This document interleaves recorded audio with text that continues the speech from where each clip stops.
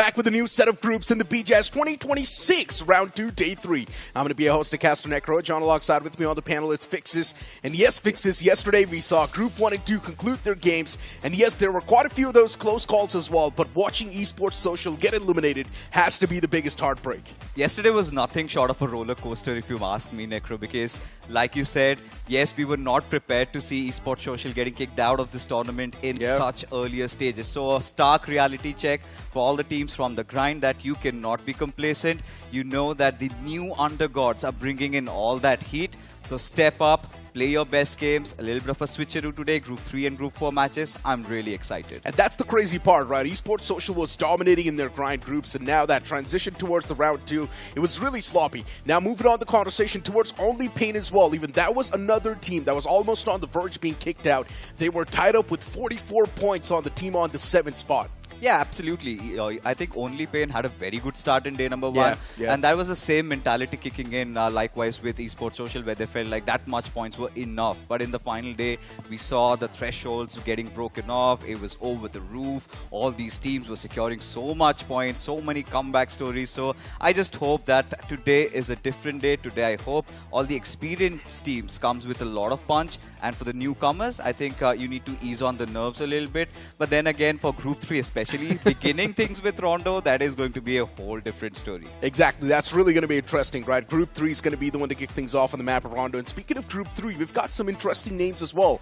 Metaninja being one of those. And we have seen Metaninja struggle quite a few times as well in the grind. It's not going to be a new cup of tea for us. But to be honest, since they do pack a lot of experience as well, I'm going to be expecting a good performance coming through from them. We've also got the schedule popping up on the screen. And as you guys know, the first 3 games are going to be played by the Group 3 itself. And then Group 4 is going to chime in for the remaining 3.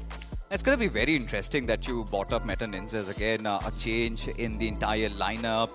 Shadow forsaken by his older teammates. He's had to build it up with Meta Ninjas. He's got Fierce with him, another very prolific assaulter. But Fierce, we've seen his form has been questionable really, and his teammates also. We'll talk about that a little bit later. But before that, let's take a quick look at the teams partaking in Group 3. So we begin with Meta Ninjas, but there are a few others that I really have my eyes on. Speed Trails Esports and North Stars, especially with how well they performed in Round 1. I hope they can carry forward the momentum even today. Speaking of North Stars, we've seen this team in 2024 as well. We know what exactly they're capable of. Even in 2025, if I remember correctly, North Star was there. Yes, not able to make it till the final few stages of the BGIS. It's going to be another upset. But overall, if you look at this group, it definitely does seem solid. You've got a few more known names like Sinister Esports, Hellraiser Esports, Night Order, Team Heads held high, Mina Esports still fighting, F1 Syndicate. You've got Cygnus Esports as well, even Marvelous coming through, slamming 4 men. So one thing is for sure, this group is definitely stacked. I really love the name slamming 4 men. I just hope they go clashing in on those compounds. But we were talking about Meta Ninjas, another team returning from the grind. Yeah, they have seen better days. We have seen them making a few mistakes. There were a few chicken dinners also. 5.5 average finishes per game, which is quite decent if you ask me. I mean, Apollo and Fierce, 2 experienced veterans into the scene with Shavin into the mix. I really want to see what they can cook over here. Survival time, 21 minutes and 7 seconds is decent if you ask me. But if they can somehow keep it around 23-24, that would be much, much better. To be fair though, getting 133 finish points in the span of 24 matches is definitely quite impressive coming through from Meta Ninja. So one thing is for sure, yes, they were able to get a lot of points on the board in the grind. They were able to do pretty decent, but that's the twist. They had 24 games to adjust. Over here, you've only got 6 games to do anything. And once again, you're facing off against teams that you've never faced off before. So it's going to be complete uncharted territories that you'll be stepping in. So you need to adapt on the fly. And that's where Meta Ninja can struggle. And there's no tomorrow. Let's remind our viewers that any team that gets eliminated, if you're not inside the top 7,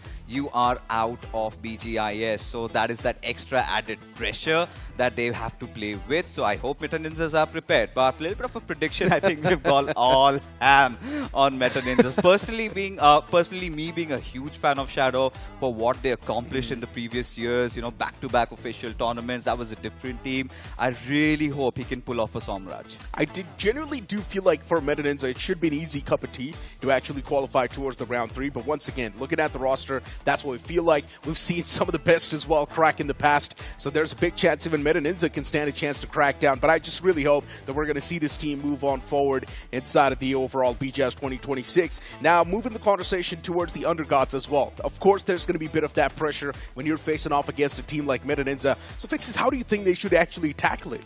I don't think they should be trying to do anything different, Necro. They have to play towards their own original game. If you are aggressive, go aggressive. If you like to play around the center, might as well just take that early rotation towards the center. And initially in Rondo, it's all about getting those high finishes. Start off really well, something like what BTD did, and even the likes of Insurgents. And in this particular round, we would be on the lookout for teams like Insurgents, who did not play really well in round number 1, but their transition into round number 2 was absolutely phenomenal.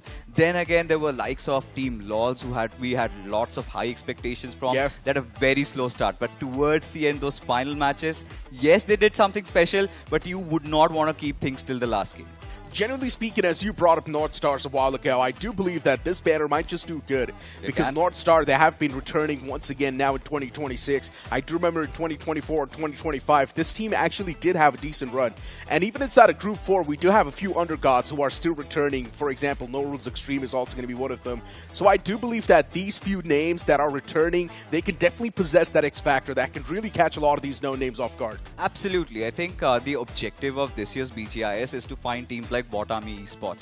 If you remember back in the days, Scary Jord, all these players really came up. They did have to go through the entire gauntlet. They were the undergods back then. Then eventually they had the promotion to the bigger squads, and rest is history. So yes, I'm expecting teams like North Stars, even Hellrise is another returning name. I hope they play really well. And to be honest, speaking of Speed Trails as well, they were doing really good in the round 1 game. So once again, there's a big possibility that even Speed Trails could pop off the same way they did in the round 1. Of course, there's going to be a bit of that difference in the competition too. We've got teams pretty much cutting down halfway in the round 2 over here, so the competition's going to be amped up. But let's find out how it's really going to be looking like on the map front.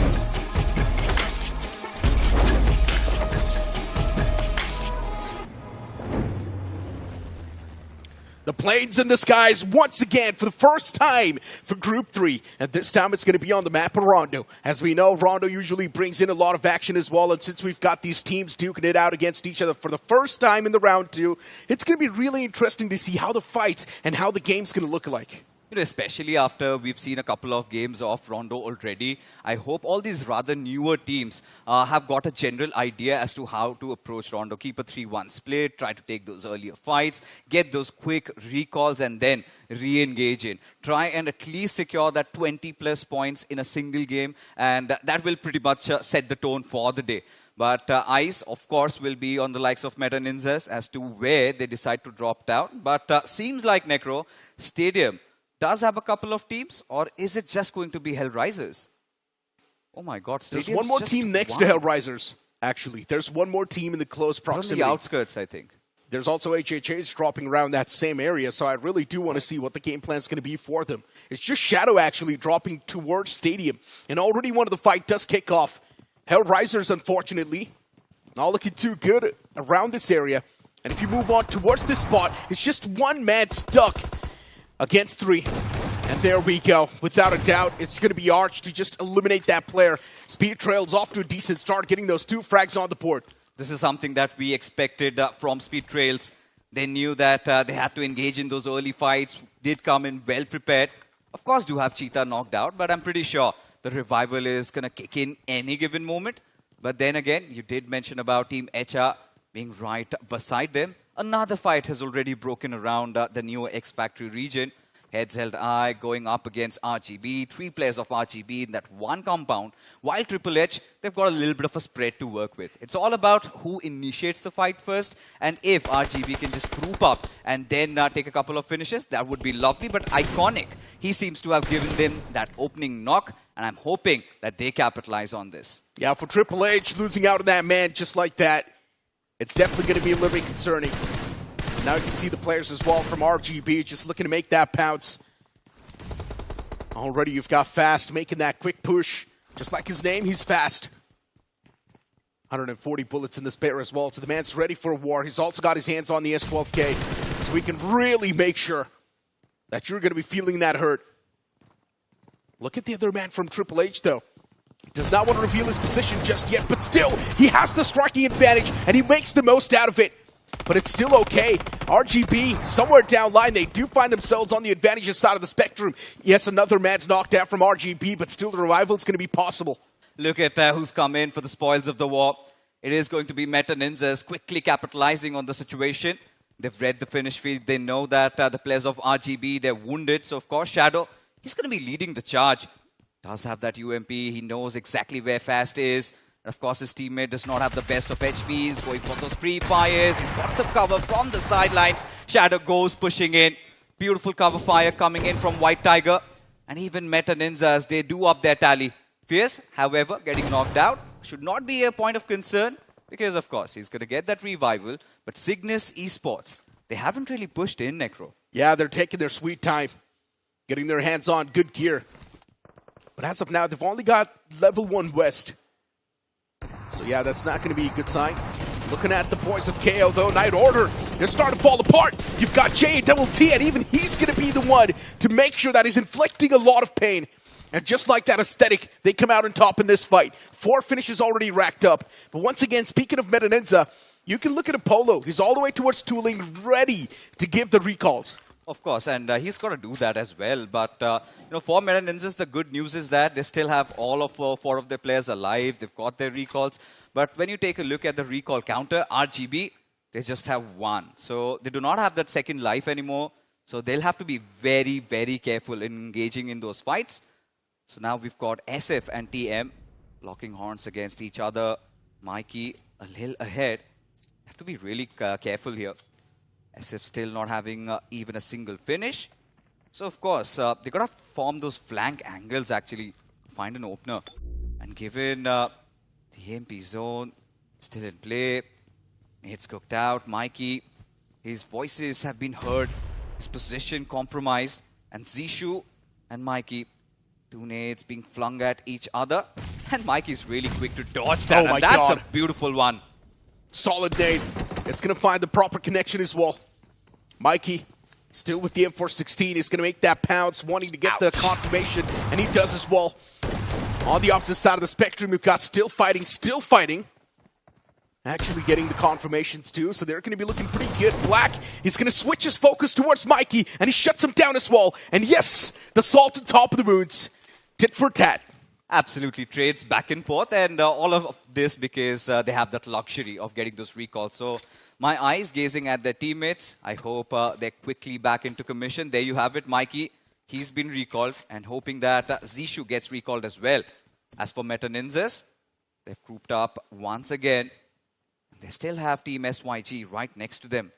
And for TXM, they've got S4M pushing in.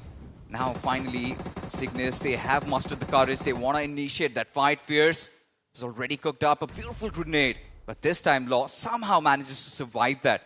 And what I love about SYG is that they're taking that higher ground. So for Meta Ninjas to actually commit in for the fight, they'll have to expose themselves. In which, if they can set up proper crossfire, Necro, I think SYG might have an edge. Definitely seems like it's going to be a little bit tough. Even Law's taken down pretty low from Cygnus. So yeah, definitely for Cygnus as well, they need to be a little bit cautious. It's Meta Ninja you were speaking of at the end of the day. Team Marvelous, Ghost, the man's ready. Crosshair's primed as well. This man's ready for someone to walk up those stairs. He can hear all those footsteps too. And slowly and steadily, slamming for a man, they might just run into the open arms of that player. Still clearing out every single room if they can. Flux also getting his hands on the loot, just topping it off. And that man still sitting on the stairs, trying to be the opportunistic one, slamming for a man. They might just be slammed themselves by just this one player. But no, instead they avoid that house. What? Yeah, they're running with their blinders on. And for that one lonely straggler, he was not even moving a muscle. Understands the gravity of the situation, but a couple of moments earlier, we saw that Fierce was taken down. And now it's been given a revive, but beautiful threading of the needle coming in by Law. Gets that beautiful knock, and Shadow, he has to depart.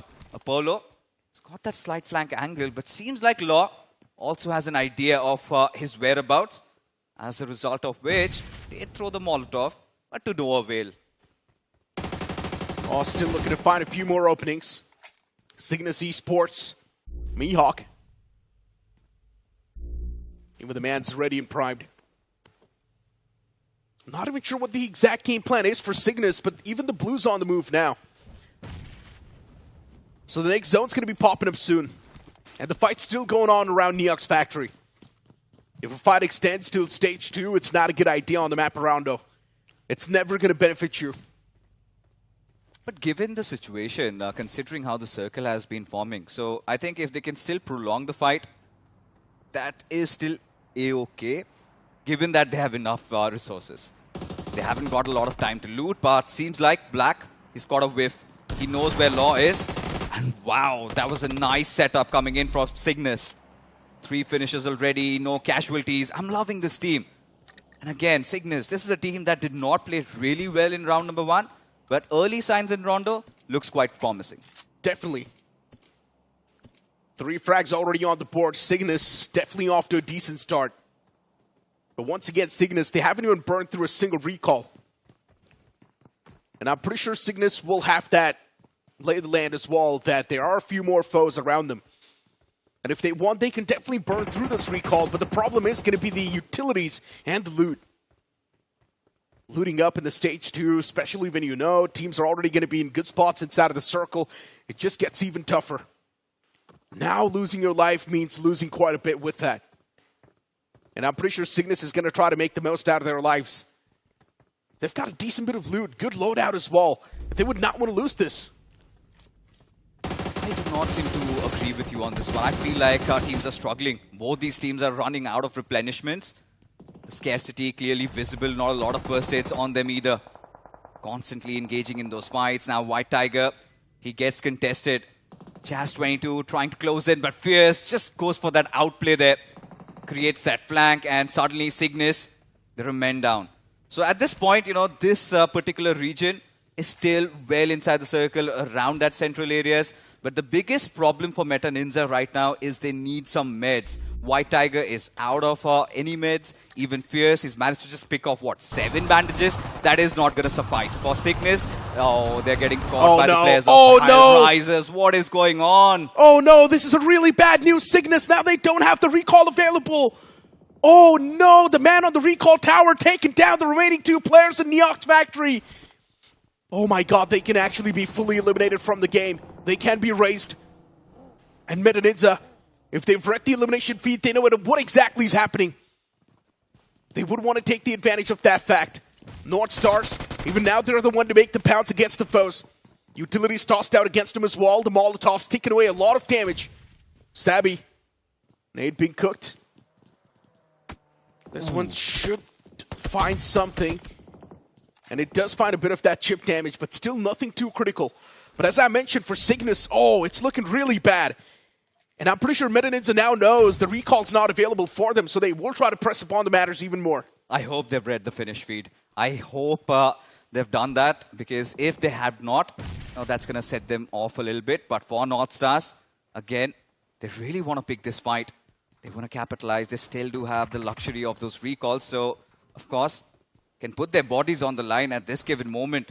Just checking every nooks and crannies around this little compound. But whilst they take that climb, that is where the real trouble arises. I'm starting to wonder if they are well aware of the topography. It seems like they're having trouble to find out where the stairs are. Is it? Seems like it. Do they know? No, they definitely know, but I guess they're just scared to make that pounce. They've heard the players, though. Yeah, they just want to toss the nade first. North Stars, they know, as long as they delay the fight, the longer even they will stay alive. Maybe just want to avoid that threat, but still moving in tandem, so I like that. Now finally making the courage to actually make that pounce up top as well. And what? How does this even happen? Cyrus is able to find both. Now switching his focus on the third man as well. This SMG, it was devastating. The final man is on the run, and I highly doubt he can run for too long, and he's got his hands on the shotgun as well, but it's still not going to matter. North Star, they're losing this fight, and they're losing it in a real bad manner. Somehow KO, they knock him out of the game. Lovely stuff coming in from Night Order, especially Zirus. The way he maintained his calm in that intense situation. 3 players decided to push in on him, and he's managed to take down 2 and escape with murder. Lovely stuff. But as this fight still getting prolonged, Meta Ninjas against Cygnus, and Meta Ninjas, I don't think they have that entire information. Cygnus can't die. Yeah, they cannot afford to die over here. Because if they do, there's no coming back. The game's done. They will be eliminated. And Cygnus, with just a 2-man squad, what do you do? Oh my god. This is diabolical. Now doing anything in this position, it's going to be extremely tough. Cygnus just needs to play passive, hold down the angles, create a crossfire, wait for Meta Ninja to walk in those angles. But as of now, you move on towards Hellrisers, and it seems like Hellrisers, they found themselves in real hell. Yes, the traits do happen, but actually in the favor of Hellrisers. They're the one to come out on top in this duel. Yes, even they do lose out on a few bodies, but it's fine. Still, it's recoverable. There's a player called Spyro. And he's gotten a couple of finishes, but right now at this point he's knocked out as Team Aesthetic. Jot from the sidelines. He is dishing out massive amounts of damage there. Is out of grenades. Still has that one Molotov to work with. If it's perfectly placed, then that could inflict some heavy amount of damage. Arjuna, he's got his smoke gun out. He's deployed some nice cover, at least for his teammates. But even Team Aesthetic need to watch out, because I can see from the back lines, Team INC keeping a close watch on this particular fight. And Jart, being the final player alive, hell rises. Surely they have recuperated, and now they can actually commit in for a fight. 6 frags on the board from Aesthetic. And to be honest, if you look at their condition, it's not looking good. But luckily enough, they've got all the recalls available. So Jot can actually back away and hand out those recalls. But time's running thin, my friend. You gotta be a little bit quick, Jot. Straight up just get inside of the vehicle, hand out those recalls, and then think what you want to do. That's for the later. First, you gotta give those recalls. But still, the man's playing in this max center fixes. It's really concerning. He's not even trying to get those recalls. I guess he just wants to play for the placement. I don't think there are enough spots available that he can really go. One of the recall towers Top around right. the northeastern side, yes. But he cannot go there, right? Given Team SF is already keeping a close watch. And he's not going to gamble it. Because we can, of course, see the map, but they can't. And for Team INC, in a kerfuffle against Team SRY, Akusa being taken down, courtesy to Viper. As for Baby, he might be in a troubled land. And there you go. Another grenade flung over, and Team SR, one after the other, one after the other. They're just getting taken down, demolished by the players of Team INC. Solid stuff from INC. But looking at the amount of players they've got standing as well, so they need to go for this recall as well. And that's what INC's going to try to do. They will give it a shot, maybe. It's so difficult. Terminator's knocked out and finished off. Yes, it is difficult, but you might as well still at least give it a shot. There is a recall tower available. I mean, is it worth it? For just one player, you're going to take all that risk. You already have a decent spot inside the circle. If I were the IGL, I'd rather prefer to stay put with just 3 players and try to execute. I think this is a point where you need to find some better covers for yourself. Oh my god, Maybe Cygnus. try to take a Cygnus position like where Law is. But for now, even Team ST, they're deciding to close in on the players of INC. That now there's no chance they can think for a recall. I love this from Law. Law's the only person with the guts. He's actually moving around that recall. Can he do that? If he could, doesn't have a lot or of if time. he It's still can, stage 4 Necro. that's going to be really good. Yeah, late stage 4, the recall towers will be deactivated. And yes, Law is actually going to go for it. I see Law crossing. He wants to hand out the recall. Lovely. He wants to get his teammate back on the board. It's just going to be one recall for Cygnus. But unfortunately, the recall tower, they've been disabled. Oh my god, Law tried it. He gave it all he had. But the recall tower was disabled at the last second. Unfortunate, Law. Yeah, you got to feel for this man. I mean, props to the efforts, but now he's going to play the survival game. For Cygnus, just 3 finishes. After having such a good start, one little mistake, and now even Meta Ninjas, they're on the receiving end of the stick. S4M going after them piece by piece. They're also getting dismantled. Even Apollo's falling down. Meta Ninjas completely scattered apart. Fear, Shadow, Apollo, 3 of these players knocked out. Everything resting on White Tigers. And now they do not even have the luxury of going for those recalls anymore. Have to take that fight head on. Beast does not have a lot of HP, so White Tiger needs to make the best of the situation. Quick flick and a nice shot there. Instant knock. Needs to maybe get a conversion, and indeed he is actually getting a lot of knocks. But it's going to be Magnus, and he's going to take him down. Meta Ninjas, not the best of starts, but still 10 points. Not too shabby either. Unfortunate stuff for Meta Ninja, the way they got taken out in the open. All the players were just scattered and knocked out. Not sure what the game plan was there, but definitely a bit of that miscommunication.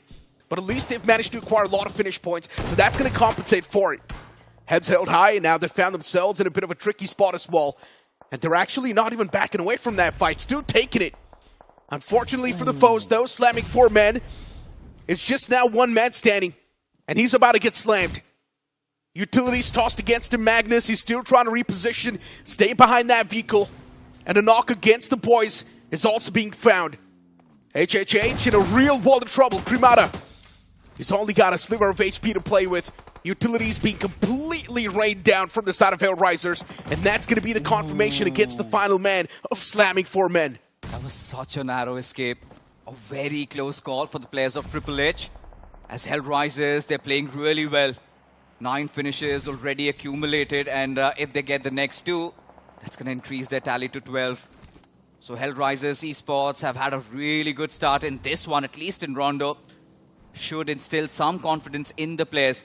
But when you take a look at the circle, I really love how F1 have positioned themselves. They've got nothing to worry about, and for Team ST, they have to be slightly careful. TXM, they've closed in on them. A 3-1 split going on. There you have another team also getting eliminated. TXM figuring means of an entry. They need to breach in. And for that, the Marvelous seem to have run out of grenades. Yeah. No utilities, no smokes either. No meds also. Looking real thin. Which is not a good look at all. And then you've also got a team like Speed Trails around you. And Speed Trails, they're not going to be someone that's just going to let go off this game like that. In the previous round, Speed Trails dominated the entire round, securing 85 points in just the span of 6 games, which is impressive. Actually, 81 points. So yeah, for Speed Trails, definitely things have been looking pretty good. They've got the momentum with them. Taking them down is going to be tough. Hellraisers on the opposite side of the spectrum, even they've managed to acquire 10 finishes on the block. Hellraisers really dominating this game through. Tenzin, of course, one of those main players. Right now with 3 frags on the board, looking decent. And if you look at the entirety of Hellraisers, everyone's got a decent amount of frags. It's well split out. And they've got that aura also kicking in. All courtesy to the beautiful new Royal Pass also. With the Boom Prodigy, you can check it out. But now, coming back, yes, absolutely. Hellraisers, we both have to unanimously agree, Necro, that we have been enjoying watching them so far. Yeah. So the initial signs, they've got a strong mindset. They've come in well prepared. They've watched the matches. And their approach is right. And Spyro, he's already gotten 4 finishes for himself. So 2 players are already starting to get into the face of their enemies and start taking fights. At the same time, what I love about this squad is they're not getting impatient. They're waiting for the next circle to build up. And after that, they do also have information about the remainder of the opponents. Everybody is scattered. Not a lot of these teams have come in with all 4 of their players anymore. But for Hellraisers, I think this could be a game which could be converted into a chicken dinner. The caveat being, they have to be very careful of Chart and Cyrus. If they overlook them somehow, then they might be in a little bit of a trouble. I mean, once again, somewhere down the line, we all expected a good performance from Hellraiser. We knew this is a returning name and they can do really good. Yeah. That experience from the past, of course, helping them as well in knowing exactly how you want to secure that good slot towards the later stages of the tournament. And right now as well, showcasing a methodical and a tactical gameplay. It's really helping him. Patience as well to the maximum. Then you've also got Speed Trail once again, showcasing a lot of patience themselves. This one man is just waiting for someone from the front to make that first move or a mistake. And here we go. The first move's already going to be on the block. Arch, his position's compromised. The fact that no one took shots, it's a little bit worrying. Someone should have went for those shots. That could have been a knock right there. Speedtrails, they're trying to take it pretty slow.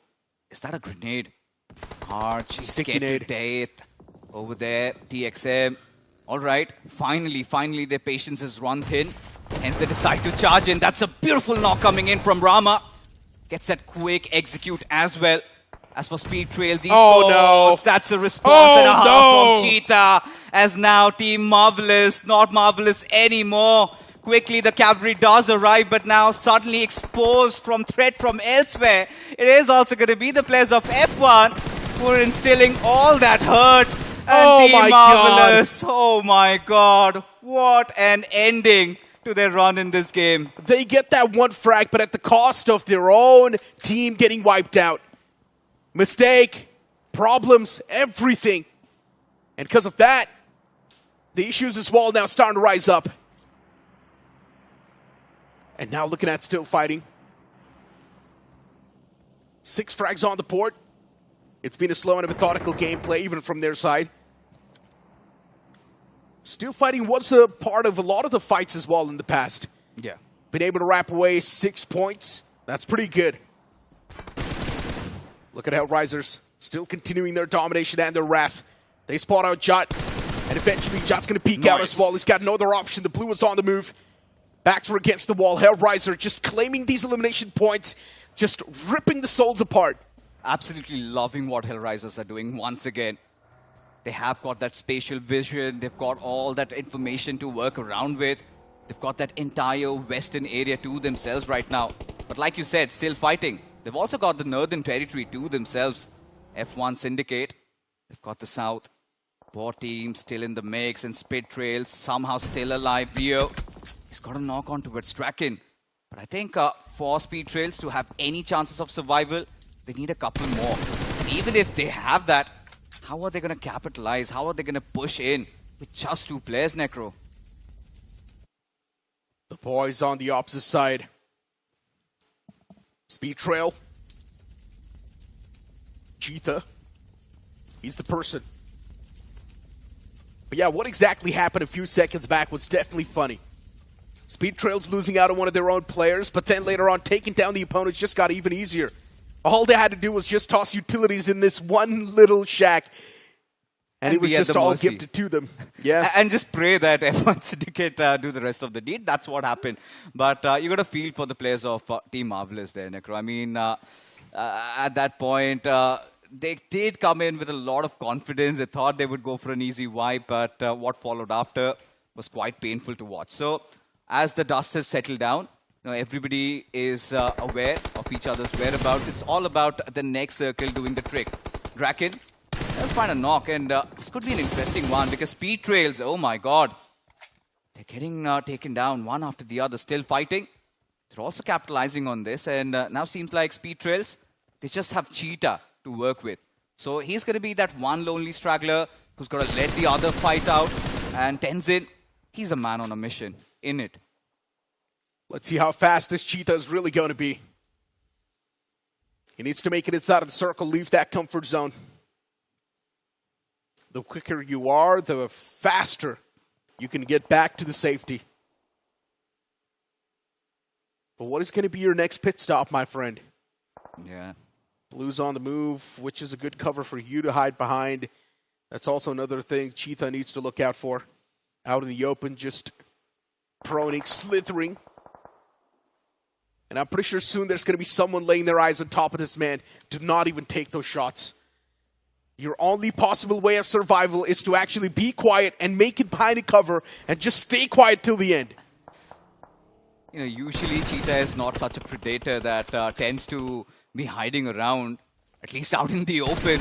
But he's really run out of options. But Tenzin, surely he's got a lot of ammunition. And he's got a lot of that willpower as well.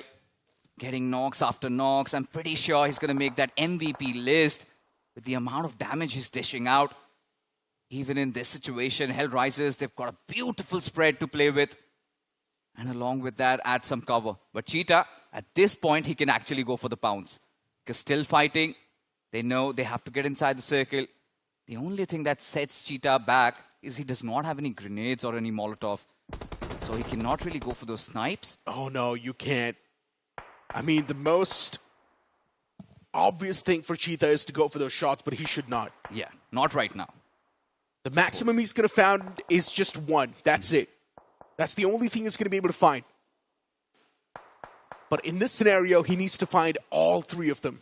Yeah. So Cheetah really has to play this one cautiously. He needs to wait for the opponents to move out in the open. And once they're taking a lot of damage, that's when Cheetah can go for the strike. I'm a little worried about Steel fighting also, because now they're outside the circle. For them to go in, they'll have to expose their bodies. And Cheetah, this is his right moment to strike. Instantly goes in for that greedy wipe.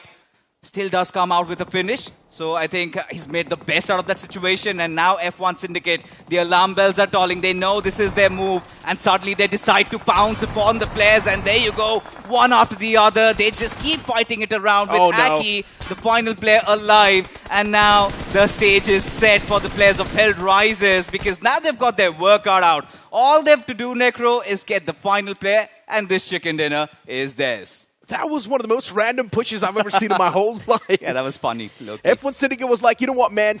We're anyways going to get taken down. Let's just make that push, claim those 3 points in the front, and then think what's going to happen later on. And yeah, for F1 Syndicate, in my opinion, they pretty much just threw that game. Things going to be a little bit better for them if decision-making was right. But hey, at least they got those 3 elimination points against those foes, and then later on in the end got eliminated by Hellrisers. But what a magnificent game that was from Hellriser. A nuclear performance indeed. They played Rondo right to the very tee. I think that was a perfect start. This is something that you would expect to have in the first game, something like what BTN did in Group 1, if you remember their matches. I think they were also quite explosive, and the perfect balance. Yeah. It felt like every player knew their task. They knew who had to cover fire. They knew who had to go ahead and put his body on the line. So I think it was a very simple game of BGMI for Hellrisers. They did not complicate things. Got a chicken dinner. But there were a few funny moments in this game as well. So we loved it. And I think in comparison to how the first 2 groups Rondo's matches were, this was a little bit of a slower Rondo, but still, nonetheless, an entertaining one. To be honest, it was just BTD in that previous group dominating that map of Rondo, getting 30 frags, or 30 points actually on the board, from which they got 20 points from just the frags itself. So BTD was definitely impressive, and that's why the game pace was a little bit amped up as well. Looking at these final few moments, yeah, for F1 Syndicate, I'm not even sure what the game plan was. These 2 players just got knocked outside of the circle, and the last man, yeah, he was just trying to drive around, hope for the best, cross his fingers. He knew he was anyways going to be eliminated. And yeah, in the end, that's what happened. He was eliminated from the game. Hellriser Esports, though, what a magnificent performance this was. A lot of elimination points on the board. With that, even the placement points coming through. Now they're, of course, going to be dominating the overall charts. Look at this. 2 players of Hellrisers have almost 1,000+ points of damage, right? Tenzin and Spyro. They're getting those finishes. That's lovely. But I think we must both be really excited about F1 Syndicate, because they're doing things that others aren't. And I think that little X factor is making this team to be one of those teams to watch out for. But now let's address the elephant in the room, Meta Ninjas. We had such high expectations from them. Yeah, they started off really strong. 10 finishes is what they got. Yeah. Not a shabby start, but I think they could have done better. They should have shown in more courage, at least in wiping out Cygnus, especially after reading the finish feed that their support has been cut off. I mean, I'm pretty sure maybe they just lost track of the finish feed. I guess that's what happened. Yeah, that's why Meta Ninja didn't exactly know what needs to be done in the future stages. But still, I believe 10 points in 1 game is actually a decent start. Actually a pretty good start for the side of Meta Ninja, so should not be too critical about it. Since we know what exactly is happening, the grind with Meta Ninja, the way they've bombed the games, I would say this is still a pretty good start. You know, I'm still not going to be, merciful with Meta Ninjas. This is a team, Shadow, he's won 2 major tournaments. You have high expectation from this team, and these are the rounds where they should be dominating. If you want to expect that 30 bomber coming in, it has to be from Meta Ninja. So, I mean, for the others, we can give a little bit of a leeway, but with Meta Ninjas, we mean business. But that being set aside, Spyro, beautiful player, 6 finishes. I think now their day has been set with so many finishes accumulated, 20 plus points in just that one game. Yeah. Now they can rest easy. They have that luxury to maybe bottle a game or two. 26 points in the match standings already accumulated from Hellraisers. So yeah, that's a lot of points already. Even Tenzin was popping off, getting 5 frags. White Tiger from Medanidza right there too with 5. And then you also see INC Viper and even Zyrus right there with 3 frags. Zyrus, all thanks to this man, he was the one able to take down the foes earlier stages. And that's why he's there on the board as well right now. Moving on towards the point standings, Hellraiser getting 26 points. F1 Syndicate actually getting 13 points as well. That's a solid start. Even SF getting 13 points. Medanidza getting 10 points. Spot getting 9 points, and then you also do see Aesthetic getting 9 points. In my opinion, as long as you're getting 8 to 9 points in one game, that's a really good average to have. I really felt bad for Cygnus because honestly, they did have a good start. Let's be honest over here, because initially they had those 3 finishes, but that one little mistake. It was Hellraisers. Yeah, it was Hellraisers, and they did not see that coming. As a result of which, their Rondo game got bombed. They were completely helpless. They were panicking. And then there was another player, I think, of Triple H or INC, who wanted to actually commit for the revive. It was Cygnus, actually. So, but eventually the towers closed down. So that was also a little bit of a bummer. But whatever the case is, we loved how this game of Rondo was. I'm really excited to see what happens in Erangel. Expectations were a lot more even from the side of North Stars, but the way they got eliminated off the rip, it was definitely a little bit disappointing. But let's just say that it was just the game one, maybe trying to get the lay of the land, know exactly how the lobby is going to be functioning. One thing is for sure, that was a really slow and a methodical game of Rondo. And if Rondo is going to be this slow, just imagine what's going to happen in Erangels and Miramar. So I do believe now if you move on towards Erangel, maybe a few possibilities of drop clashes can be there, but that mid game, it's going to be real sloppy, it's going to be real slow. Yeah, I think we need to order a couple of more coffee for us, because we are acquainted to see so much of that heated action, and given it was a slower Rondo, I mean, I'm going to give the benefit of the doubt that it's still the first game. A lot of these teams are playing for the first time. Yeah. It's being broadcasted, so that extra added pressure does kick in. But right now, again, in game number 2, we'll be having our eyes set on the likes of Speed Trails once again. We do not want them to mess up like how Borderlands did, or even Team Alpha, to not keep things till the last. You know, you've got that oomph, you have been aggressive in round 1, do that once again. The crazy thing is, from the previous 2 groups that we witnessed, Metal Wings was the table topper in the round 1, and then it was Borderlands who was the table topper in the group 1 itself, and both of them were not able to qualify. The round 1 table toppers, they've got a bit of that curse on top of their heads. If you're going to be topping the tables in round 1, you might just not qualify in the round 2, or at least that's what the meta has been so far. But hey, you never know. Maybe Speed Trails, what we saw in the game 1 was just a little bit of that trailer. Maybe they're going to be performing even better on the map of Erangel. I hope they perform better in the map of Erangel. This time, I mean, with Rondo, that Factor X kicks in, so it was slightly difficult, but I hope they've come in prepared. But it's going to be a whole new mystery that gets unraveled, because right now, folks, we're going to be heading for a short little break. We're going to be right back. You don't go anywhere.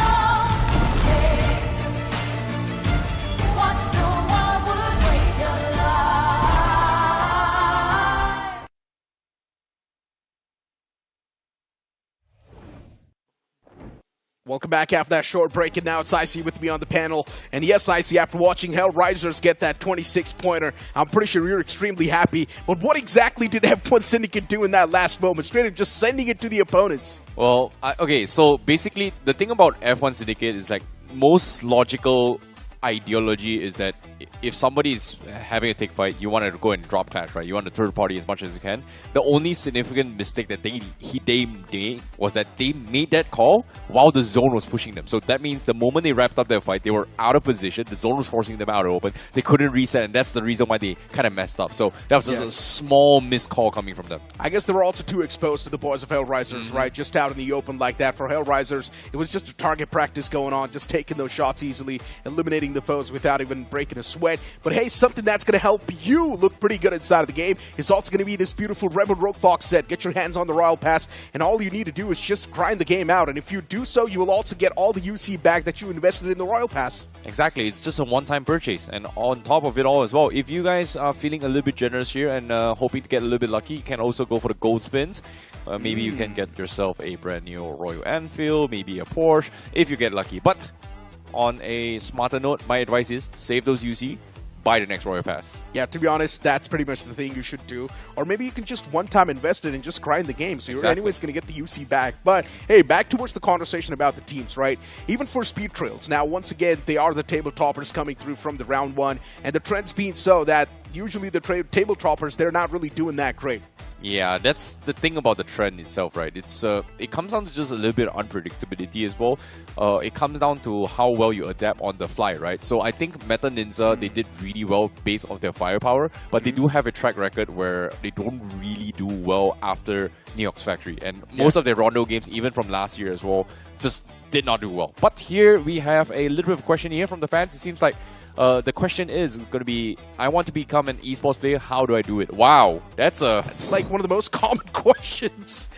Find a team, grind it out, get better at the game, know that your mechanics are extremely solid, watch the pro games as well, copy their strategies, paste those strategies in your game, and now you're a pro. I think even most recently your PM, right, Modi was talking about, you know, youth getting into his gaming as well. That's also something that I think it's very hard to say what's the best option as well. Most importantly, before you join into the esports org or the team, or you want to play competitive, first things first, you need to be able to enjoy the game. Why? Because you're going to be playing the same game every single day consistently to get better for the next 1 to 2 years. Can you do that? That's going to be the number one thing that you need to overcome first. And once you're able to do that, by the time you've hit the 1 year, maybe 2 year mark, and you're still doing it, you should have a basic fundamentals of the game before you actually start the esports career. I guess more than that, it's just about finding a good team, man. Yeah, that's where a lot of these players do fail. They're not able to find a proper playing for, and that's why they just usually just hide their own potential. They're just not able to find good teammates. And I feel like start from there. Find good teammates that you know are going to be sticking with you for the longest of the time, and then you can register for a tournament like BGIS if you know you're really good. And as I mentioned, keep on watching the pro games. Yeah. Be it our games, be it the international games, just keep on watching them, keep getting better, copy their strategies and paste it. I'm not even saying to make new strategies, just copy them. I think ideally, aside from that as well, you also need to invest a lot of time and also a lot of commitment. Are you willing to commit to the game? Because a lot of times here, oh, why not just take some videos, you know, post on Instagram, post on here, blah, blah, blah, yada, yada, yada. So all these things are also commitments that you need to take the initiative to do. Editing videos, recording your videos. If you do not have a good device, which is a very, very common thing, it's also things that you need to figure out. So are you willing to take an investment and commit? And at the end of the day, the chances of you succeeding, almost like 30% chance, most likely. But again, it's all about perseverance. You need to be able to grind it out. Yeah, pretty much. And at the end of the day, once again, for a tournament like BGIS, it's really easy to register, right? Yeah. You just need to go towards the website, register, wait for your rounds to happen. If you are doing really good in the in-game qualifiers, you're going to move on towards the round one. It's simple as that. But once again, you got to be the chosen one. You got to be the best of the best to actually qualify. And at the end of the day, imagine there's hundreds of thousands of registrations happening every year.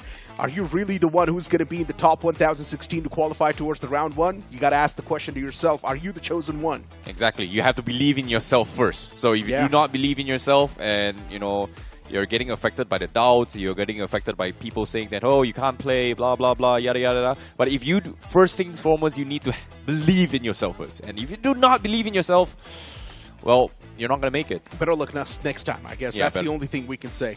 But to be honest, now, once again, back towards the team's conversation that we've been speaking of for such a long time. We also did see Marvelous try their best. That fight against the boys of Speed Trails, it was a little bit sketchy. Yes, they did find that first knock. They did find that first confirmation as well. Then those two players just went inside of that little shack thingy, and there was a nade and a Molotov combo together, and everyone from Marvelous was just eliminated right then and there, because then it was also F1 taking those shots. Well, that's the thing about just setups and compositions, right? Like, there's only so much you can do in terms of macro rotations and so much you can do in just formations in those kind of scenarios.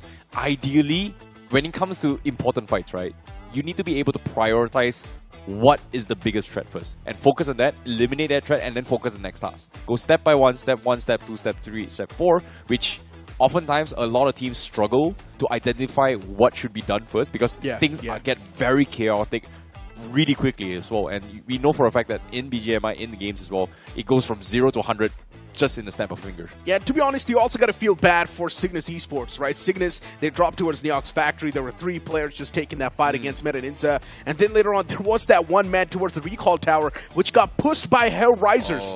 And that's why the man towards the Recall Tower was eliminated. Cygnus had to play it extremely passive. They lost another man, so Cygnus was just left with one last man standing.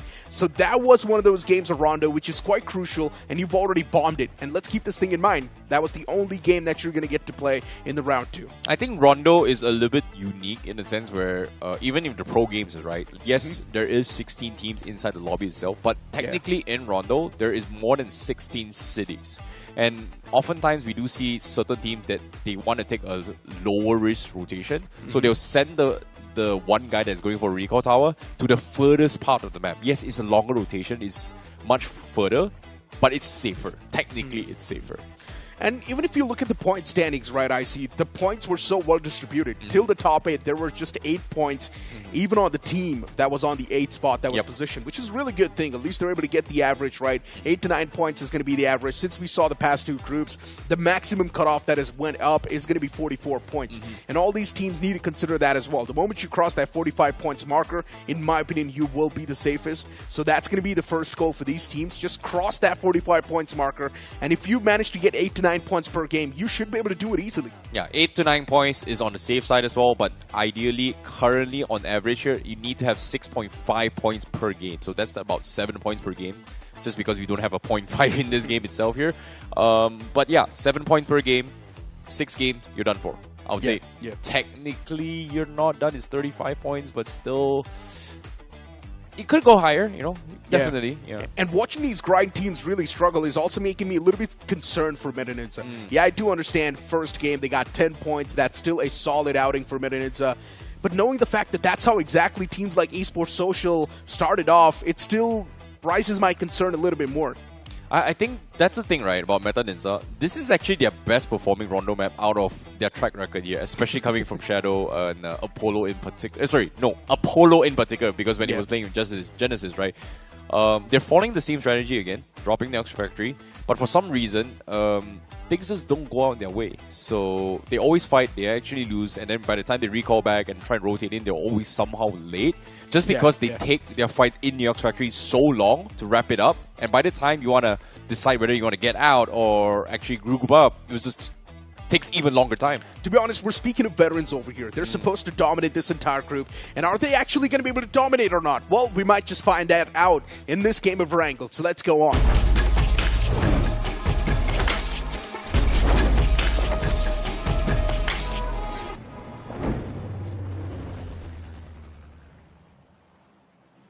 The planes in the skies once again for the second time for Group 3. And this plane fly path is going to be really interesting. Actually, pretty good as well for the teams. Dividing the map into 2 equal halves. If the teams do want to move down south, it's going to be safe. If the teams do want to move up north, it's going to be easy as well.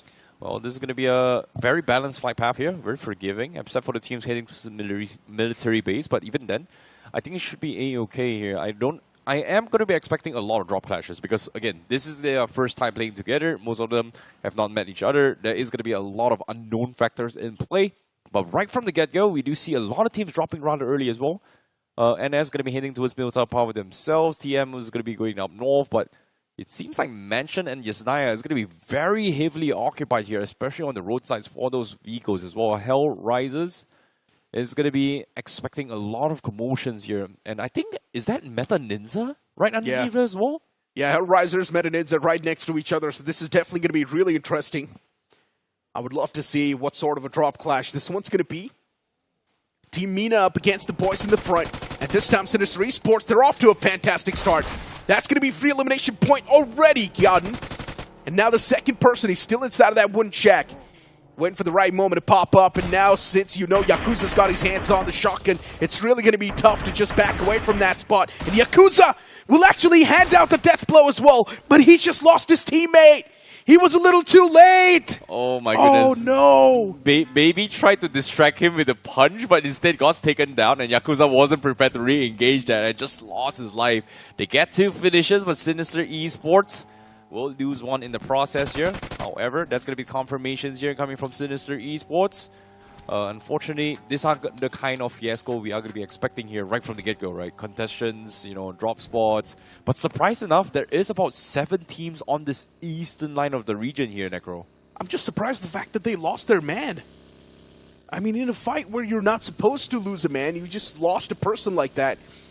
And now you're starting things off with just a 3-man squad. And I'm pretty sure, even though Team Mina started things off pretty bad, they're still going to have smiles on their faces. Because they know, before getting taken down themselves, they actually did manage to get 1 frag away. Well, there's a saying, never bring a knife to a gunfight, but at the same time, he didn't even bring a knife, he actually brought his fist. So that's probably why. Oh, just want to break that truck, but it's successful. There we go, finally. Supply truck broken, now you can go inside, get your hands on better weaponries, better loot, stack up on resources. Not fully broken yet, though. Yeah. But interesting enough, it's nice to see Meta Ninja back in Yasnaya Punaya.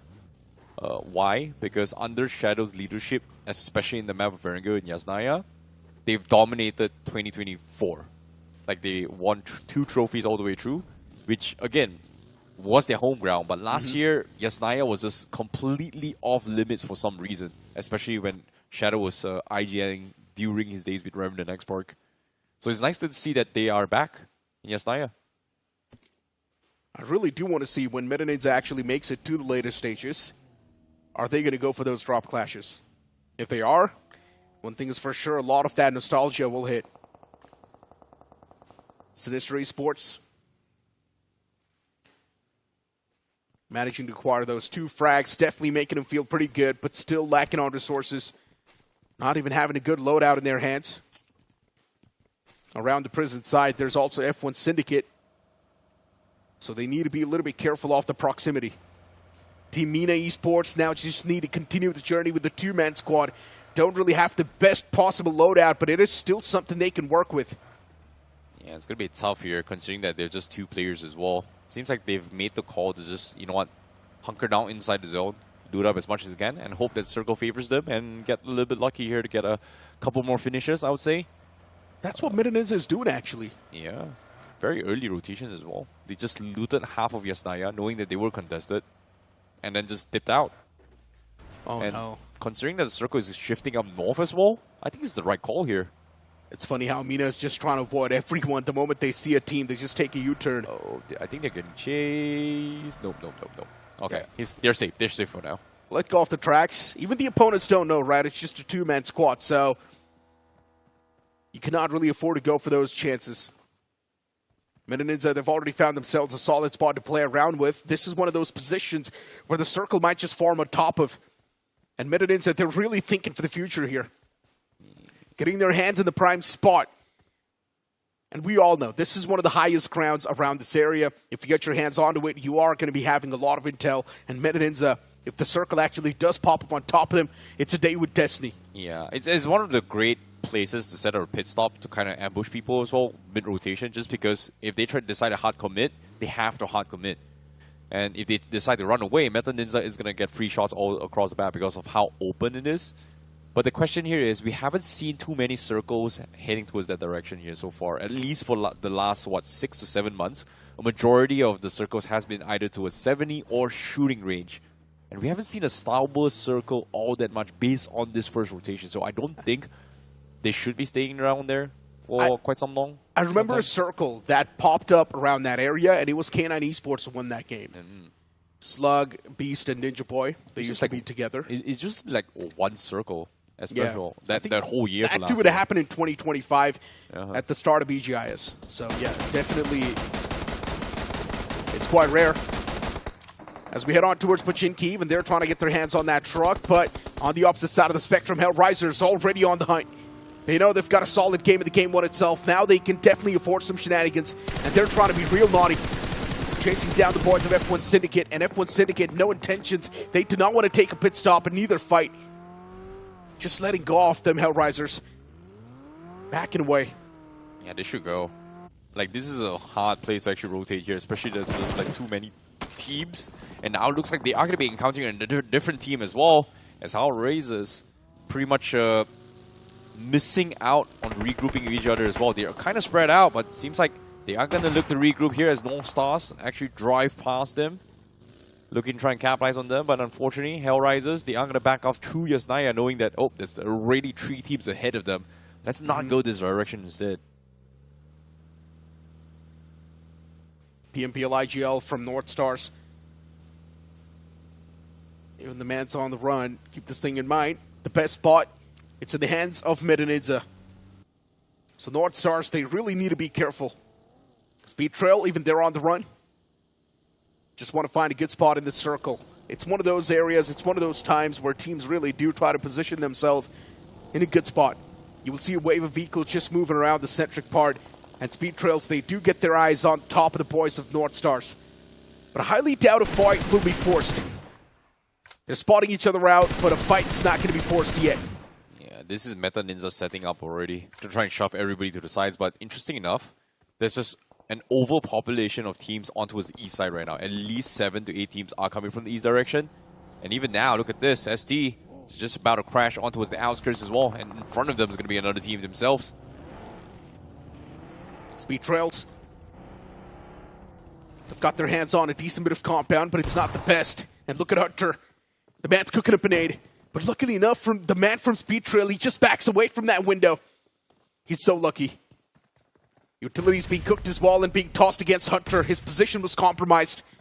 Speed Trail, they just need to be a little bit more cautious. Cheetah tossing this nade as well. It's going to chip the man extremely low. F1 Syndicate, they found themselves on the receiving side of the block. It's not looking too good. F1 Syndicate repositioning themselves, and keep this thing in mind, the circle's actually shifted away from this compound. So this fight, it seems useless. Oh, they have to be quick about this as well. Again, they have to drive past Cervini, and the entire shooting range and also the west side of those mountains are completely unoccupied right now as well. Interesting enough, just seeing so many teams inside this lobby just playing the eastern shorelines off the circle, which is weird. Yeah, Speed Trail, they should just get back in the vehicles and back away, in my opinion.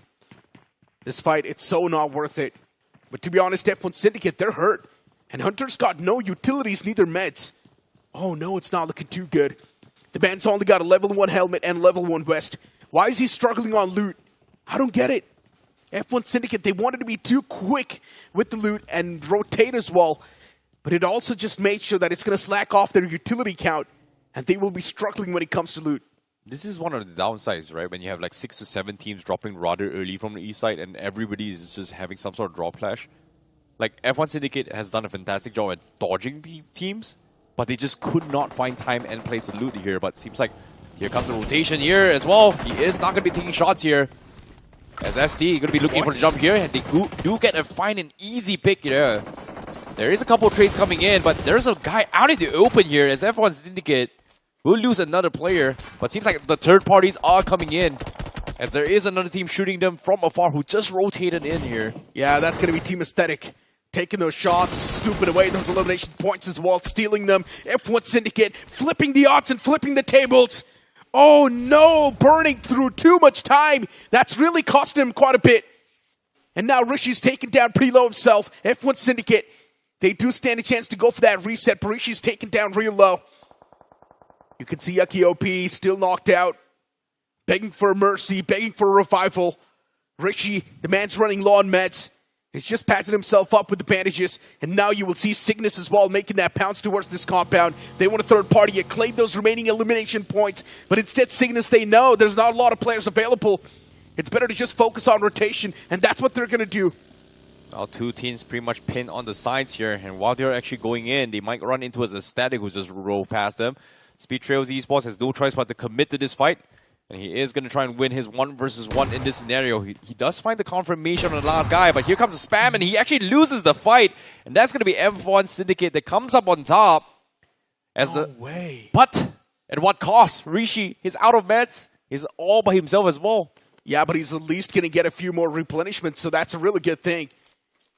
The only person standing, 3 frags already accumulated. He can definitely try and play that survival gameplay, but the circle, it's playing its mind games. A curveballing shift down south, catching everyone up north off guard. Metaninja, at least they find themselves in a real decent spot. But now what is Rishi going to do from F1 Syndicate? All of that just to stay alive all by yourself.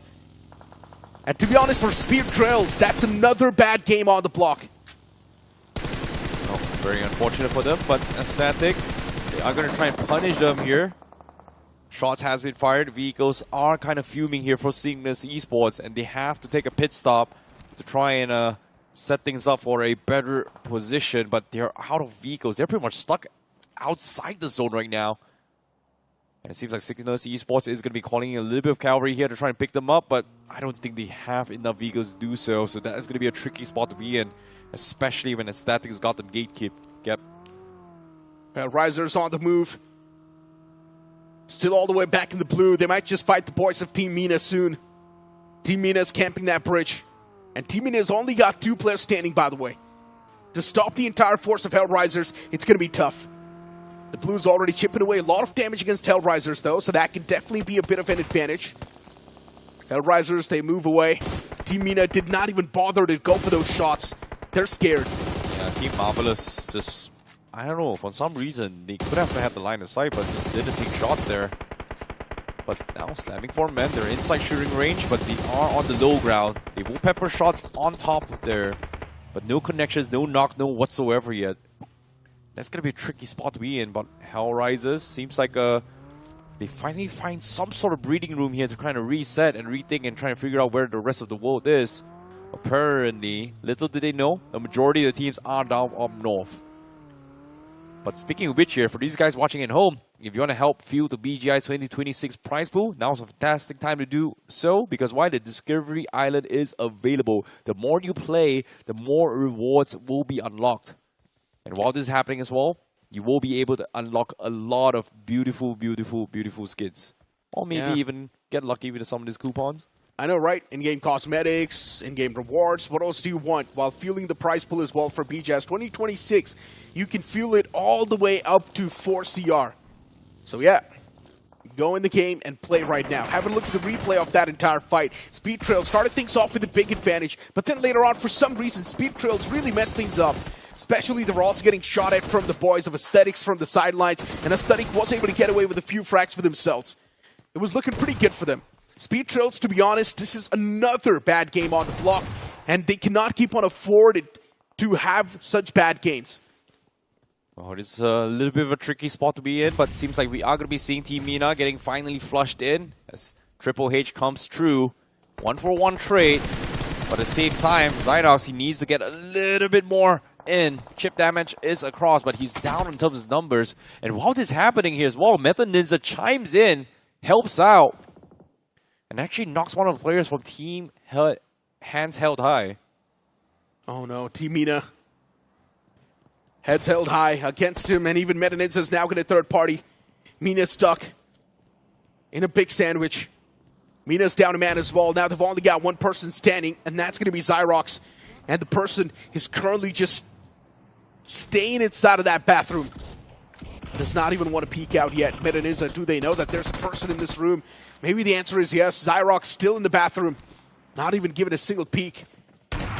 And you already know, this man's waiting for the right moment to strike. Zynox knows that he's being surrounded by Meta Ninja. He's going to let the course of the action take over. Meta Ninja's too busy taking a fight against Triple H. And soon Meta Ninja will try to make that push. Oh boy, such a tricky spot here for the smokes. It's going to buy Zynox a little bit more time, but Meta Ninja is going to try and clear him out first. And here comes the push. They actually missed the timing here, but the Zynox also misses here. But no, Zynox finds two! He finds all three! Meta Ninja, they drop the ball, and Zynox claims 3 points before he goes down. What a blunder for Meta Ninja. And now it's going to be a 1 versus 1. He is going to go for the push. He might look for the full flush here. 5 more bullets in Zynox. Nope, he finally goes down, but Meta Ninja, what happened? Tell me this was a joke. Tell me I just saw a big joke. What was that? Zynox. What a heroic play that was. Manhandling Meta Ninja. What single mistake in Zynox? He just burst through with 3 frags. Deadly play. And now Meta Ninja really getting a big reality check. Oh my god, why did Meta Ninja not use the utilities? Oh my goodness. They could have flushed the man out way before. I think it was a little bit of miscomm as well, because as soon as they picked the bathroom, they thought there was no one. But as soon as Zynox shot, and they realized that, hey, wait, there is somebody, and they were caught out in the open. And for some reason, Zynox was able to spam through it all and take 3 with them as well. Insane shots here. I don't know if it's luck or it's skill, but Meta Ninja, they definitely dropped the ball on that one. I don't even care what that was, but I mean, the man got away with 3 frags for himself and his team. That's still a win-win situation. I mean, for Team Mina, what else do you want? Just look at them. Able to get away with 4 frags in total. Honestly, in a position where you could have been eliminated with 0 points, getting 4, anyone would take those odds any day. Slamming 4 men. 2 finishes already on the board. Now NS is going to be in the front lines. That's going to be North Stars. And North Stars prone behind the vehicles. Their position's not compromised yet. Slamming 4 men. They're desperate. They probably do want to put a full stopper from the back as well. That's going to be different teams. So slamming 4 men. Now they got to be a little bit careful of still fighting. Still fighting, tossing those constant utilities, nades. It's not finding any sort of connections. Still fighting. Needs to drop those Molotovs. It looks like it's going to be overshot here from the momentum of the vehicle. But at the same time here, it looks like we are having a little bit of zone shift down towards the south here, where a lot of teams are not going to be open as well. Still fighting, just running around, still fighting every single thing that moves right now. And they do find a knock right there from Zishu. Oh my god, slamming 4 men out in the open, taking too much damage. And Aesthetics, they're not going to let go of them just like that. Magnus, the only person, he's already taken too much damage, and Magnus gets eliminated by KO. Knocked outside of the game. Solid stuff from Night Order. 3 frags secured. Night Order still a little bit far back from the circle. But to be honest, even Meta Ninja has been eliminated from this game. They bombed this one completely, huh? Yeah, they definitely did.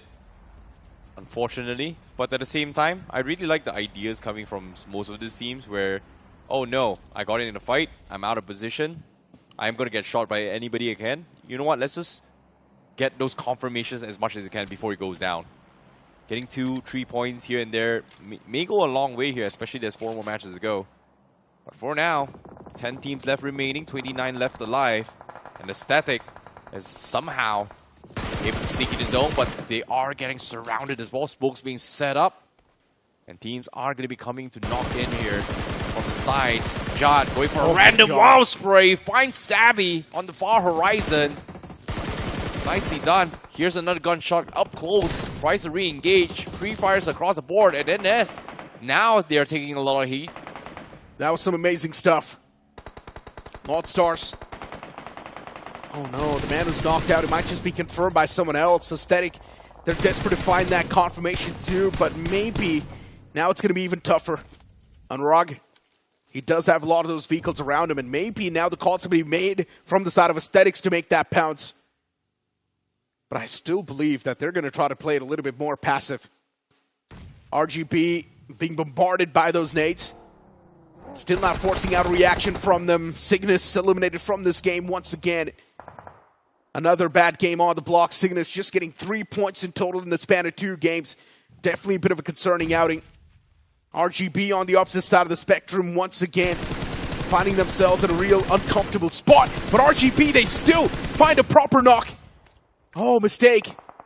And this time it will be punished. Sinister, you cannot keep on doing that. Yeah, mistakes were made. But RGB, this time, they're going to try and clear those angles here.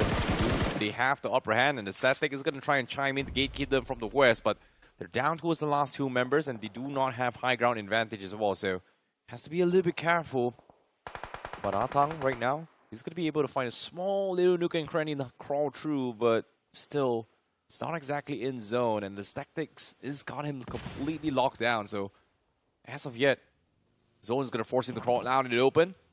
Does a Static spot him? Is going to be the question here, but the zone is closing in completely in 4 seconds.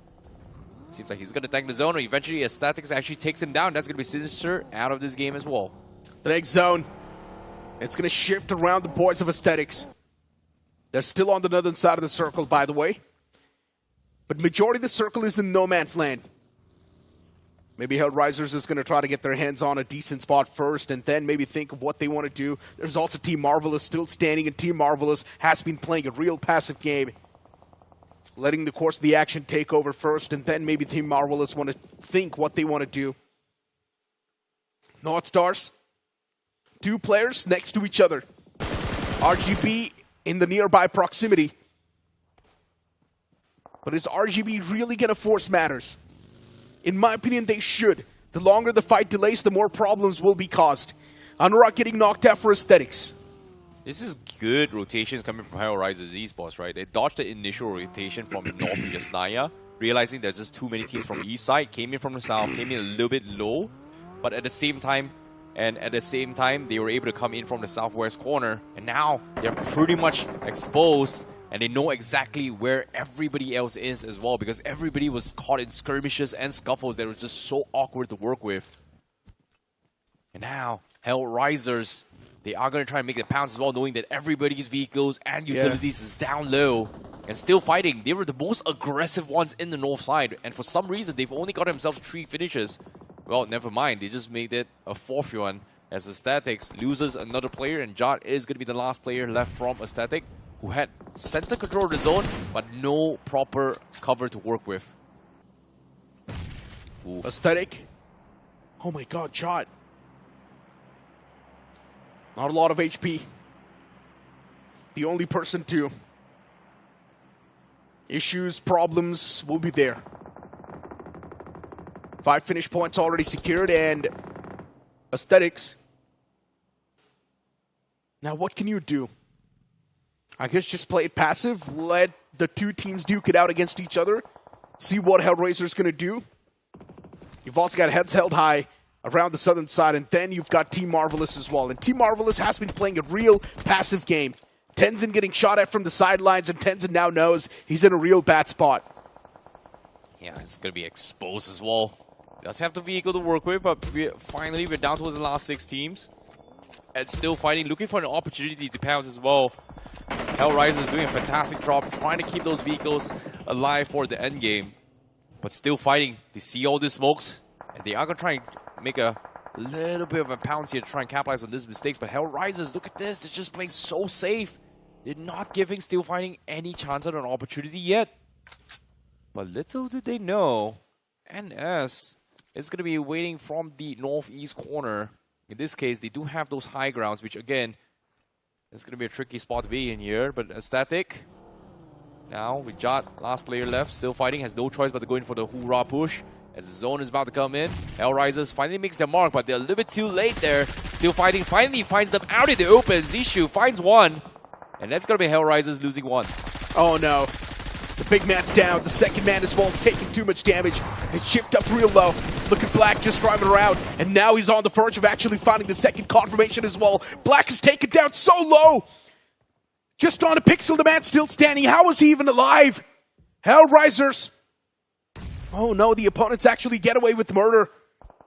And now with Hellraisers having only 2 players on the block, this game, it gets even tougher. Circle shrinking down even more. Still fighting, still in the game, fighting constantly. Spyro is going to smoke himself out, and there's also Starboys looking at the back lines. For Hellraisers, they're in such a bad spot, but luckily enough, the back lines are not contested. And now looking at the boys of RGB, they just want to make that push against Dennis, and they actually do get the confirmation on the last guy. Nicely done there, but finally RGB is going to be joining the fight here in the final 5 teams there. They took a little while, but the zone forces them to push through. And right now, still fighting, still in this stalemate between Hellraisers, just not happening anytime soon. They're trying to keep everybody alive as much as they can. But little did they know, I think they spotted out a team from the far horizon. This is going to be Team X Marvelous is going to be joining the fray. And Hellraisers, they're pincered. They lost one, and only Gyro remains. And Team X Marvelous is going to try and clean them all out. They're out of position. The nades come through. Spyro, how are you alive with 1 pixel? Still the man's alive, literally, by the God's grace. And now RGB, they're taking 2 different fights on 2 different fronts. They're also taking shots against Marvelous. They're also taking a fight against Still Fighting. And they've actually managed to threat the needle as well. Through is knocked out. Still Fighting, they get the confirmation on that man from RGB. And now RGB, they've got 3 men standing. There's 1 man all the way on the right side, Still Fighting as well. They're down to a 3-man squad. As another man's knocked out. Hellraisers keep this thing in mind. Still that 1 person is alive. Star Boys getting completely eliminated from the game. Hellraisers now alive with that 1 player. Still fighting. They've got all the 4 players still on the block, so that's a really good thing. Yeah, but interesting enough, all of them have dropped their backpacks. They are going to try and sneak their way in, and RGB does not know that they have crept up so close. Look at this, Johnny in black. Pretty much going up a little bit closer, but Spyro finally goes down into the hands of Team X Marvelous. But they do get the reset, and we're down towards the final 3 teams. A 4v3v2 situation, and Still Fighting has been fighting the entire game, getting extremely aggressive, and Zishu actually gets spotted out. Wants to jiggle his way through, but no! Because of those shots, Zishu going down has allowed RGB Esports an opener to close out Team Marvelous. And just like that, we're down towards the final 2. It is going to be a 3 versus 3 now. Look at SF. Still fighting. The 3-man squad now want to get the revival as well, but what can you do? Actually, one of the men taking that revival too. Now RGB, they have been real fierce. 8 frags acquired from both the sides, and now RGB, they're done playing it passive. It's time to make that push. The man's already on the run. Utilities being tossed out. That tree, the man was able to take a bit of that chip damage, but still, he's safe. He's fine. But Sri knows exactly where that person is. But he does not know that he's got his hands on the P90. And he will be shredded apart the moment he gets the line of sight. Yeah, it's going to be a tricky spot as well, because one of the players from RGB does not have ammunition. They had to actually a little bit of reset here. Iconic has to drop a couple of ammunition to his boy on the right. And it seems like he is going to be able to take out Black. HSK takes the win because of that ammunition replenishment coming from Iconic. And just like that, we're down towards a 3v3, evening the odds here. Still fighting. Finally playing a little bit safe, but they do have vehicles to work with, and they're slowly inching in. And interesting enough, they do have a majority of the zone in their favor. But the problem is, that is center zone. But they do not know that RGB has got them completely surrounded. They did catch an idea of where Fast is on the sides, but as long as Fast is still alive, they're in trouble here for Still Fighting. Yeah, the man's constantly closing in from the back. The blue is also going to start to move fast. He's out in the open, now spamming it from that smoke, and he will actually find the knock as well. Sri, the big man's down. Still fighting. You already know this team's going to be handicapped big time. There's still Johnny in the back, but I highly doubt he's going to be the difference maker. You look at Zishu up close and personal. Even that man's got his hands on the P90, so you got to be careful of that person as well. P90 is a real deadly weapon. Zishu, he could go for the pick. Here he comes. That's going to be the retrade here. 2v2 now. But his position is exposed. The life pings are coming in. 2 versus 2. He needs to come on top. And here it comes. The P90 spam goes through. It goes wild, and he does catch it. But now down towards a 1 versus 1. Johnny versus Fast. Johnny down to the low ground here with the P90. But Johnny, revival. Oh my god. He's going to try. Oh my god. He's actually going to stick that revival as well. And he might just have enough time to go for that revive too. And maybe that's what the opponent wants to do as well, but no, instead he's going to make that pounce. He knows he's got the P90. He should keep on shredding through the opponents. That S12K is going to make that pounce. All it takes is one connection, but the P90 prevails. It will be RGB to secure the game. In the final few moments, it got real sloppy. It was real scrappy, but still, it was RGB to secure that game. Nicely done here, coming from RGB. They dominated every single team from the Northeast as well, considering the fact that the Northeast teams, that it was like 6 to 7, 8, even 9 teams just all completely piled out towards the east side. And RGB was able to clean out everyone. But still, again, impressive stuff coming from Still Fighting as well, because they were the main instigators on all this chaos. They're just going for all this crazy drive-bys, but for some reason survived towards the end zone. And hey, Hellraisers as well, another consistent game on the board, right? For Hellraisers, at this point, you can't say they're really close towards that qualification marker. The first game, they got 26 points. This game as well, they had a decent bit of elimination points and a few placement points as well backed up. So Hellraisers now going to be looking pretty good. Moving the conversation towards Still Fighting, yes, this was a solid performance, but the previous game wasn't too good. So you can't say this was a compensation for the previous game as well. So Still Fighting, definitely a good performance as well. Well, they are currently in the top 2 at least here, but Hellraisers definitely leading the charge here because of that amazing game of Rondo. But let's take a look at the final fight as well, because this was the moment where Team Marvelous was able to get a jump onto a Still Fighting. And again, Still Fighting, they were paranoid, right? Everybody was down without bags. They all tried to sneak their way through.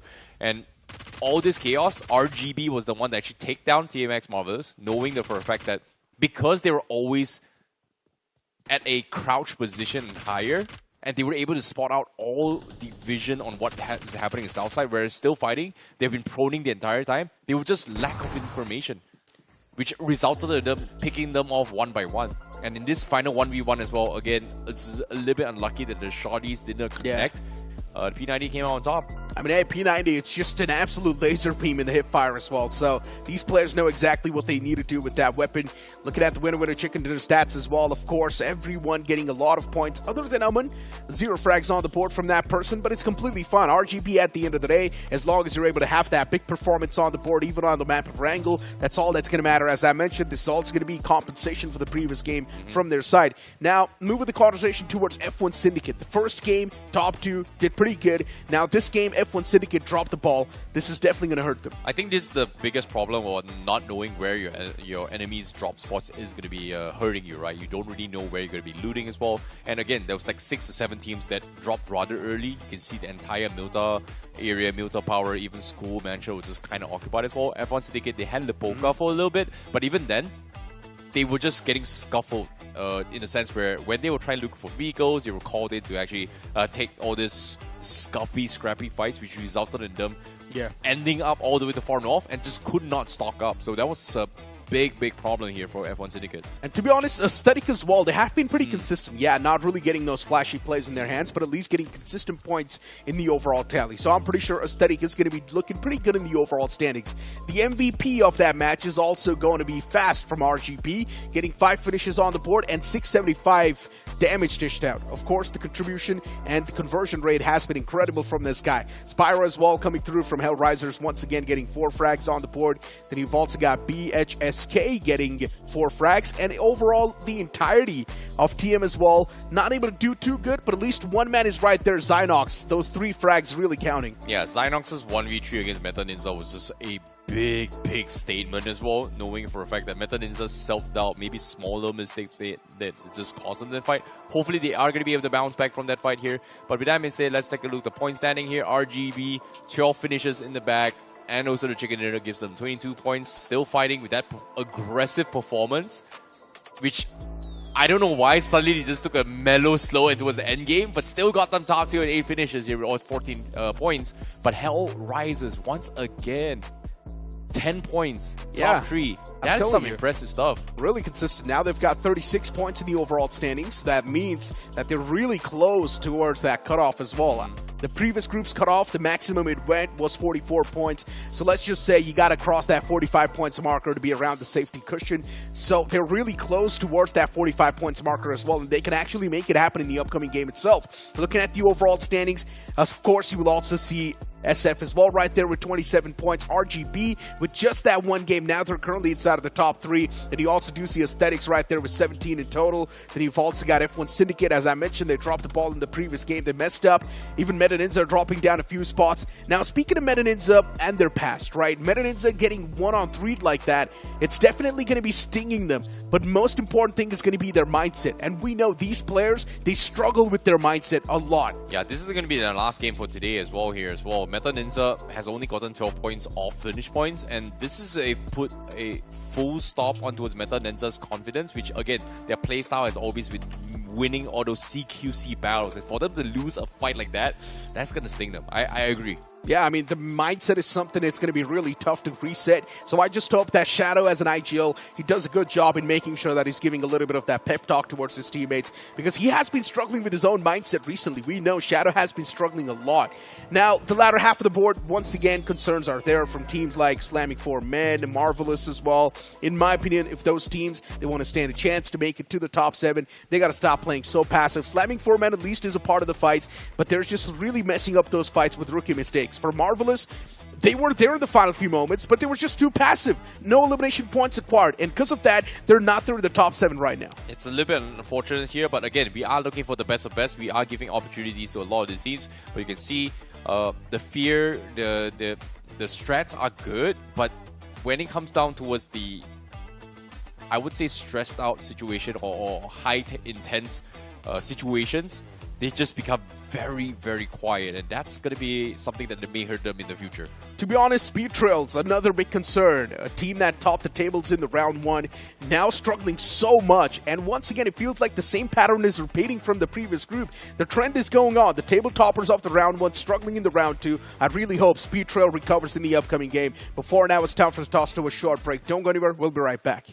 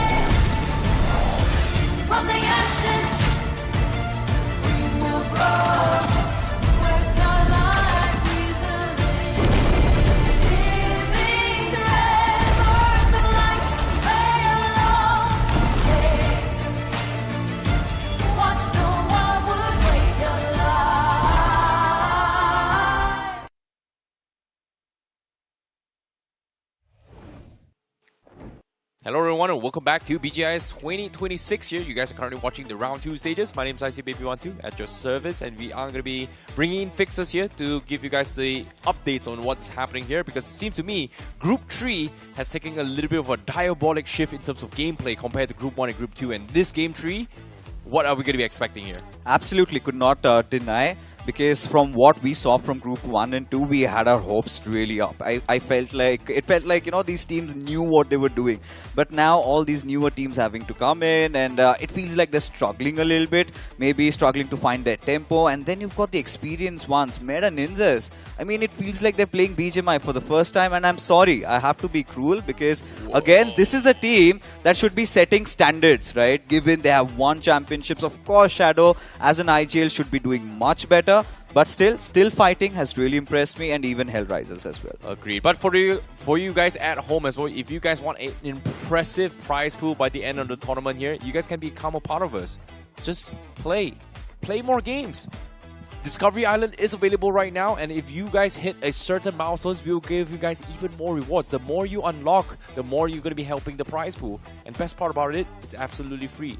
The only thing you need to give is your time, your commitment, your passion, and your love for BGMI. It's a win-win situation, isn't it, IC? You play the game, you contribute towards the prize pool of the BGIS, and I think help our players, help the ecosystem grow even further. But yes, final game of Erangel, I'm really excited to see if we're going to see something different, because now let's give a leeway to all these teams that, yeah, it was the first game of Erangel, maybe they did not want to take a lot of risks.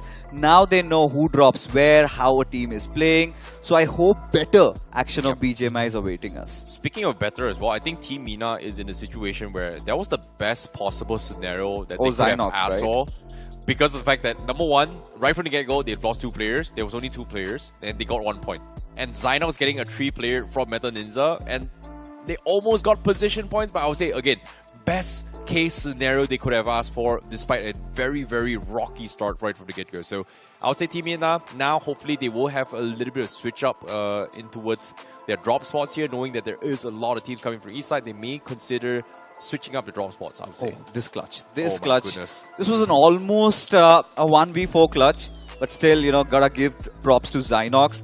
He made the best out of the situation. I have no clue how Meta Ninjas really dropped the ball over there. There's no chance on earth that a team like this should have had incurred so much casualties, but still fighting. I'm really impressed with how Still Fighting and Hellrisers have been playing. They've been consistent in the first 2 games. This time, however, Team Marvelous also did a fantastic job, but RGB, they stole the show. They got the chicken dinner.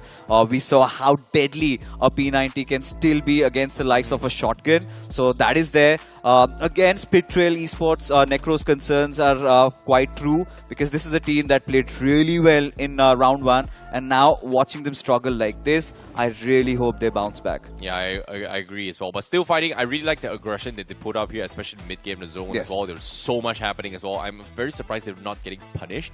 But towards the end game, for some reason, ever since they tried to play a little bit sneaky, they dropped their bags and everything, they started to become so conservative to a point that it actually allowed RGB. RGB to actually get the flank on them and then just take them out. So that was a big blunder as well, because they were playing the endgame zone without vision, because they were prone in the ground like snakes they are for the longest of time. And they were too scared also. There was a moment they had the high ground advantage. They should have just pushed in and taken you know, advantage of the topography there. But whatever, that has been put to rest. We move on. There's still that one last game of Erangel, and the voice in my head says that we are ready to dive into the action.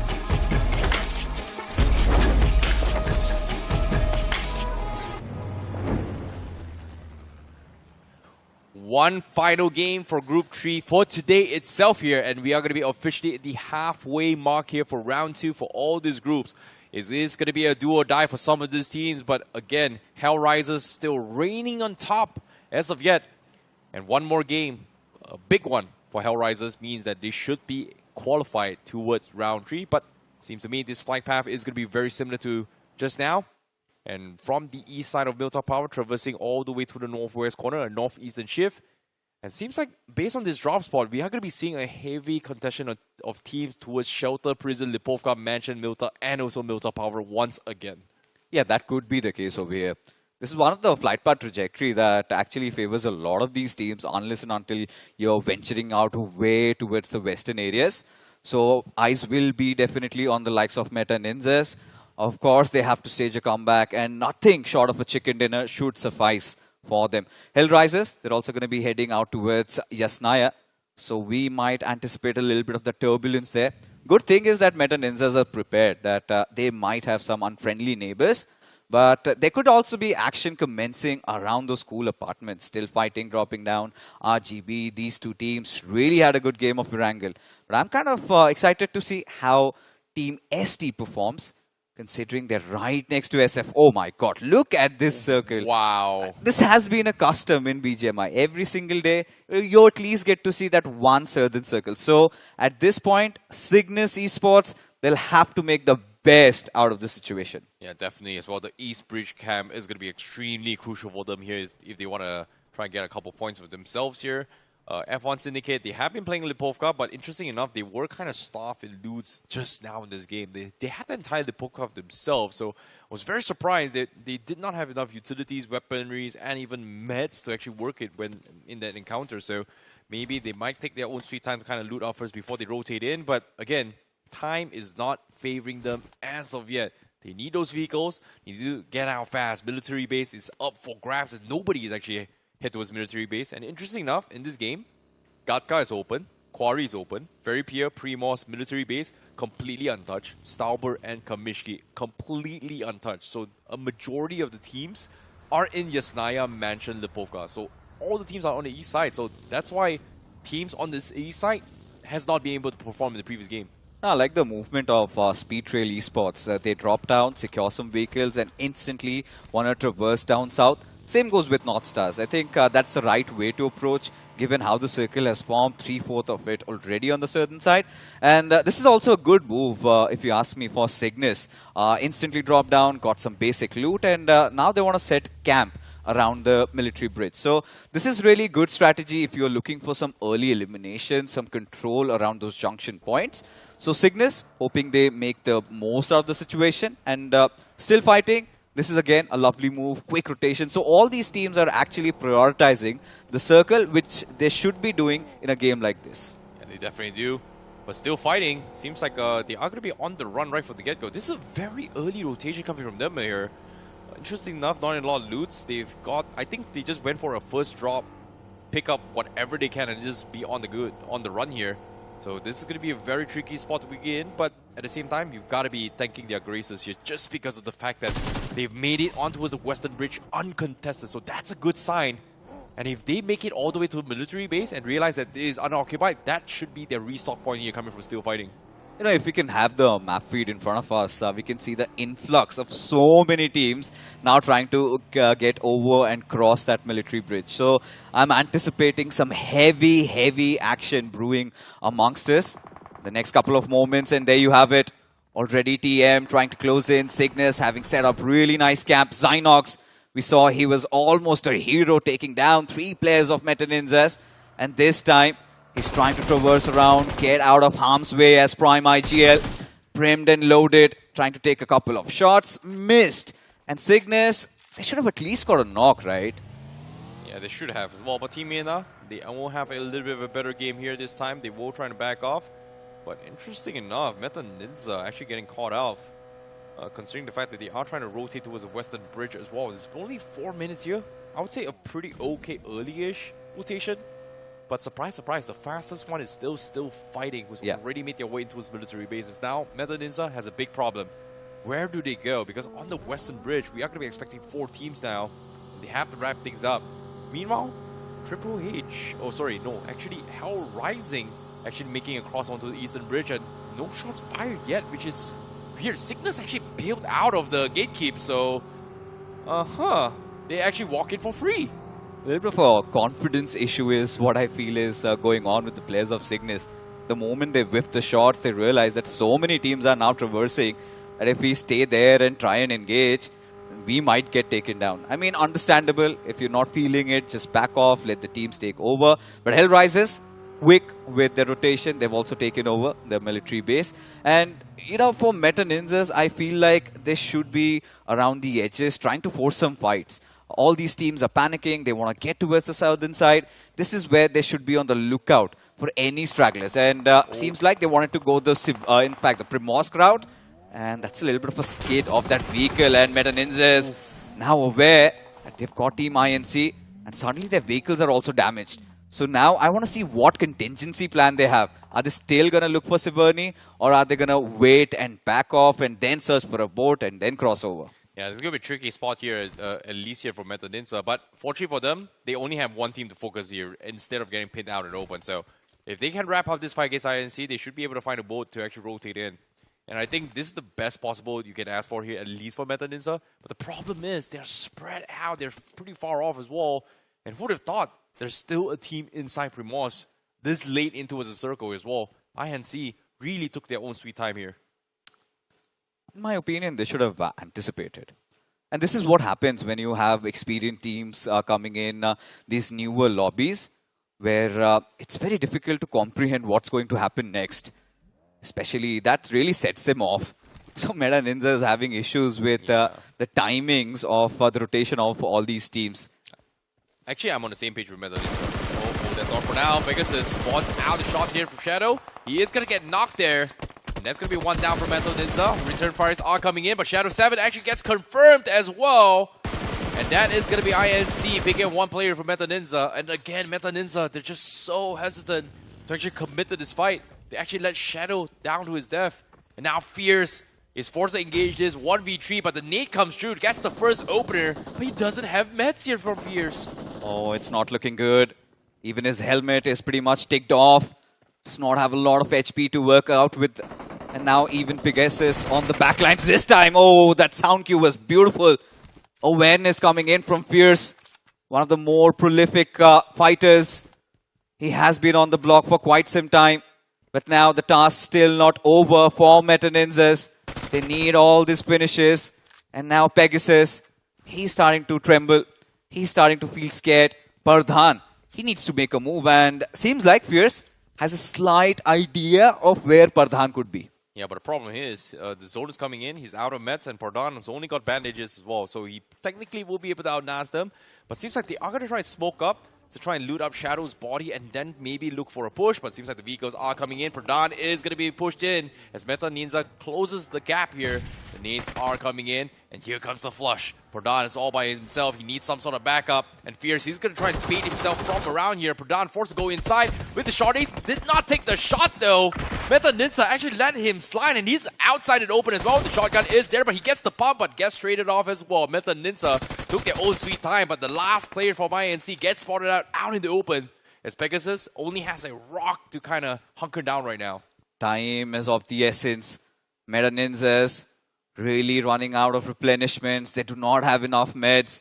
Fierce does not even have those bandages and a polo out in the open, but that's a nice laser beam of a shot. All right, INC, they're out of commission, but now this is where even Meta Ninjas, I see, aren't out of the woods yet. They need to find a boat or maybe even a hovercraft.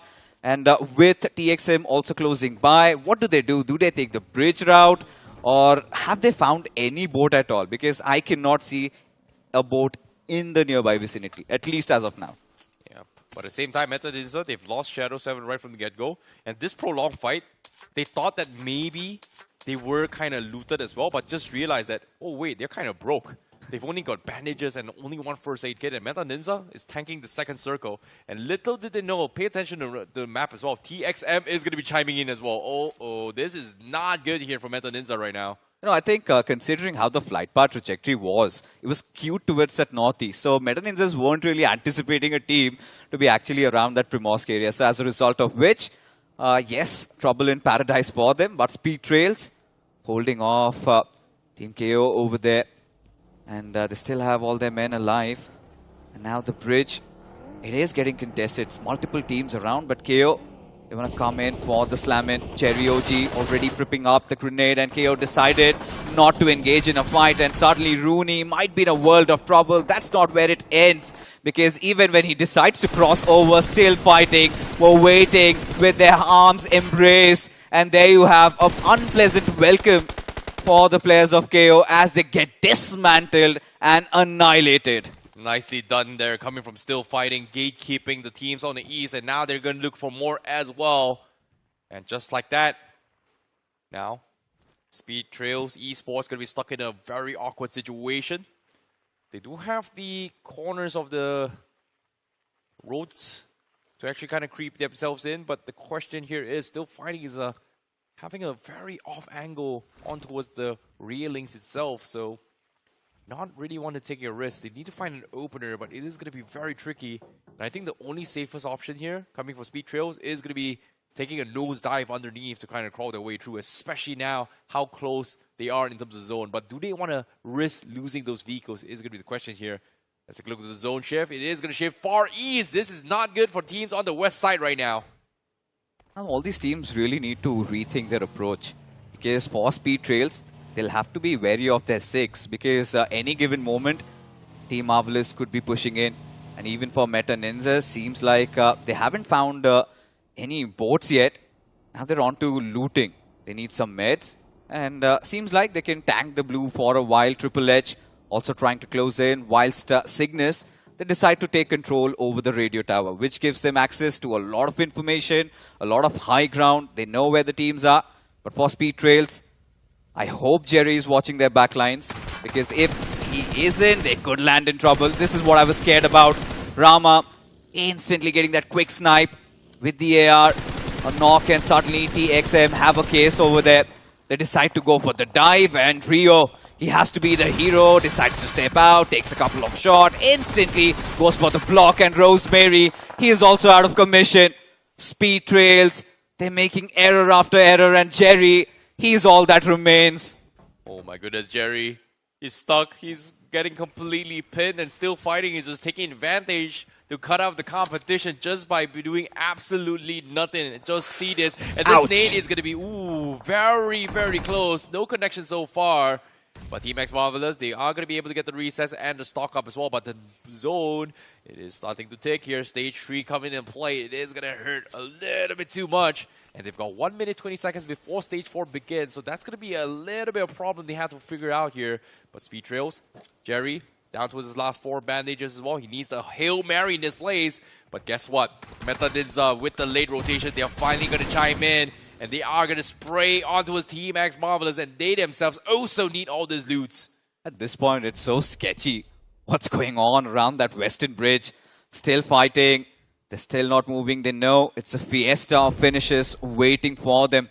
Monty has deployed all those smokes out there, at least to keep the players of Meta Ninja at bay. And suddenly Meta Ninjas decide to use it for their advantage.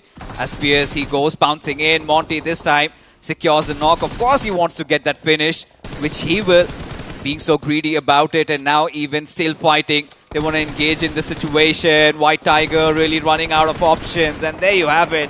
Meta Ninjas also succumbing, mistakes after mistakes being committed by all these teams and still fighting. They are benefiting massively out of the situation. Oh no, Apollos, he's going to die as well. He's out of meds. He's going to go for a Huron kamikaze move. The nades comes through. It looks good. That's the knock, but he needs those points. He's out of bandages. He's going to try and get it, but eventually gets taken down. Meta Ninja out of this game. What a blunder performance here for Meta Ninja here in round 2. Oh my goodness. The only silver lining for Meta Ninjas is that they're having that constant influx of points. 5 points out of a very difficult situation. I mean, I have to give it to them at this point. But of course, they could have done much better in how they were orchestrating the fights. And at this point, you know, they've lost their heads. Clearly, the miscom's pretty much visible. I mean, look at this. Monty, he's the final member. He's still alive. And let's hold on, because he might be cooking. He spotted 3 players of still fighting, decides to disengage and run away from here. Shri does not have any mids. And he's going to fall down prey to the zone. And even Zishu, he's also fighting against time. Oh no, he's got bandages. He's about to reach the zone. Stage 4. This is He's stage done. 4. He's done. This is stage 4. Oh. What's going on? Oh my goodness. Monty still has a first hit. Okay. I love this lad now. Like Monty was just smart. Like the moment he saw smokes and they were blind, that's the perfect time to sneak through. Oh. Nicely done coming from Monty, but at the same time, at what cost, man? Every single team from Western Bridge is done for. And now only Monty, the last lone survivor from the Western bridge scuffle, finally making their way into a military base, but even then, he's going to be extremely clueless, huh? Think about this. We have been looking at the fight for so long. Have we seen any teams inside? And guess what? Hellraisers Esports has set up a very, very interesting shop here with Gyro pretty much on top of the lid of the nuclear silo. And he's got a perfect angles on everyone here from Spyro. That is a disgusting angle, a very risky one, but he's actually giving him a lot of information to work with. Hellraisers are looking very confident, especially with how quick they were with their rotation. Now, they're reaping the rewards of their labor. And as of now, they've got nice control. But for Team NS, they're being pushed at SFM. They decide to just lure themselves, maybe bait the players out, going for a drive-by. And NS, in the midst of it all, inside that murky smoke, they're able to trigger that revive as Atul decides to have a go at it. Eventually fails, slamming for men. Playing pretty well over here, whilst NS, they're in a world of hurt. At this point, their IGL, he's also struggling. He is somehow trying to stay alive, keep himself in contention. And now, for PMPL, IGL, things aren't really looking good. Surrounded from two different fronts, and that is all she wrote. As Team NS, they're also eliminated from the server. Well, at the same time, the last survivor from the Western Bridge has finally done and dusted as well as Monty got picked off. Feels bad for him. But we're down towards the final 8 team here. Finally, placement points in play for some of these teams, struggling to get some sort of points here. This is crucial coming from all these teams. But RGB, interesting split coming from them as well. They have 2 players split between the tunnels of the caves itself inside military base. You do have a wide range of angles to work with, especially if the end-game zones come towards them. So it does give them a little bit of safety net, but no high ground advantage. Which in this case, I think Hellraisers is still doing a fantastic job of just keeping track of where people are, but they've only got 3 finishes. But let's see how the zone actually shifts as well. It is going to be shifting in towards the middle, where I think SDD is going to be R as well. Ooh, SRR going to be available. That is going to be a tricky one here to play with, I would say. Sinister Esports getting zone control, but they have only 2 players, so that's a downside coming from them. Yeah, indeed. At this point, for Sinister, the way things have started off, I mean, they've not had the best of starts, but this is a game where they can actually look forward to going big.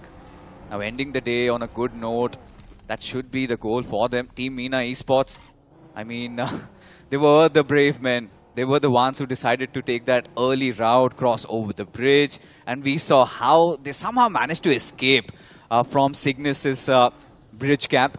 As for all you guys, we've got an amazing collaboration going along with Porsche, the gold spin.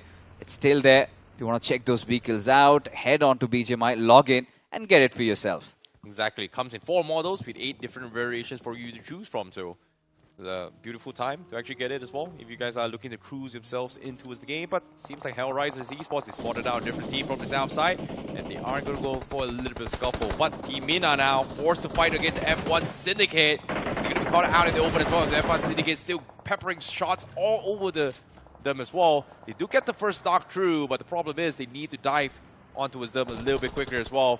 They may have messed up a little bit one here, but with the nades coming through, Team Mina drops 2. And just like that, they get completely annihilated. Yeah, they were really stuck between a rock and a hard place in that situation. With Draken opening things up and suddenly them deciding to go for that revival did not help their case. But whatever the case is, F1 Syndicate, they're looking quite promising, currently sitting at the 4th spot. And RGB, the winners of the previous game, right now hunker down to this little cave over here.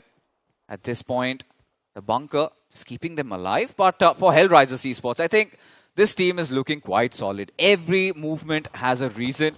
And the way Spyro has been playing, even for Tenzin, how well he played in the game of Rondo, this team comes in with a lot of promise. Surely they're heading into the further rounds, albeit they do not make those mistakes. But for Cygnus Esports, you know, they have been scared. They haven't really been engaging in those dogfights. And this time, prioritizing on the position, I hope they get a good game out of this one. Yeah. But speaking of good games as well, Cygnus Esports on a little bit of an awkward rotation here as well, from down towards the Radio Calvin Mountains. Cygnus Esports spots out the members coming from Static.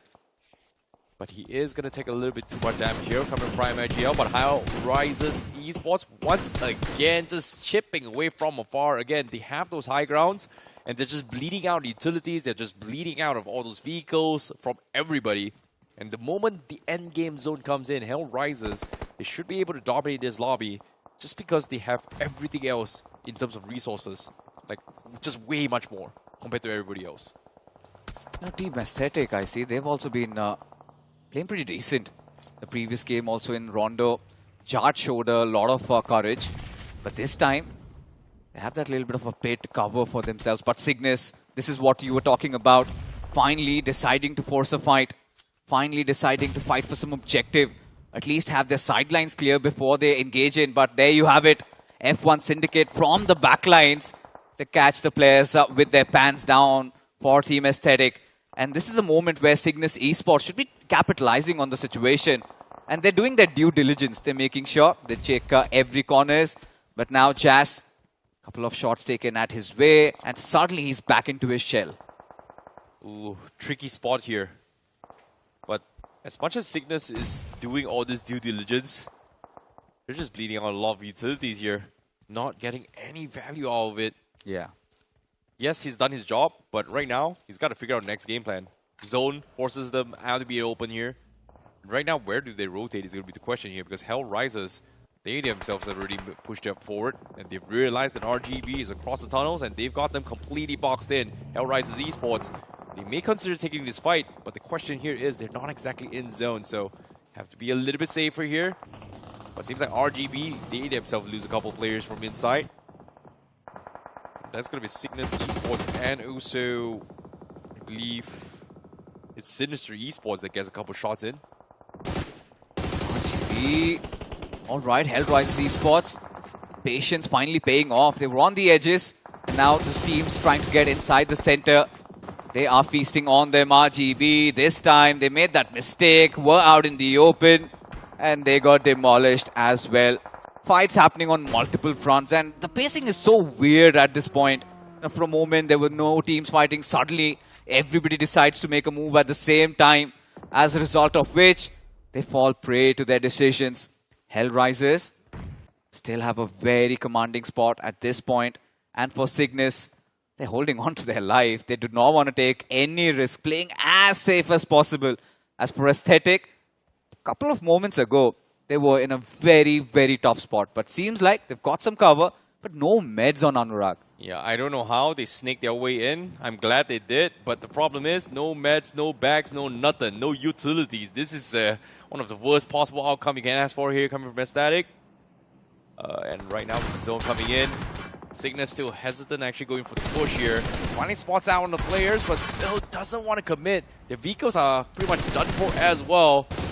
Seems like they have to take each other out in the long-range vicinity, but eventually gets spotted out by Hell Rises Esports, and Starboys helps clean them up. And just like that, Aesthetic to go down in the hands of both Hell Riser Esports and also SYG. It felt like they were dead men walking over there, no loot, nothing to work with, were pretty much out in the open, were exposed. And Hell Rises, given that early rotation once again, they are benefiting massively. They've got complete control over the map at this point. Their backlines are clear. They've got some good covers to play around with. Whilst for F1 Syndicate, can't say the same. But Rishi, he's going to have a go at it. A fight against Slampoman. And there you have it. Rishi exposing his body slightly. And Arjuna makes a quick case out of him. Instantly converts him into a crate there. As Starboy, all right. I mean, this is Hell Risers pretty much deciding to take over this map.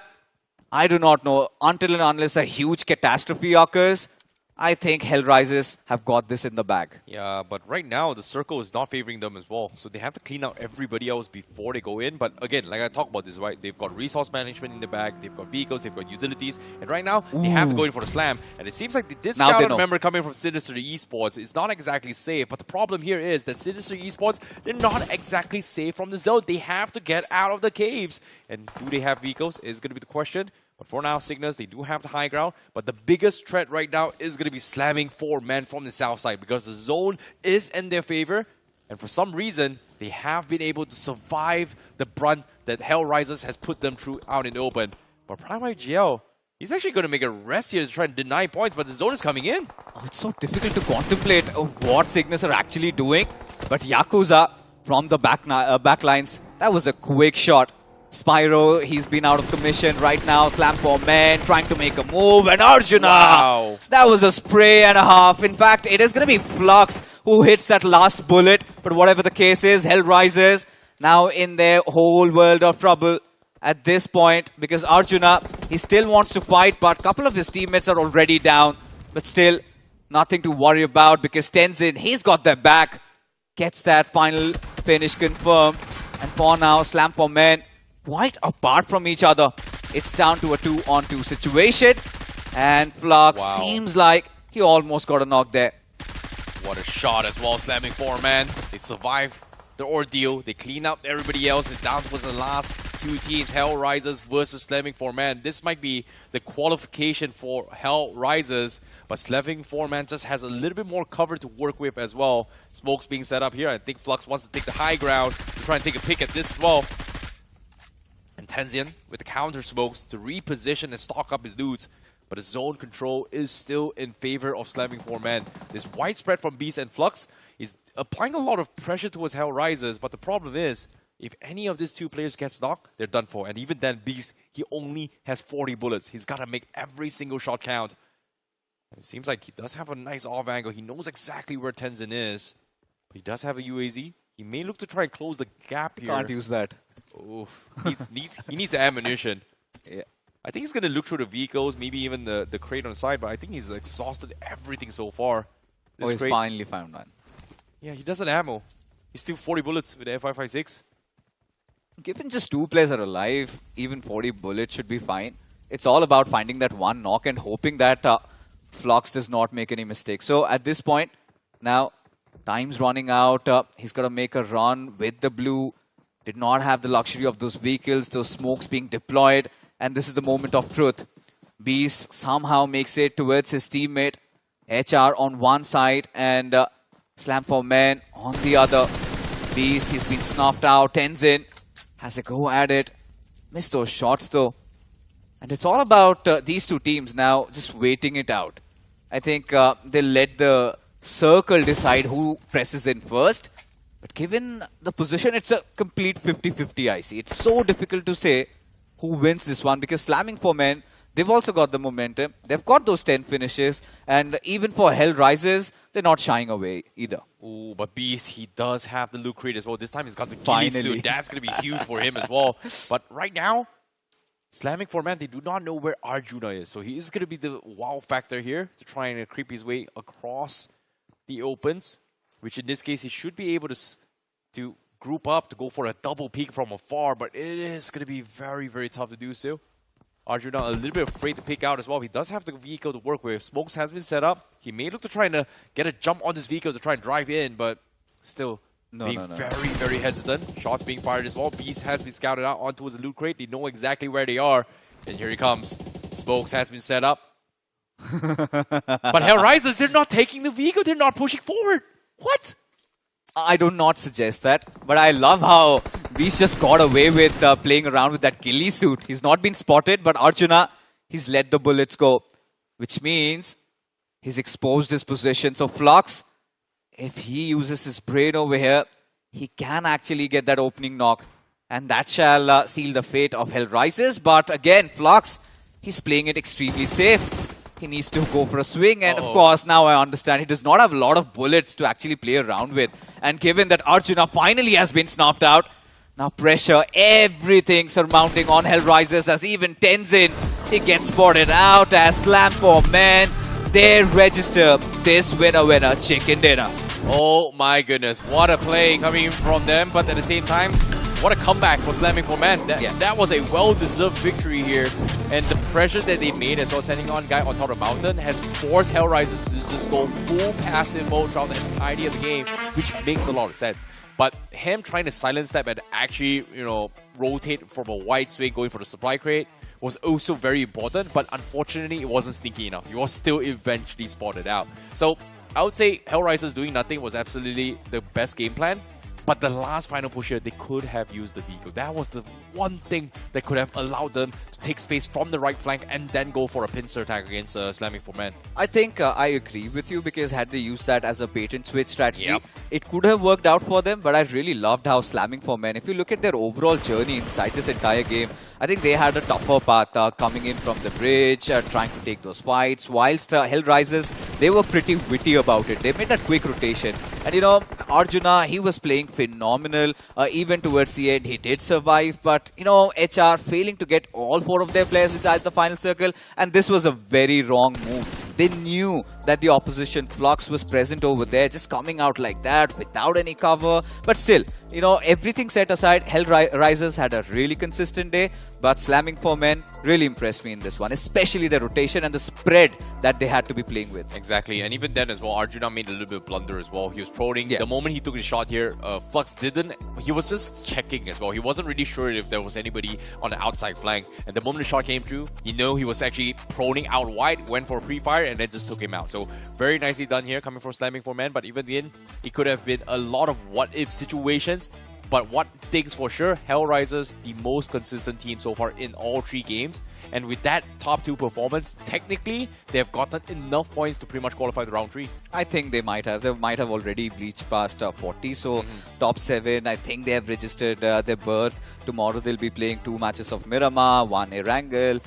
They are safe and dandy for now. But Meta Ninjas can't really say the same. In fact, if you have to summarize this entire group so far, I'm kind of a little bit bummed, because I feel like majority of the teams I see aren't playing without a lot of conviction. The intent is not there. Even whilst they're going for those knocks, they're really not committing for the push. So a lot of learnings for all these teams. I hope they wake up. Yeah, and unfortunately for Meta Ninja, to be honest, overthinking. Thinking that this is a tier 1 lobby and going for very, very unorthodox macro rotations has cost them this game. That's just one thing I realized from Meta Ninja.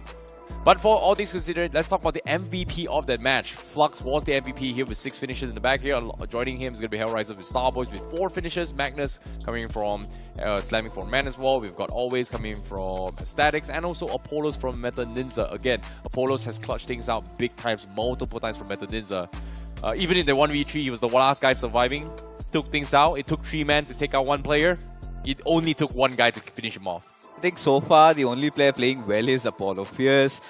Clearly the ghosts of the past are visible. He's not being out there. He's not doing what needs to be done. But you know, putting everything aside, the point standing, Slamming for Men. Finally, this is the game that really sets them up. Hell Rises, consistent as ever. Cygnus also finding these 10 points, especially with what happened to them in the game of Rondo and in the Erangel after struggling a lot. Even for F1 Syndicate, I think they have been pretty consistent. This time, however, still fighting. They could have done so much better, considering how much of an early control they had over the southern island. These 5 points, I'm not pleased with that. This was a very brutal circle for all the teams that was at least not for still fighting, especially for the west side and the east side bridge itself. But Hellrisers made things even worse, because we wanted the first team to make it a military base and realize that, hey, wait, the entire island was pretty much open ourselves, and they got full control in that situation. And guess what? Hellrisers in 3 games has gotten themselves 53 points, way past qualification points right now. And even for still fighting after that little bit of a bad game, but still keeping their heads above. They've got 32 points, nothing much to worry about. But the others especially TME, NS, Triple H, INC, they all need to step up. But still, not a lot of points separating these teams either. Comeback is imminent. You can instantly do it. All you need is just that one good game. But overall, I think drawing parallels, like I said, coming back to that conversation once again, I need to see that oomph from all these teams. Need to see that intent, that willingness to fight. That has been missing from this group overall. Yeah, but at the same time as well, let's talk about the teams at the bottom. So RGB has gotten themselves a decent amount of position points here with that 1 chicken dinner at 25 points, which is great. But Meta Ninja has gotten 0 position points in this entire game, all 3 games here. Their 17 points has solely been finished points right from the get-go. I don't know to be happy or sad about this, but at the same time, their rotations has just been messed up. 0 position points means that rotation is the biggest issue. Shadow, you've got a lot of homework you gotta do. You should not be sad or happy about it. You should be angry about it. Because, again, you know, no hate against anyone. I love the lads, but then again, they need to understand, man. These are these initial phases. They need to dominate. They need to be playing better, man. And from Meta Ninjas, it felt like you watching a whole new team. The comms were not there, but I hope they go back to the drawing board.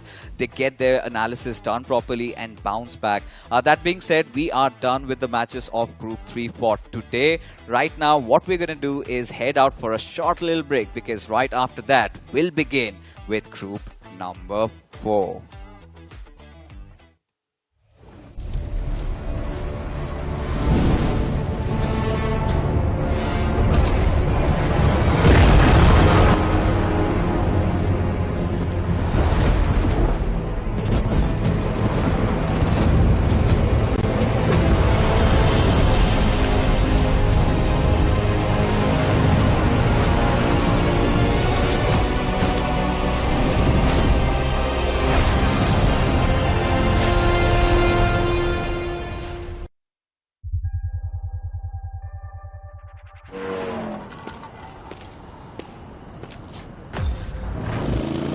When the rider breathes, the road wakes.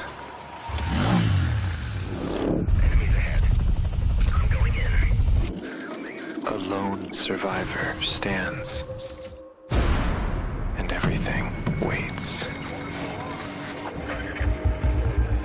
The map unfolds.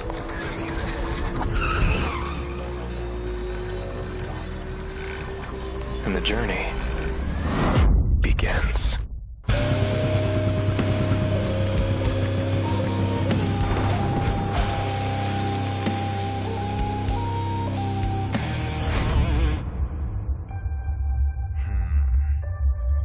As the rider breathes, the path bows.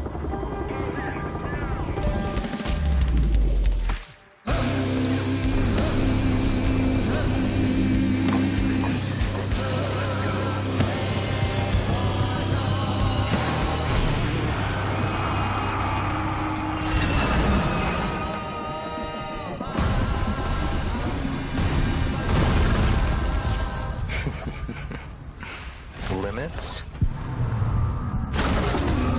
They're just marks in the dust. Because in the battlegrounds, there are no limits.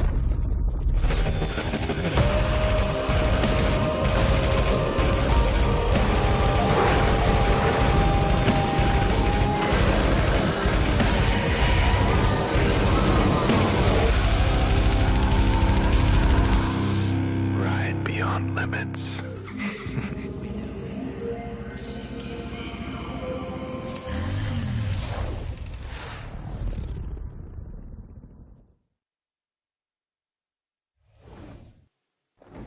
Welcome back, folks. You are watching BGIS 2026. We are covering the matches of round 2. It is day number 3. We are done with the games of Group 3.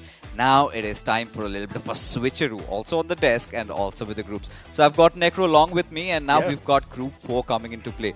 But before we talk about teams from Group 4, we need to discuss about Group 3 a little bit, because let's be honest, the kind of expectations we had after watching Groups 1 and 2 play today was a little bit of a bummer, wasn't it? Yeah, it definitely was. You can't say the pace was dialed down by quite a bit. Teams were much more slower, thinking through, methodical, tactical gameplay.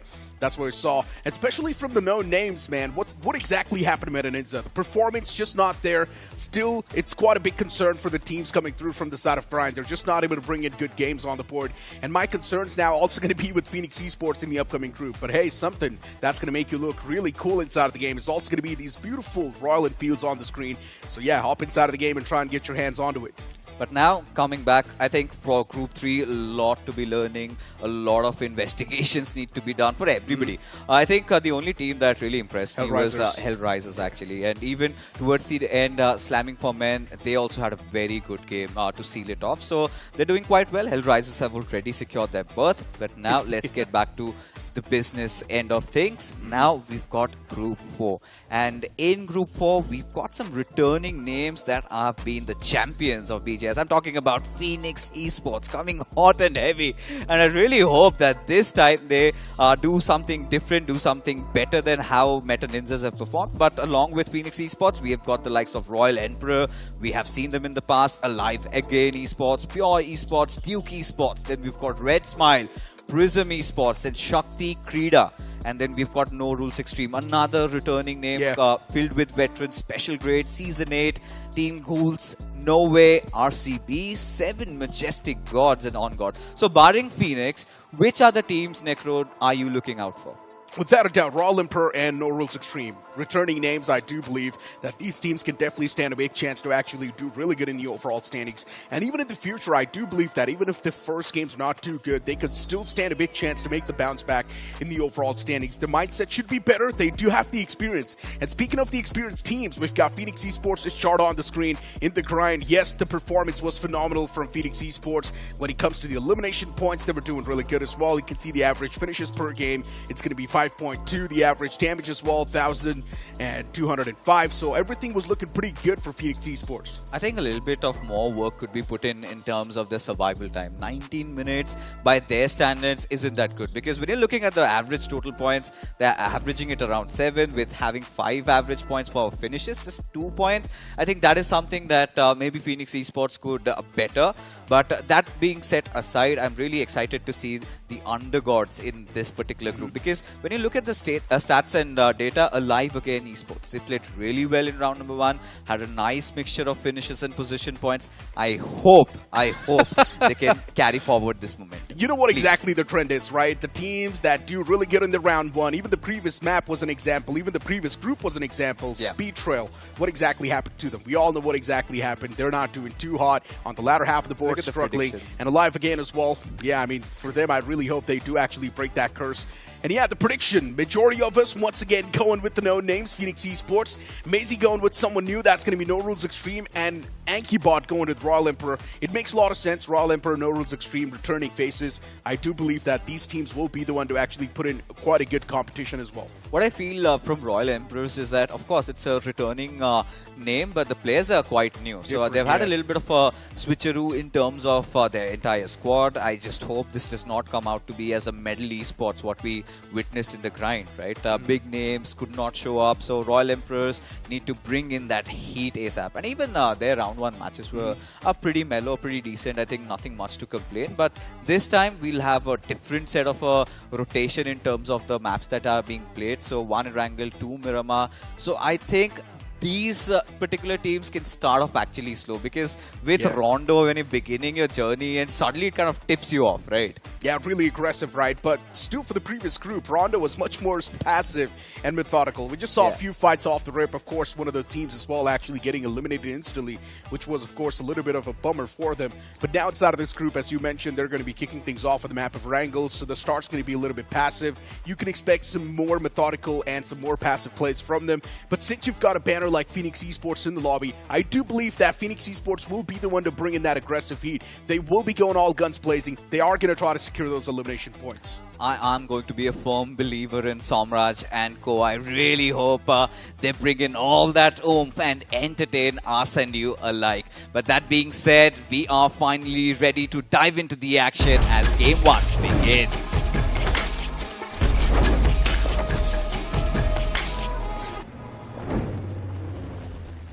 Planes in the skies for the first time for Group 4. And yes, we've got some heavy hitters like Phoenix Esports, Royal Emperor, and even No Rules Extreme. And if you talk about the newer names, Alive Again Esports, Pure Esports, and even Duke Esports can definitely stand a chance to make a lot of difference in the overall standings. But is that really going to happen? Well, we'll find out once we move on towards the first game itself and see what exactly the result says. Looking at this plane fly path, though, tilted extremely down south. If the teams do want to move up north, that's going to be a real tough stretch, which also means that we will see a lot of pit stop clashes and even drop clashes. The last thing I want to see is another Southern Circle. I want to see something happening around maybe the Georgia area, maybe as far as Zaki. But, if you talk about the circles in the past, seems like it could be a generic one. Maybe around the areas of Gatka or towards Shelter Prison. It's been a while that we actually saw Shelter Prison circle. But again, this is one of those groups where these teams will be testing the waters. They do not know where their opposition teams do tend to drop down. So for Pochinki, I feel like a little bit of a heat over there. 2 teams, bring it on. Pochinki being contested by Phoenix Esports and Special Grade. So this is definitely going to be interesting. For Phoenix Esports, it's nothing new for them. Yeah. For Special Grade, though, facing off against a team like Phoenix Esports, it's definitely quite a gutsy move. And the fact that they did not back away and change their drop location, that's going to be plus respect from my side. Oh, of but course. Let's see if this drop location, if this drop collision, it's going to work out well enough for them. Look at the top left, though, Georgiapol. There's so many teams around Hospital and Georgiapol Apartments itself. It's going to be an interesting one because I was just checking the data of the players of SG. It's not a fight-heavy team. They do not believe in getting a lot of finish points. But now having to contest Pochinki against Phoenix Esports, they sure have a lot of cojones there, don't they? So Phoenix Esports pretty much well settled. You can see 2 IGLs in a squad. You've got Somraj, you've got Smoker. So I think helping hands. But for now, Team RS, a little bit of a pickle over here as Trax OG has been taken down. Prism taking advantage of this situation. And what is happening? Neither Trix or Horizon closed in. And they just got away like this? Yeah, it's a little bit concerning and confusing too. Red Smile, definitely those smiles were on the verge of turning pretty dark. But it seems like Red Smile, they're just going to get away with that. All the players on the block looking pretty good. It's Prism Esports taking those shots as well, but nothing happening yet. Prism Esports wanted to press upon the matters too, but RS, they were just too quick. Red Smiles to actually get away harms-free. Getting the revival on the knocked man, now all the way toward Georgiapol Apartments. They're going to get their hands on decent loot and then think exactly what they want to do. A slight gust of wind and Stark is done. Look at his HP there. Finally, he's going to find something, that energy drink to pop off. But again, these are situations where, Team Prism, I felt like would have done so much better, especially after having secured that knock and still not really going for the punish because the opposing team... Oh, it's fine, it's fine. I mean, they're still out of harm's way. There's nobody there to contest him. So should not really be concerned. That's the concerning part, though. There was no one contesting them and still this happens. He fell down. It's okay. Yeah, well, you know what? Just going to let that slide. Ignore it. 7MG on the screen. And 7MG Majestic Gods. Let's see what they've got in store. Still getting their hands on decent bit of loot. See what exactly the future holds for them as well. Looking at the circle too. Popping up on the right side of the map. Milta's going to be the centric point. Phoenix Esports really want to contest this fight against the boys of Special Grade. How special are they really? Viper missing that nade and still the man in the front. He's not even peeking out yet.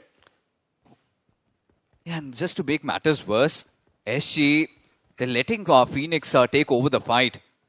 Phoenix, they've been making a lot of those proactive movements, but Russia, he's got a very nice angle to play around. And if Phoenix are not really wary about it, it's going to be a little bit of a situation. SG's only got 3 players in the game.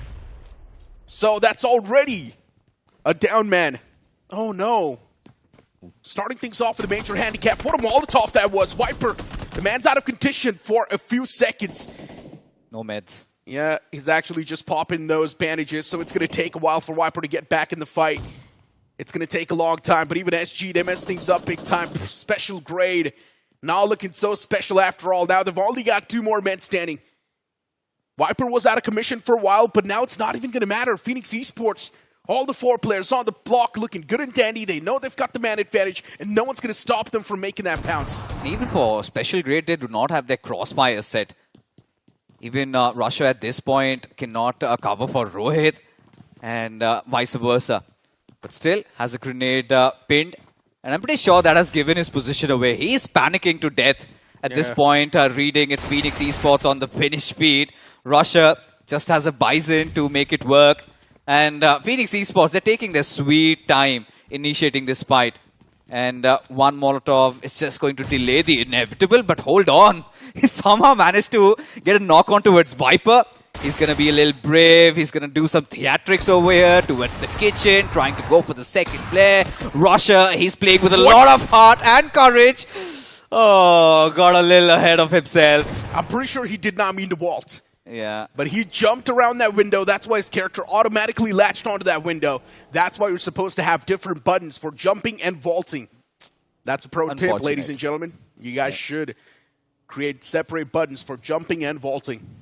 Should not be the same one. And he can avoid those type of moments. And now look at Rohit.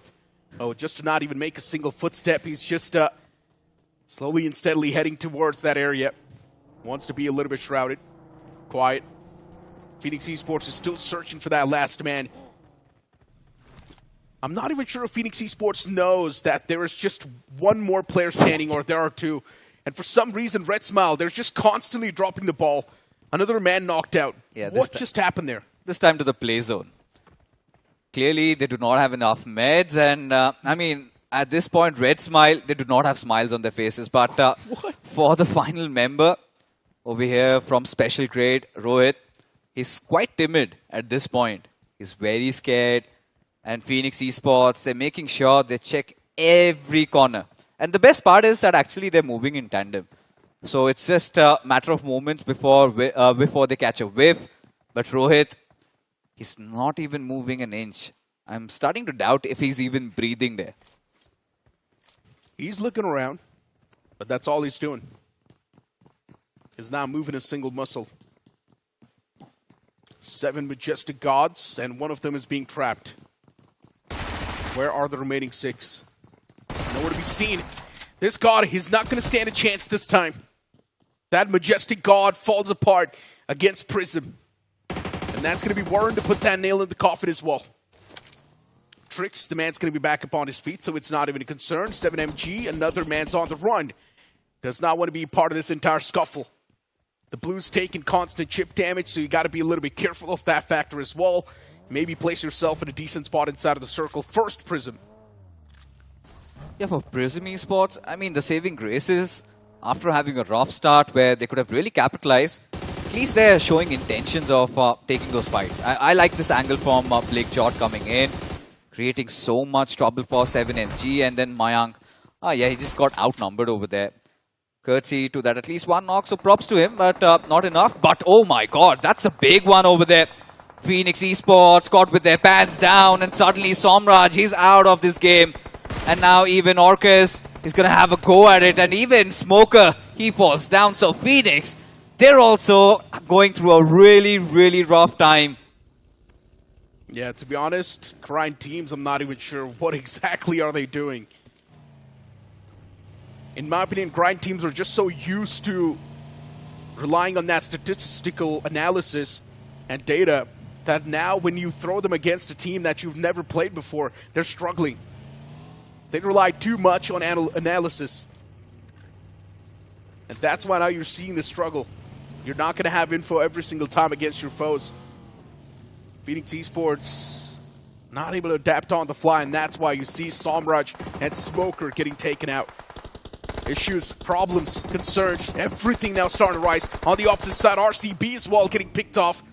At least one of the men, Praveen's not in the game anymore. I really feel like Phoenix overstayed their welcome in Pochinki.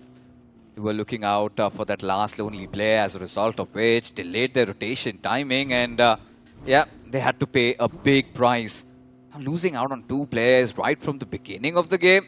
Now they'll have to have a defensive approach. And Sim so far, he's got 2 finishes, so that's a good news. But Shakti Krida trying to close in. They've got DE right in front of them. So far, Shakti Krida, they've lost out on one of their men. And other 3 players, so, I mean, they're not going to be pleased about it. But for DE, the good thing is that they're trying to get inside the circle. They have control over the vehicles, but at this point, Shakti Krida, what do you think they're up to? Because the more they're delaying, okay, hold on. I think they've heard the voices. And the replay. Oh, they stopped for the vehicles, Necro. Oh, this went against them. And for Royal Emperor, a day with destiny. Just ripping through the boys of Phoenix Esports. There's still 2 more men standing for Phoenix, so let's see how well they can really do in the game. But getting taken down like that, it's definitely going to be problematic. And as I mentioned, once again, not having enough analytical data is really costing Phoenix Esports the game. Not able to think on the fly. All the 4 players should have been there, in my opinion. But 2 players inside of Pachinki, 2 players trying to get their hands on the vehicle. They did not even know that Royal Emperor usually chooses that pathway. And that's why it costed them their lives. And same goes with Royal Emperor. They were not expecting Phoenix to be there, at least around the garage. And they had a buffet. They did not hesitate to shy away from it. Instead, pounced on the opportunity. I would have done the same. You would have done the same as well. But for Royal Emperor, surely men on mission. Now having spotted out Legend. That's a knock and a half coming out from Akuz. And now could have a go second time. It is round 2. But now looking for some cover. Where are his teammates? What is Royal Emperor doing? Just keeping everyone outside of the circle. And yes, they're just feasting on these elimination points. Royal Emperor, I'm loving this from them. They know exactly how they want to secure the points. They saw the plane fly path. They saw the amount of teams that dropped towards the left side. And now they knew that there's going to be a lot of teams wanting to rotate. And Royal Emperor just gatekeeping everyone. Securing the elimination points, but now someone needs to save the day for the man who's knocked out from Royal Emperor as well. Another man's taken down low. The Blues doing constant chip damage as well. Royal Emperor, they need to be a little bit more careful. Pure Esports, they know this elimination point can be there, but instead, Royal Emperor, they still strike back. But they're down 2 player. Nox, he needs to be a little bit more careful, and he needs to be quick. In fact, 3 of the players have been taken down. And Nox, he's got to make a call. Does he go for those revives or does he make a run for the zone? And this is something that we have seen, right? A team after having such a good start, they tend to get ahead of themselves. And they were so tunnel visioned going after a different team that they got third-partied. Pure Esports capitalizing on the situation, and there you have it, Nox deciding to cut on the losses and make a run. As even for ONG, the players are getting surrounded. RCB quickly burning down 2 players, and now Deepu. And look at this, even Nowhere decides to partake in this fight. Scott, he's going to be the one getting the knock. Mascot does not have a lot of HP to play with. Despite that, Scott, look at him. Just spraying bullets after bullets. Now he's going to commit, go for the push, spots out Deepu, but wasn't aware that there's another man, as a result of which gets taken down. But still, RCB, they decide to dive in. But at the cost of what? They literally lost the entire team. That's what you call blind aggression, my friend. RCB were literally blind making that pounce. Yes, they were the Prowlers, but not with proper intel.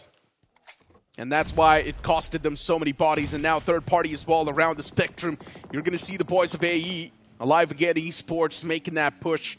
I highly doubt RCB is going to be able to stay alive for too long. Alive Again Esports claiming those 2 elimination points easily. RCB eliminated from the game as well. With that, Alive Again Esports, they managed to acquire 3 points in total, which is not a bad start. And considering you're also in a really good spot in the circle, Live Again Esports might just be up for a good game. Now, so far, what we've seen from this particular group, at least they are not scared of taking fights. Now, how they're taking the fights, that's a story for another day. But look at this. Beautiful shots connected by Beast. Gets that knock, but Rosh, again, quite quick with that trade. I like that again from Alive. At this point, will get the revive, but they'll have to be careful. You know, the team on the opposite side, they're stuck between a rock and a hard place. Season 8 especially, because look at the mini-map. NRX, they're deciding to close in. And even after this, we're going to see a circle shift. So far, so good. God. They're inside the zone, but one misstep, and they could be taken down. I'm loving this circle. Yeah, me too. Milta, heavily contested, it's going to be. You've also got a team like DE in the outskirts. And then you've also got Pure Esports now making it around Milta, so it's definitely going to be interesting. For Duke Esports, if they want, they can really spread their wings. But at the same time, Pure Esports now taking over a bit of that piece as well. It's going to corner the boys of Duke Esports. Duke Esports should play with a little bit more aggression, in my opinion. They've got 4 men standing. They should not suppress themselves like that. TG on the opposite side. Oh no, they're definitely getting suppressed. Too many shots against him. I highly doubt they're going to be able to withstand all the damage that's being taken against him. On the opposite side, No Rules Extreme, really feeling good. And especially having their backs clear, they do not have to worry about the backlines. They know that Season 8 is around them. There's also TG, so again, they're going to be feasting on so many foes. They've got perfect covers to play around with. So that's a good thing for them. So NRX, another old team. You know, I've seen Dawn, at least it's been 6-7 years that he's been in the scene. And again, he's come up with a new team. So excited to see how they perform.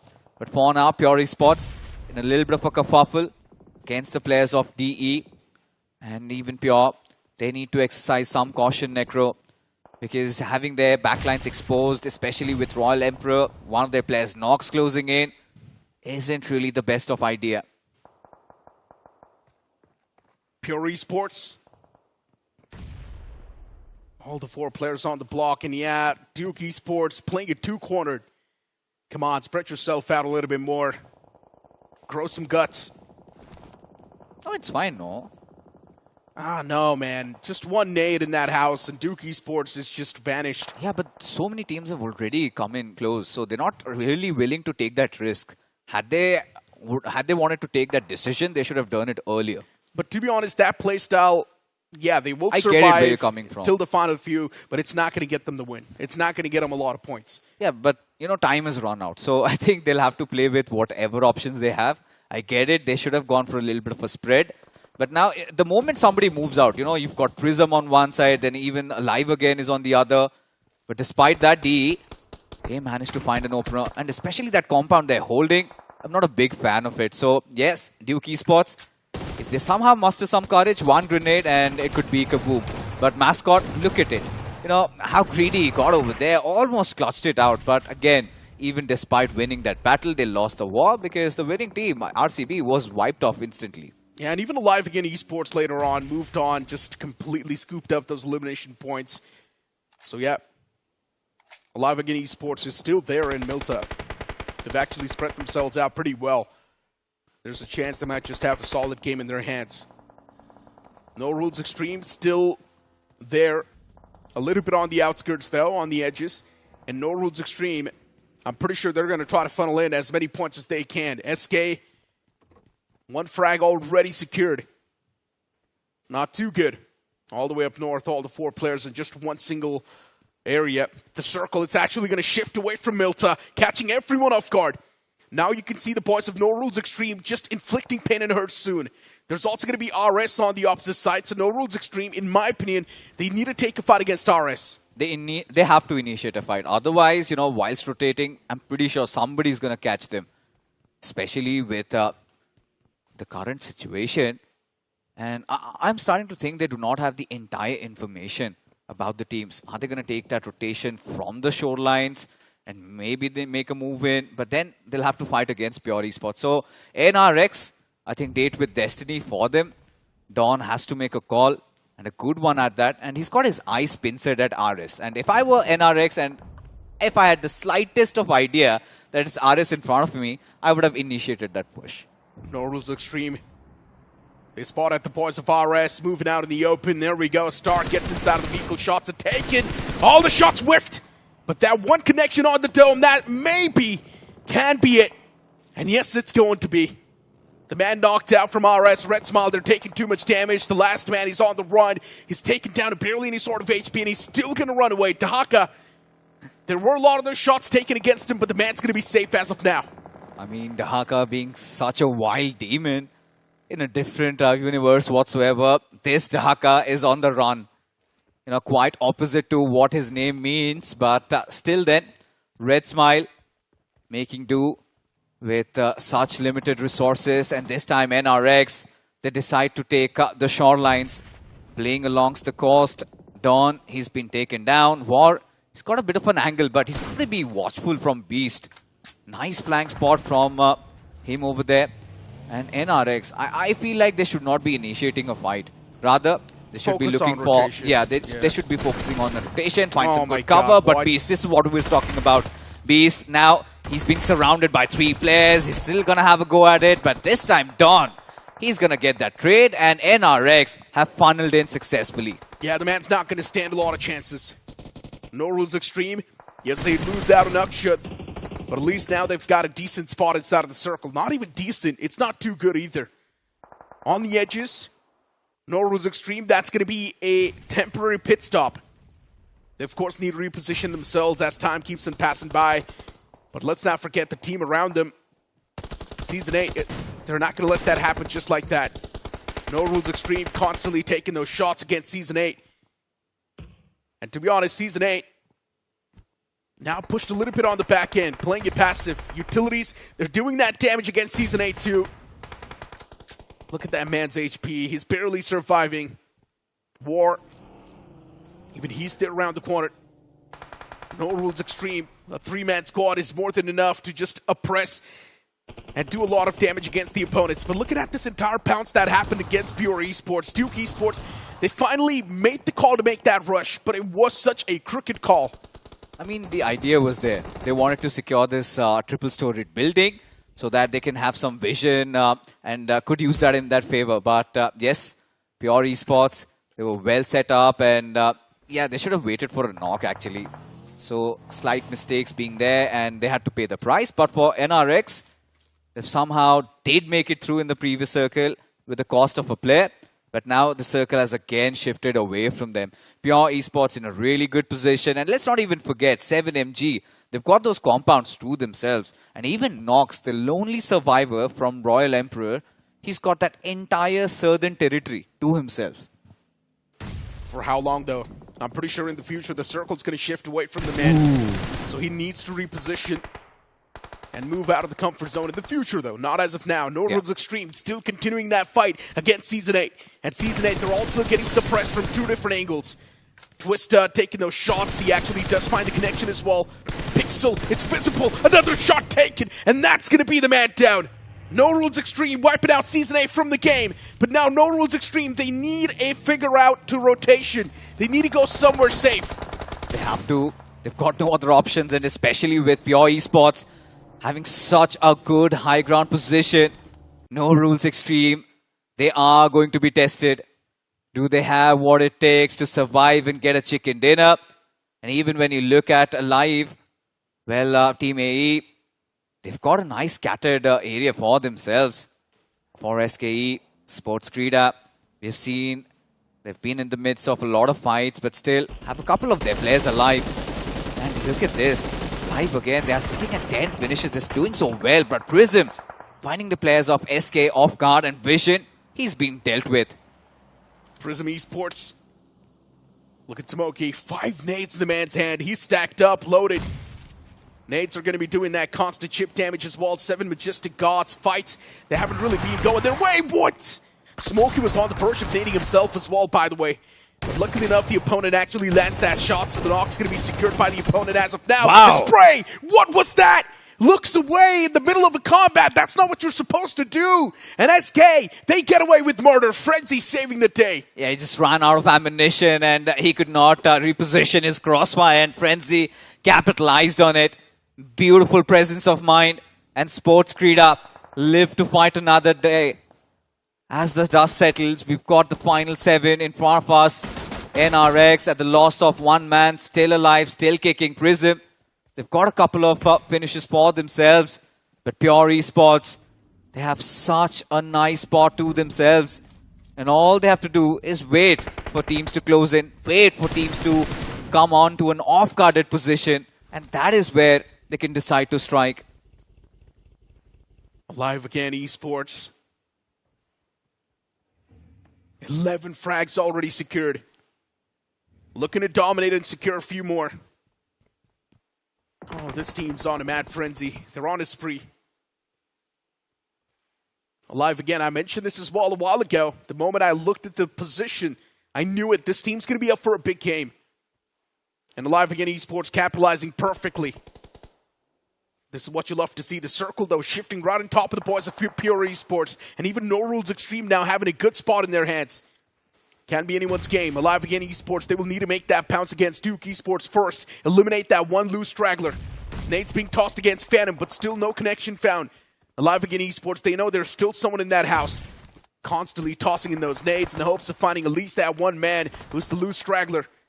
But they're not able to get that connection. It's an artillery barrage. But they'll have to be very calculative with their grenades, because going ahead, they're going to need a lot more. And Prism Esports, I think this is the opportunity that they were waiting for. Of course, that smoke path has been laid out. But Horizon, he needs to find an opener. Rex, oh, that was a beautiful knock Beautiful, beautiful stuff coming in from Alive again. Now going after Phantom. Danger, anticipating the threat. And Pure Esports, they have also decided to huddle up. Grouping down over there. Trix OG constantly just rattling the players of Alive again with bullets, but to no avail. Hasn't found still a single knock, but now Prism having to deal with the losses of themselves. Now what do they do? Where do they go next? As Varun is already down and completely clueless out in the middle of nowhere. As Pure Esports just shredding them apart. Oh no, Prism is throwing the game. There's no way! They had such a good position racked up as well. All they needed to do was just move in a little bit more. But they messed up. Prism Esports. A game that could have been converted pretty well. Pure Esports just getting gifted the points. And Prism dropping the ball big time. Utilities tossed to perfection. These nades are going to do a lot of damage. But still, the man stays alive. Shrouded by the smoke. As long as the smoke is there, it's not going to dissipate. The man will be alive from prison. Pure Esports just constantly tossing every single piece of util they've got their hands on. And that final man from Prism, he's still standing. But the Blues on the move. Soon, he will be forced to reveal his position. And you can see the boys of Pure just spamming that smoke continuously. But for how long can that man from Prism really stay alive? The Blues gonna force the man to move away. Yeah, his days are numbered. There you go. Finally meeting his makers, Prism Esports. Comedy of errors leading to them getting eliminated. And now Pure Esports, they've also got 11 finishes to account for. Beautiful, but Royal Emperors, Nox, shown so much courage. Still alive somehow. I'm surprised, even for Frenzy from Sportskita after that beautiful clutch there. And now it's all about NRX, AE and Pure Esports. Alive again. They had a lot of finishes, but Pure Esports have already matched it. And now Rush, he's trying to find that opener. If he gets a connection, then they'll have to commit for the push. But then NRX could also pose a lot of threat. Look at this, man. Pure Esports. They're trying to deal with the enemies. Molotov doing a lot of damage against Sammy, and the man's still alive. But no! The moment he vaults in, he gets knocked out. It's going to be No Rules Extreme from the back, knocking on the doors once again. And they're actually moving closer, inch by inch. No Rules Extreme being forced by the Blue as well to make a move instantly. Now Molotov's being tossed inside of that house. The floor's going to be lava. But instead it was on top of the house. Oh no, misplacement. It's fine though, still things can be under control. And keep this thing in mind, War. Your helmets, it's about to wear off soon. Ooh. But still, a beautiful connection. Once again, Sami gets knocked out. Oh no, a lot of damage being dished out. No Rules Extreme really keeping the boys of Alive and Esports in check. I'm loving this. I'm loving every bit of this. Is Pure Esports. Oh my god. They are capitalizing on the situation, and Alive Esports, they are caught between a rock and a hard place over there. And now this Molotov is going to make their lives hell as they get exploded. And now 4 teams finally remain.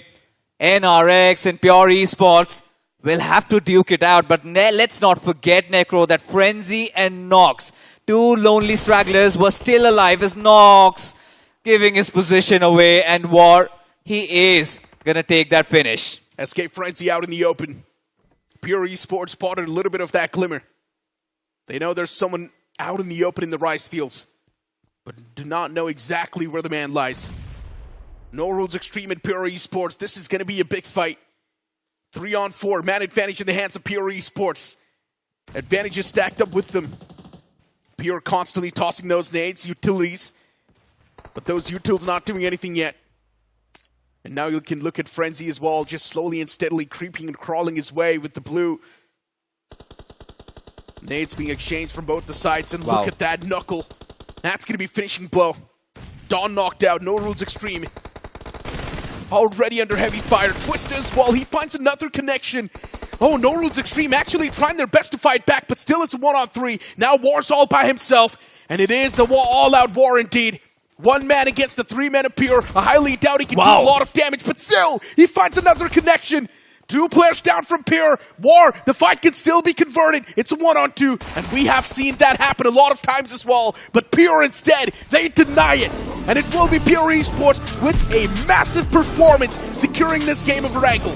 Immaculate performance, quite solid with what they were trying to do. Pure Esports making no mistakes in this one.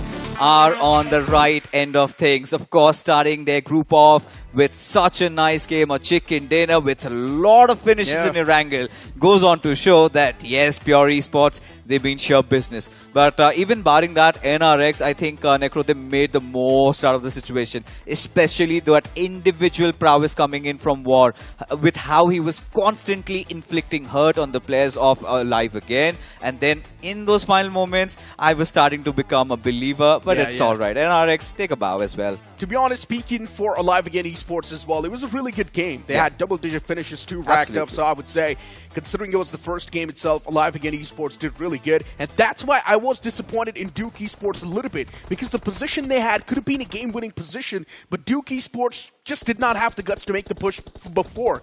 If they would have had a good split for themselves, if they would have spread themselves out, things could have been way different. And even towards the end, when they actually decided to commit for the push, they were not prepared. Instantly got shredded. So, yeah, I mean, Duke Esports, they will take their learnings from around here, but Pure Esports, amazing. I think a perfect team performance, if you ask me. So many finishes accumulated. I think they have gotten around 18 finishes. So, 28 points out of this one game, and the stage is set with 5 more games to go. They at least need around 15 points. They can do it easy. But once again, I guess the teams coming through from Pride struggling. Phoenix Esports just getting 2 points off of that one game.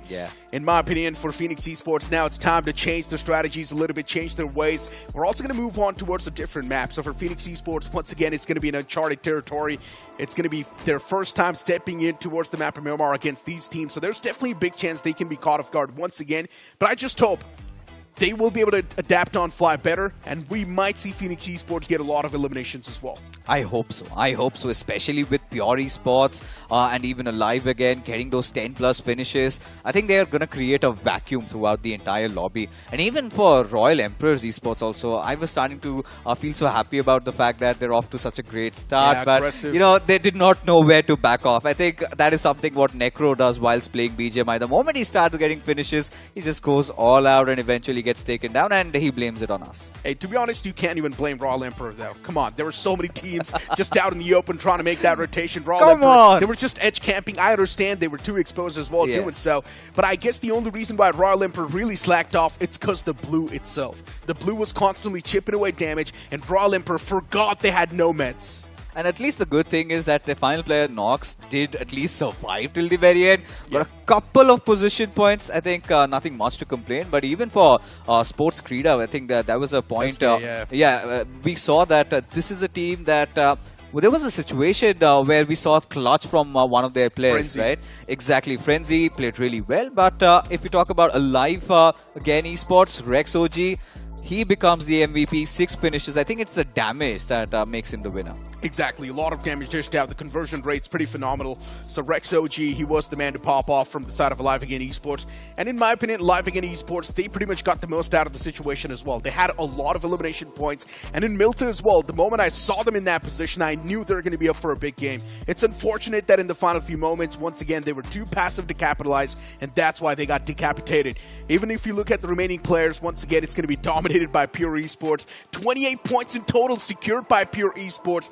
18 finishes racked up. Really impressive. It's not even the map of Rondo, by the way, and they still do this. Yeah, absolutely. I'm really happy about how Pure Esports have started. Still quite satisfied with Alive Again. They made the best out of the situation. NRX also. And for Prism, big question marks, Necro. I mean, this is a team that could have done so much better. And I do not know, in that last moment, I think they just panicked. And for Red Smile, they need to wake up, constantly just getting knocked out like that. I think it's not acceptable. The same goes with even for Phoenix. I mean, making those small mistakes really pretty much cost them that entire game. So I think Phoenix Esports need to understand that Esports Social have been eliminated.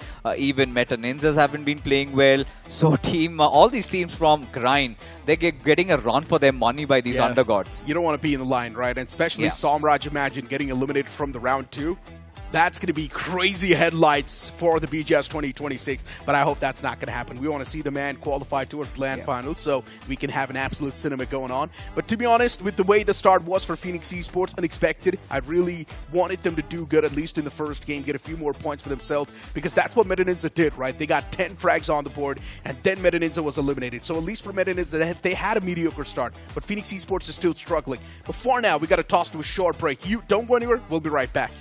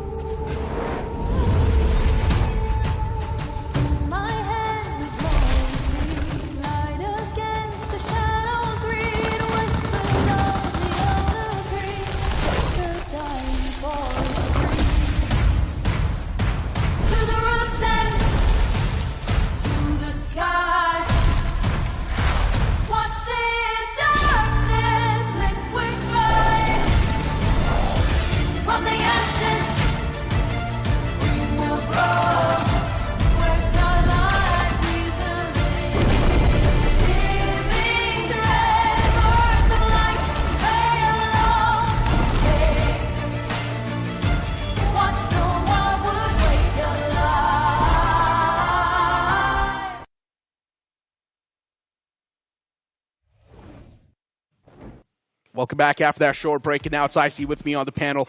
And yeah, IC, after watching that previous game, one thing is for sure. Yes, there were a lot of rookie mistakes as well, but No Rules Extreme, Alive Again Esports, and Pure Esports really making the most out of the given scenario. I think Pure Esports is in a situation where they got the zone in their favor, right? They were dominating, they were just hunting ducks all the way through, which is great. But one thing I really liked about this lobby is that we have teams like Alive Again who really showed their grit there as well. They made sure every nook and cranny has been checked. Their awareness and their terrain awareness was really spot on as well, which is something that I was very surprised. Yeah. And this is only round 2, and this is a team that I'm hoping that they will be able to perform as well in this upcoming map. Miramar is going to be very crucial for terrain awareness, I would say. They were definitely pretty aggressive, taking fights left, right, center inside of Milta. And even when I saw their position, I knew they were going to be up for a big game. And that's what happened, right? A lot of elimination points were racked up. But hey, if you guys want to look really cool inside of your games, get your hands on the Royal Pass now, because you will be also getting Rebel Rogue Fox set with it, and also this Rebel Rogue Fox DP28, which is level 3. You can see beautiful it looks. Yeah, and of course, it's just a one-time purchase. It is just a one-time purchase, and you can actually stock up whatever you see you want and purchase the next Royal Pass, so be sure to check it out. Meanwhile, back towards the conversation as well, I think, agreed, before this segment as well, you guys actually talked about Phoenix Esports having a little bit of run-in as well. I really like that they actually won their first encounter in Pochinki in particular. But what I wasn't expecting was that the moment they actually exited, Royal Emperor decided to gatekeep them as well. So that was a very interesting play coming from Royal Emperor. But again, Phoenix, why would you contest Phoenix in Pochinki? That was something that I just did not understand coming from Special Forces. Yeah, and especially from Special Grade, in my opinion, when you've only got 3 players standing, going for a drop clash is not going to be the ideal circumstance. In my opinion, I don't think they did their research enough against Phoenix Esports. That's why they were contested in that drop. If they knew that Phoenix Esports is going to be dropping towards Pochinki, maybe they would have switched things. Of course, in the future, when they're going to play the map of Erangel once again, which is going to be tomorrow, we will see them switch the drop location. If they're not going to switch it, well, then good luck.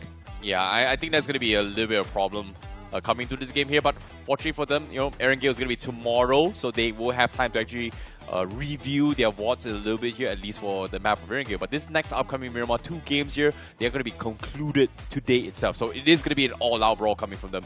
And I'm curious to see what Phoenix has to think about this game in particular, because we're going to be jumping in a very short interview with the guys from Phoenix right now on screen. Hello everyone, स्वागत है आप सभी का एक और interview segment में। और अभी हमारे साथ जुड़ने वाले हैं BGIS 2025 के ट्रॉफी विनिंग कोच। जी हाँ, मैं बात कर रहा हूँ अभी के लिए जेपेक्स की। तो स्वागत है जेपेक्स आपका। आई होप कि आप बहुत ही ज्यादा बढ़िया होंगे। आप ये पूरे जो राउंड 2 के मैचेस है वो एंजॉय कर रहे होंगे। बट इससे पहले कि हम राउंड 2 पे आए, द ग्राइंड का जो ओवरऑल जर्नी था आपका और आपकी टीम का, वो कैसा रहा अभी तक? बहुत बढ़िया था एक्चुअली। और रोंडो को सही सिरे से हमने सीखा समझा। लास्ट जो BMSD था उस दिन वो तो फर्स्ट टाइम था फाइनल्स का। तो इसमें एक फाउंडेशन हमने डेवलप किया है जो सारी टीम्स ने आई थिंक सीखा है रोंडो मैप के लिए और बाकी सारे मैप्स के लिए। बट अभी के लिए जैसे हम अंडरगॉड्स को देख रहे हैं ना जेपेक्स, उनके लिए थोड़ी नई चीज है कम्पिटिटिव लेवल पे आकर के रोंडो के मैप पे खेलना। तो उनके लिए अगर आप कुछ टिप्स या ट्रिक्स या कुछ एडवाइस अगर देना चाहें तो?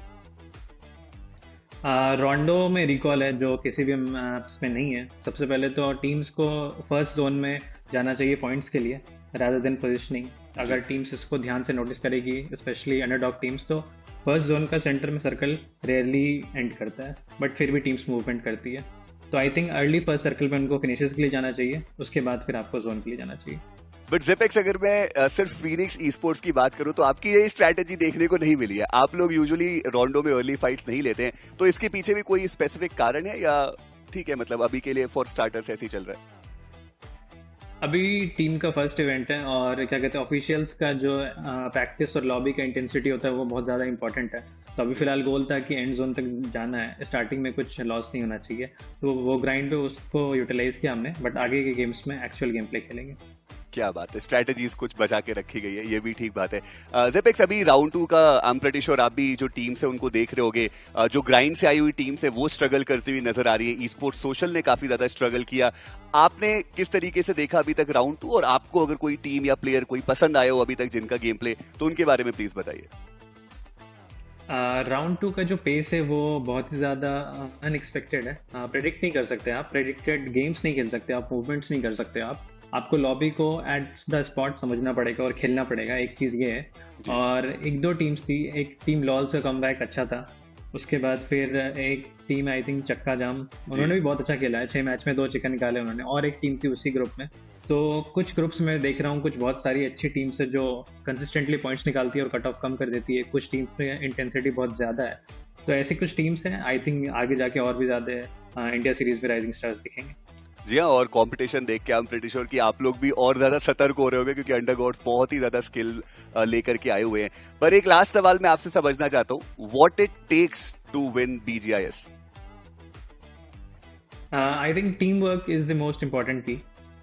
अभी आपको ये समझ जाना चाहिए कि जो भी अपने बंदे हैं, 4-5 जो भी बंदे हैं, अब उनके साथ ही हमें जीतना है। तो रिगार्डलेस इस राउंड्स में, आगे राउंड्स में या फिर किसी भी स्टेज में कुछ भी हो, अपने आप को कलेक्टिवली आगे बढ़ना पड़ेगा। कोई कमजोर पड़ रहा है तो उसको कवर अप करना पड़ेगा, and only team work can help us win a championship. Thank you so much जेपेक्स for all these words of wisdom. I am pretty sure कि जो हमारे अंडरगॉड्स हैं वो इससे काफी कुछ सीखेंगे, and all the very best for your matches. Thank you so much. तो ये थे जेपेक्स, जिन्होंने साफ साफ बताया कि अब जो अग्रेशन है फीनिक्स का वो ज्यादा देखने को मिलेगा रोंडो पे, और साथ ही साथ वो वर्ड्स ऑफ विजडम अंडरगॉड्स के लिए भी उन्होंने दिए। इस सेगमेंट के लिए बस इतना ही। मिलते हैं आपसे फिर किसी और इंटरव्यू में, तब तक के लिए चलते हैं सीधे एक्शन की तरफ। Yeah, I mean, one thing is for sure, Zypix is not going to be happy after watching that first game from Phoenix Esports, just getting away with 2 points. Zypix mentioned one thing: Phoenix Esports is now going to be much more aggressive in the future on the map of Rondo, so changes will be there from Phoenix. And another thing that he mentioned was also that these lobbies are pretty unpredictable. You need to be able to adapt on the fly, and that's not what we saw from Phoenix Esports in the first game. Yeah, it's a little bit unfortunate as well, considering the fact that they were on drop clash as well. And as soon as they took that exit, who would have thought that Royal Emperor was looking for a drive-by? And what a sick shot coming from Royal Emperor as well. But again, that's pretty much in Erangel. Now Miramar is going to be completely different meta as well. Are we going to see Phoenix getting contested in Picado, which we did see happen before? No, sorry, El Pozo, apologies. That's Revenant Xbox that actually got contested for Picado. But again, this is where things get a little bit interesting as well. Yes, they had a little bit of fumble. We did see a little bit of aggression coming from them as well. They really wrapped up their Pochinki fight rather early, which is something that I really like. But again, it's still too early to tell. One bad game doesn't mean they're pretty much going to throw the entire 6 games in total. Rondo is going to be happening tomorrow for them. They are going to be starting things off tomorrow right from the get-go. But this upcoming Miramar is going to be very, very crucial. This is going to set apart between an experienced team and teams who has not played this map before. Now, correct me if I'm wrong, but in my opinion, a team like Phoenix Esports should dominate in a round like this. That's what I personally think. Yeah, I do understand first game, maybe you can let go of the mistakes that are being made, still getting to lay of the land, know exactly how the lobby is going to be functioning. But now if you move on towards Miramar, in my personal opinion, that experience should definitely use out. Yeah. Miramar is a map that really lets you go when it comes to rotation. Yep. You can place yourself in a decent spot. You can easily contest the high ground as well. And if Phoenix Esports is going to drop the ball even on the map of Miramar, then I do not know what to say. Yeah, I agree. Technically, Phoenix Esports should be able to own this as well, just because of the fact that Miramar, like you said, right, it is a little bit more forgiving. Erangel, even though quote-unquote they're both dimensionally the same, but based on how the rocket terrains in Miramar, it's technically slightly bigger than an Erangel map in terms of 8x8, in terms of the overall dimensions itself. So I think I agree with you. Rotations comes with a feather as well, and obviously the potential third parties are still there, but the likelihood of a third party coming through and directly confronting you is very, very unlikely, not impossible. It will happen in the early stages here. So how Phoenix Esports is going to overcome the first few circles, at least the first 2 circles, is going to be very, very crucial in setting themselves up for success. In my opinion, the known names, the only reason why they're struggling so much is that they're so used to having that analytical data every single time. And now since they're being thrown into a complete random lobby, they just don't have anything to work with. No stats, no proper figure, and that's why they're struggling. And in my opinion, they really do struggle pretty much in adapting on the fly. And this is actually pretty good practice for them before they are going to move on towards the later stages too. Samraj and the boys, at the end of the day, let's not forget, they've got a lot of potential. They, of course, have a lot of firepower as well. A few silly mistakes is really costing them that first game, but I hope the same thing's not going to happen in the upcoming moments as well. Now, let's not forget, even for the side of Royal Emperor, it was not a solid game either. They messed up big time. They were too greedy to wrap up all those elimination points, and then they forgot. The Blues doing a lot of damage. They did not even have proper meds. Yeah, I think Royal Emperor tried to actually dominate the lobby by farming finishes as much as possible. But in an unpredictable lobby like this, sticking to basics and sticking to fundamentals is going to be crucial here. And it seems like just one game, and we do have a little bit of substitution here. It seems like Ashbin is going to be sitting out this match here, and no way is going to be bringing in action in the process here. I'm not really sure what to make sense about this. This is only just one bad game, So I'm not even sure what exactly this substitution means, because we don't have proper analytical data to pretty much tell what exactly this substitution is going to do. But I just hope it's going to be for the better, right? At the end of the day, even for No Way, they probably do realize that maybe the pace of the lobby is a certain way, or maybe they've got different playing for different maps. That's definitely a possibility. For Erangel, maybe they get Ushmith in. For Miramar, maybe they put Ushmith out and bring actions in on the board. So definitely there's a possibility, but I'm not a big fan of confusion in the playing for. Yeah, I'm surprised by this substitution as well, considering that it's just only the first game. Well, not really first game, more like the first game for Miramar in particular. So maybe you're right, they might have a little bit of a strategy here, especially for Miramar itself. So we do see teams that do specialize in Miramar compared to Erangel, which we're talking about is Team Alpha, obviously. They didn't do well in their round 2 stages here yesterday, but still they made one of the biggest comebacks and they were able to adapt on the fly and then qualify to round 3. Hopefully things are going to be better for them, but for now, can Phoenix actually do it? Completely separate meta. We saw Meta Ninja dropping the ball. We saw Esports Social also dropping the ball, which is very, very unfortunate here, especially this past 4 days of round 2 itself. And let's not forget, there's also going to be those heavy hitters like Alive Again Esports and even No Rules Extreme constantly dominating that game. So teams like Royal Emperor, Phoenix Esports, they need to be a little bit more watchful of them. And what exactly is going to be the course of action on the map in Miramar? Well, you know what? To find out, let's just straight up dive into it.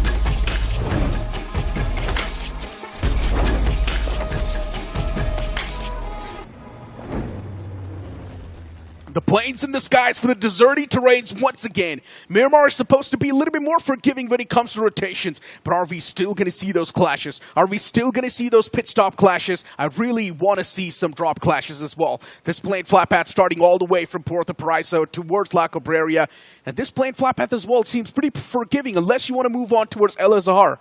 Yeah, it's going to be a little bit tricky one here, but it seems like we do see 2 to 3 teams dropping rather early right from the get-go. Partona seems to be up for grabs. Puerto Paraiso is going to be up for grabs as well. Los Leonas completely dodged here, surprising enough. And I think Norway has decided to drop towards Los Leonas rather late as well. So we are going to be seeing a little bit of team there. And even SB is going to be going there as well. S8 actually going for it, huh? So we are going to be expecting 2 teams inside Los Leonas right now. Interesting. Norway's action as well now heading towards Minas del Valley. Oh, wait. The entirety of Norway is actually heading there. Los Leonas, not contested by anyone. And you've got TG and another team right next to each other. This is going to be another interesting drop clash. And even No Rules Extreme dropping towards Puerto Paraíso against another one of those teams. So yeah, we definitely do have a few drop clashes. This is interesting. Los Leonas just completely ignored this entire lobby itself here. I thought for a second we were going to be expecting like 2 to 3 teams into Los Leonas, but no. Impala, La Bedida, Chumacera, Pertona is going to be up for grabs, and the circle actually shifts off towards the north side as well. And seems to me we might see a little bit of a party on towards El Pozo instead. That's a lot of teams in El Pozo.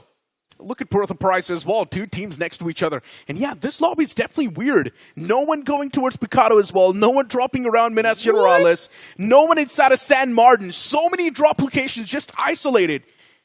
Oh no, this also means that we get to see a lot of action on the map of Miramar. I'm up for it. I'm loving it. Just do it. Okay, we have what? 4 teams. 4 teams inside El Pozo. Again, Phoenix getting contested. What is going on? You gotta get the heck out of there, Phoenix, guys. This is not home anymore. This is foreign territory. In my opinion, Phoenix Esports, they thrive in chaos. So just head into those fights and come out on top. Dude, is it possible for you to wrap up 3 teams in particular as quickly as you can before you hit to the zone? I mean, look at the lineup. I don't think so, though. Look at the lineup of Phoenix Esports. They have Somraj, of course, one of the most decorated IGLs. They also have Smoker, who used to be the IGL of Likitha Esports, and he also does pack a lot of punch. They have Viper, one of the best assaulters. They also do have Simp, another one of the best assaulters. I think Phoenix can do it. Yeah, good or not, I'm not going to send them to actually march to their deaths against 4 teams right from the start here. Are you crazy? If I was good at IGL, I would have backed the hell out. But at the same time, they're spread out onto the east sides. They don't really have vehicles yet. But the biggest question here is that if you pay attention towards the map later on, it's not just 4 teams inside El Pozo. There's a team up north in Creative Fields. There's a team on the east side as well, which is, I think we have DE in the vicinity. They're trapped. Like, no matter how good you are, if Phoenix Esports do not win every single fight and stock up their resources off their bodies, they're done for. I don't know what's happening, but everybody is dropping around Phoenix Esports. Definitely seems like it. What is this lobby? Like, why is everyone around Phoenix Esports in this game? This is so weird. Looking at these 4 players, Phoenix Esports is actually on the run. They do not want to be part of the fight. Interesting. Backing away from El Pozo. I'm not sure how good of a decision it's going to be, but definitely it's safe. But that also means that Phoenix Esports might not be able to get a lot of points off the rip, focusing on the placement points a bit more this time. You've also got a team like Raw Emperor now wanting to move around the centric part of the circle. Pretty early too, by the way. They don't have a lot of loot to play with, but at least they can scoot well. Yeah, hopefully. But your Royal Emperor, free, easy access here, all the way to Picado as well. I think they are going to check Picado and realize that, wait a minute, there's nobody in Picado. And decide to actually take a stop there to actually loot up as well, considering that, well, they are pretty looted up. So I wouldn't say it's the bad end of the world here for Royal Emperor. But let's take a look at towards the teams on towards this perspective as well. NR seems to be going to be having a very, very easy rotation here coming from No Rules. Coming from the east side. They might grind in a little bit of resistance later on, but even then, we are not going to be expecting major clashes here in first circle, except for the teams around El Pozo, which again, that's the first one here. Duke Esports, they scout out Phoenix Esports while they're trying to get away. And this gunshot may attract some attention from the teams from El Pozo. It is Vision. Yeah, a few fadeaway shots have been taken against him, but I highly doubt it's going to make any difference. Phoenix Esports is being surrounded by a lot of teams. There's RCB, Pure Esports, Duke Esports as well on the opposite side. So Phoenix, they need to be careful where they step. And Pure Esports, we all know, the previous game, it was a blockbuster. 28 points, definitely really impressive. Duke Esports, though, actually backing away towards San Martin. Even that's going to be a centric part. This would be really impressive if Phoenix Esports actually gets out, stock up, and actually makes it an endgame zone. just because of how they were pinned here.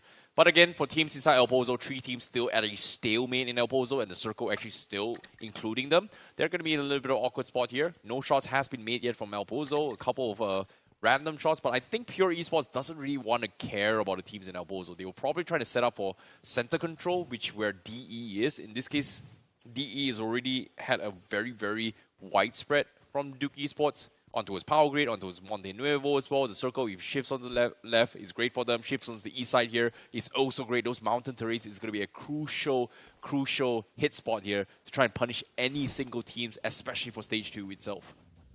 Look at Drago. Now getting the vehicle RCB on the rotation. The center of the circle still not being heavily contested, by the way. Teams taking their sweet little time. You've also got a team like TG going for that late game rotation. Even they took their sweet time. A lot of these teams are going to take their time since they know the circle is not being heavily contested yet. And of course, a lot of these teams are also waiting for the stage 2 to pop up so they can understand what exactly is going to be the course of action. Yeah, for Team Ghost in particular, they had to actually dodge the initial fight against No Rules because of the fact that they were dropping side by side, and the reason why they didn't push east is because they don't want to be caught out in the crosshairs on them. So taking a little bit of a side rotation, a detour coming from them, that's why they're a little bit late, but they should be able to get free access into the zone here through Chumasera, even though it's not really a very smooth ride. But seems like they are going to try and wrap around from the sides instead. No Rules Extreme will run through Los Leones potentially, which again, a lot of teams has completely dodged Los Leones altogether, which personally, very surprised, but I understand why. It's just so tricky, right? Like, a random rat just hides in the corner of apartments while you're just rotating through, and it just peeks out and takes you out. There's just nothing much you can do about it. Los Leones is too massive as well. So many places you can hide. That's why Los Leones circles, one of my favorites. The action can be so random. I know. Pure Esports, once again, placing themselves around the centric part, as I mentioned. A lot of these teams are just waiting for the stage 2 to pop up. That's going to be like the main circle. That's going to give them the go call. There's still one team all the way towards Puerto Paraiso, getting their loot up. 7 Majestic Gods. The previous game, it was concerning. This game, let's see what the game plan's going to look like. They do have a decent bit of utilities, but only one nade on one of those players. Spray's got a lot of utilities, so it's all good. Next zone. Is it going to pop up on top of the cluster, or is it going to take a sudden shift? And yes, it's actually going to shift down south. Duke Esports, they found themselves in the prime spot. Yeah, and at the same time as well, Royal Emperor understood that mountain terrain was just so good. They also actually snuck up beside them. But the question here is, nobody's actually occupied the ones down at Chumasera, and TG is going to be the ones that actually reach it first. RS is a little bit too far off as well. They might be a little bit late to the party, but every single team from North, they have to get out, and we are going to be expecting heavy fires coming from 7 Majestic Gods, from Pure as well. Everybody's going to be pushing in, and I do not know how Duke Esports is going to fend them off because they are still kind of spread off. This is going to be problematic. The amount of teams that are just moving down south, you can see a big wave of vehicles just moving. So many teams are just there in that one cluster. I just want to see what exactly is happening in that. And there we go. Duke Esports, as I mentioned, they've got the Smack Center as well to play with. They really do have a big advantage. And something just happened in Norway. Even Norway's messed up. Duke Esports, this split, I don't like it. They're too split apart. In my opinion, just stick to the high ground, play with each other. Seems like they just lost control of the compound as well. Pure Esports is going to be able to hunker down a little bit here. Kira OP actually fell from his vehicle, so he's going to be able to pick up, but that is going to burn them a little bit more time. Zone is about to come in as well. It is circle too, so they do have the luxury to kind of tank the circle a little bit here. But considering how late they are, they might consider just hunkering down to Chumasera before making the next game plan. Meanwhile, Phoenix, they took an unorthodox rotation here, actually shifting onto his Monte Nuevo to try and look for a little bit of a nooks and crannies to try and rotate their way through, but no gunshots made yet.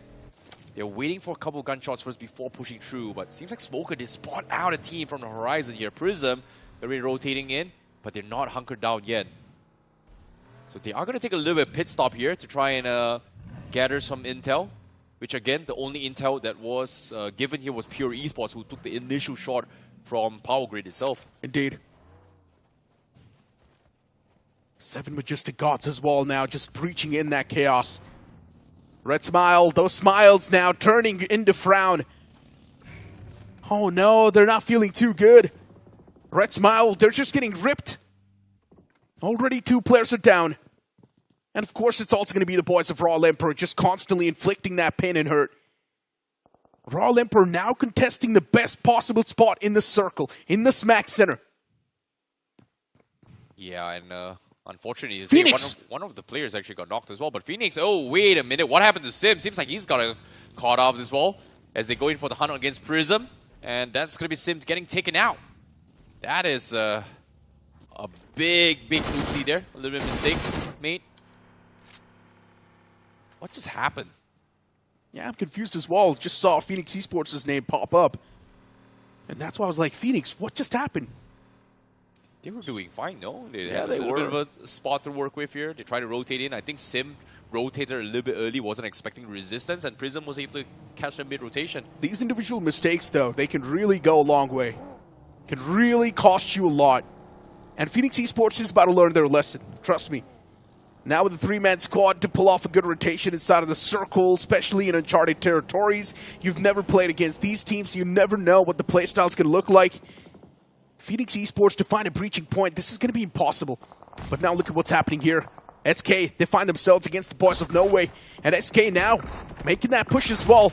The nade, it was perfect, but still the man was too quick. Pushes up, gets that knock with the DBS. He's doing a phenomenal job. Now cooking up that nade as well. This nade's going to be tossed to perfection. Does a lot of damage, but still the man is alive, barely on any sort of HP. 6 bullets in the magazine. That DBS needs to be reloaded. Now pulls out the Molotov as well. The floor's going to be lava. The man in the front as well tosses another Molotov to get the confirmation. The DBS, it strikes, but still the shot was whiffed. SK, the cavalry do arrive, and the trades do happen as well. Nicely done coming from them, but No Way. Legend only remaining all at the top as well. They know he's up top, but the Molotov may have burned him. Oh no, he is going to go down as well. Walks picks her off, and Yash will be able to take him out. So just like that, Shakti Krita will come up on top. And they will get the full reset through from the southwest corner. Uncontested as well. Nicely done coming from them. Phoenix now going for a pit stop right next to SK. In Montenuevo. And for SK, 4 elimination points secured. They're definitely going to be feeling good. Not too good, though. The bodies can be dropped anytime. It's just a matter of seconds. Team Ghouls, it's been a passive start. Focusing on positioning first, and then maybe we'll try to engulf a few more foes. But as of now, still just trying to get the lay of the land. Looking at the fight replay once again on what a knock that was from Yash. From the back lines, able to thread that needle against Leon. There was the man in the front as well. He was able to do a lot of damage and also put a halt on the aggression of No Way. Yeah, that was very, very nicely done here. But at the same time, let's talk about how Pure is going to be getting out of this sticky situation as well. They're right on the edge on the zone on the east side as well. They did spawn out the teams here from the far horizon. That's going to be DNG kind of in a very, very awkward spot here. Knuckle now encountering a player all by himself on the sides. Needs to be a little bit patient here as well. He's got the S12K, but Deepu only has a UMP, and after hearing those shotguns, he is a little bit afraid to push this. He knows he's going to be able to get one pumped here. So he needs to take advantage of his mobility to kind of wide swing the first one, but he needs backup, that's for sure. Oh no, look at this. The man's trapped in the corner, and there we go. The UMP-45, it does click, but not well enough. Was only able to strike that first man, and that's the disadvantage of an SMG against the shotgun. Shotgun can really give you a lot of movements. But with an SMG, the maximum you can do is just take down the first guy. And on God, they're not going to be stopped just because of that one first frag. Instead, they're still going to make that pounce. Knuckle, he was able to shut down the remaining player, but there we go. Even the last man gets wrapped up. Pure Esports still in the game and fighting. Nicely done. They hold on. And the third parties from afar, especially for SBZ, they were the ones that actually helped them out as well. But at what cost? 2 players left. Fantastic hold, but now they've got to get out of the zone as well. But Look at this, Phoenix, they're also on the edge of the zone, and this time they are getting peppered fires here from 7 Majestic Gods. Viper is in a very precarious spot, has a very small ditch to kind of give him cover, but even then, they need to push out the zone. That's going to be a tricky spot to work with here, but RS Arcs is pretty much stuck here as DE is going to try and clean it up. Yeah, for Duke Esports against the boys of Red Smile. And Zargs, yeah, he's just constantly tossing utilities. He wants to delay that push from Duke Esports. But eventually, he will need to go for that fight no matter what. Duke Esports, they're actually getting peppered as well from the sidelines. Zogs, he's taking too much damage. Sticky nades as well, being tossed, everything just thrown out. And Zogs, no, he was getting shot at from the window. Should have been a little bit more careful. Prism Esports claiming that final point. And it's just Blake, by the way, getting all the elimination points for Prism. Wow. He's got so much angle as well. The zero recall while prone in those angles is amazing. They've got center control, and teams on the north here, they're just too distracted with their close quarter combats, and they're just getting sniped from afar. Stakes were made. 7 Majestic Gods, they are going to force the push into his Phoenix now as they're still caught in the crosshairs to try and rotate into the zone. But it seems like 7 Majestic Gods, they don't want to fight this, knowing that if they get caught up by Phoenix Esports, they're pretty much stuck out in the open. They're going to rotate away to try and push into the zone. And they may have a little bit of oopsie here, but okay. Fortunately, the car flips back over. They just wanted to show a barrel roll with Bugatti. That's it. We've never seen it, but now we got to see it. 7MG around the boys of TG. NRX, even they're just constantly in the fight. Twista is able to eliminate that man from SKE. Team Goulds. Nate's being tossed in the front in the hopes of finding something. 7 Majestic Gods now starting to wrap up this entire compound, but Team Goulds, they've just been really passive throughout the entire game. Really letting the flow of the game take over. But 7 Majestic Gods, they're done playing it passive. Instead, they want to push up. They're done playing the patience game, running thin on patience. Even Phoenix Esports from the sidelines now want to take the advantage of that fight. They want to third-party it. And Phoenix Esports starting to stack up around it. 7 Majestic Gods finding themselves in probably one of the worst possible spots. Incredible's knocked out. Someone needs to save the day for Incredible. And now look at Gust IGL. Even he's getting pushed up, but still somehow he's trying his best to fight back. The Shotgun's not able to find proper connection. 7 Majestic Gods really desperate to make that pounce as well. Gust, he's holding on to his bare hat, but he's still somehow tossing out those utilities to try and put a bit of that pull stop on the push. It's buying a lot of time, that's good. The team goes. They need to make those shot counts as well because now stage 5 Circle is going to be coming in. And guess what? Phoenix is coming in to join the party as well. They're looking to try and clean them up. But Smoker, he's tanking the zone to try and push in. He's going to try and clean him up here. And looks like he won't be able to find one. Team goes, they lose one, and Smoker's still on the hunt, and 7 Majestic Gods are crumbling. And now the Molotov even finds one of the players as well. Phoenix Esports, a masterclass third party, but it's not over yet. This is still going on. 7 Majestic Gods on top. They're all stuck, and now Phoenix Esports, they get the full reset, and they are going to try and gobble up the points here. Nade's still being tossed to try and chip away. Smoker down still so low. How is Smoker getting out alive, just uncontested and walking freely all underground, on the ground floor just like that? Yeah, look at Spray. Even he's taken down low. Smokey, he's done playing it patient. Now he wants to make that push aggressively. Does have a shotgun as well to play with, but he does not have the magazine full, so he needs to get a fresh one. Smokey on the run, aggressing towards the players of Phoenix Esports.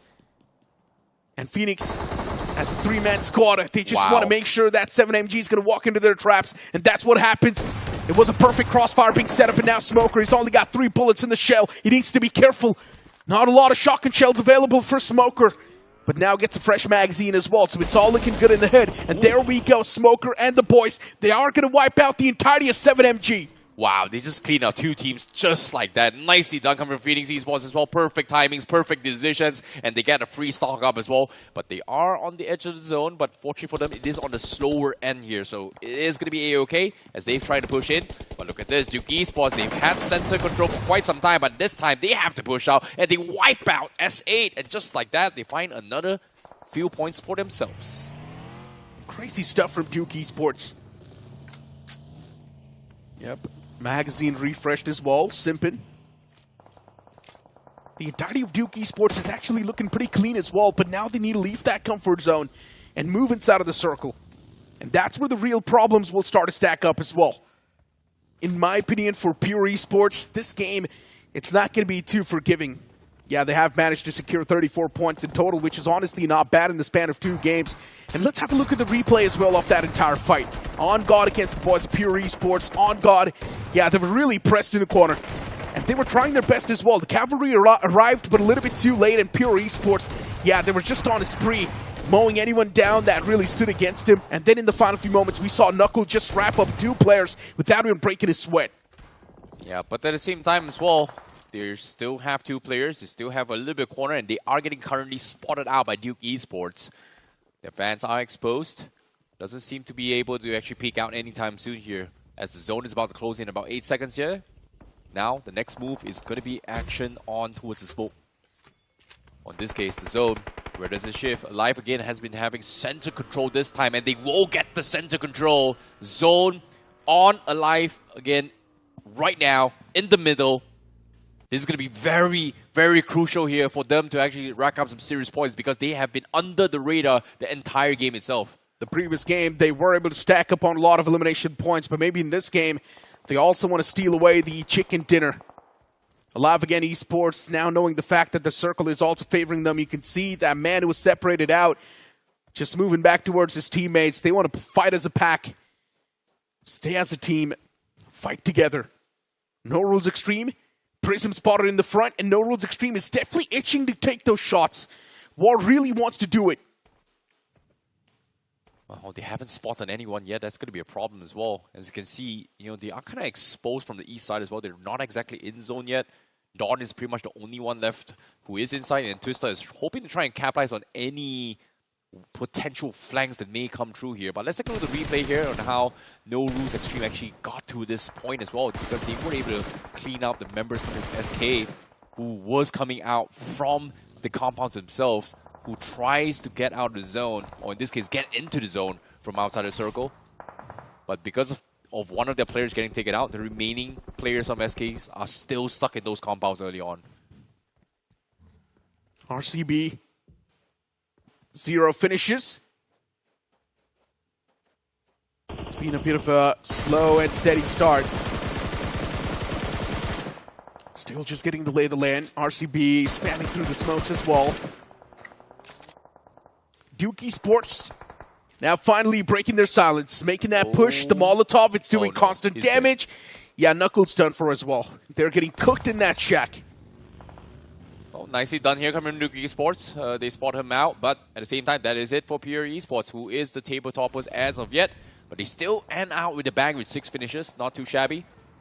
8 teams remaining here. Placement points finally in play here, but look at this. After the Alive Again Esports finally shows their mark. They've got center control. They've got the first knock. They found an opener. Oh my God, looking for a second. Nice headshots there with Rex, but the level 3 helmet was able to block off the damage out there. But still, a big thing here coming from Rex. They should start lobbing the nades. What a tap that was. Rex, a real pain in the back for the boys of Duke Esports. This man's tap's way too precise, and he's not even missing a single shot. You love to see it. Rex just needs to get that revival on the fallen comrade. Zyro will be back up on his feet. Rex, the man needs to continue his domination against the foes in the front. Duke Esports, they've already taken so much damage. Another man is still knocked out, by the way. He's out of commission for a while. Phoenix Esports, a 3-man squad, they have been dominating this game through and through. 10 points already secured. Now, they have to clean up Prism here, the original instigators that actually took out Sim right from the get-go. It's going to be right in front of them. Nades are coming in. Here comes the tandem nades. 1-2 punch comes through. Does do a little bit of chip damage. The third one finally comes in, but it is a little bit overcooked, and Prism will be able to get the full reset in. The smokes are in favor. Phoenix still has somewhat of a zone control inside this next phase of the circle. But Prism, they are going to be expecting company here. But the question here is, will Phoenix be able to push through, knowing that there is a team right below them, known as SK, who hasn't exactly left those compounds yet? Yeah, Phoenix really do want to spread their wings, but it's SK that's just holding them back. Phoenix is actually waiting for SK to make a mistake, move out in the open from that compound, but they're just not doing so. SK knows the moment they step outside of the comfort zone, problems will start to stack up. They might be eliminated too. This might just be the final circle where SK can do anything, but No Rules Extreme also getting shot at from the back. Nowhere to go, the man was trapped. Dawn now keeping an eye on the boys of Phoenix Esports, and even the team right next to him, that's going to be Prison, including SK. And there we go, SK starting to move out in the open. Dawn's taking a lot of damage from the side of Phoenix. Dawn was going for those shots as well on the boys moving out in the open. No Rules Extreme taking two different fights at two different fronts. It's also going to be RCB looking to make that pounce, but what a spray that is from War! Shutting down another man, and the confirmation as well follows up. Yep, and now they have to run as well from RCB. No Rules Extreme just fending off everyone from south side, but they need to push inside the zone. But look at this, RCB, oh no, he's going to run out in the open and he gets taken now by a different team, and that's going to be Alive Again Esports that takes him out. RCB out on 8th place. But Royal Emperor, they're also going to be coming in here from the northeast corner.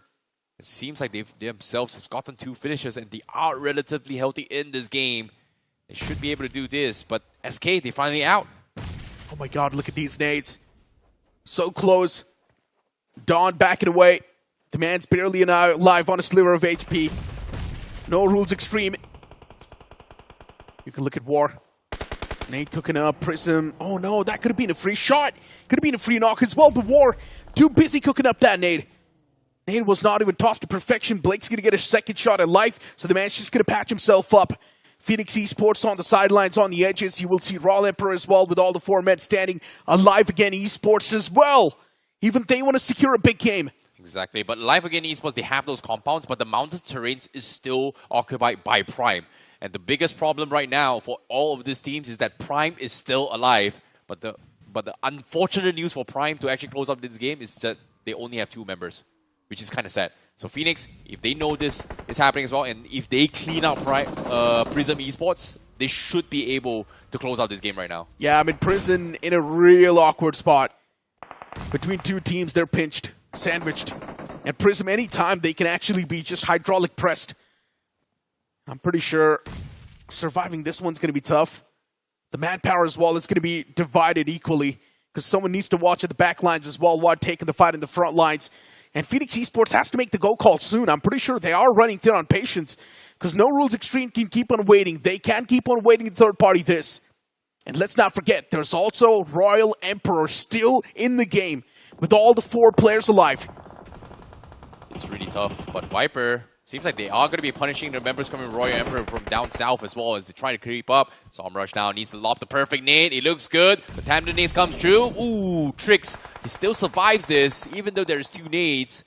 And that's actually a small little setback for Phoenix because they need to take space. But meanwhile, this is happening as well. Rush gets knocked here from NR from the sides, and they need to try and pick him up. Smoker still deciding if he want to push ups here. But seems like Phoenix, they're going to try and pick up Rush first before they encounter this. But Prism, they see this, and they may look to try and make a pounce on Phoenix right now. Yeah, No Rules Extreme low-key helping the boys of Phoenix Esports. But now the utilities from No Rules Extreme really landing on the mark. The second one as well. It's just going to devour Tricks. And now Blake knows, just run away from this spot. If you want to stay alive, Blake, just get away. Yeah, you might be devoured by Royal Emperor as well in return, but now No Rules Extreme, they're going to make that pounce against the boys of Phoenix Esports. Viper making that big plunder. Now Phoenix has only got 2 more men standing. Smoker, he takes that individual fight, and Smoker loses that fight.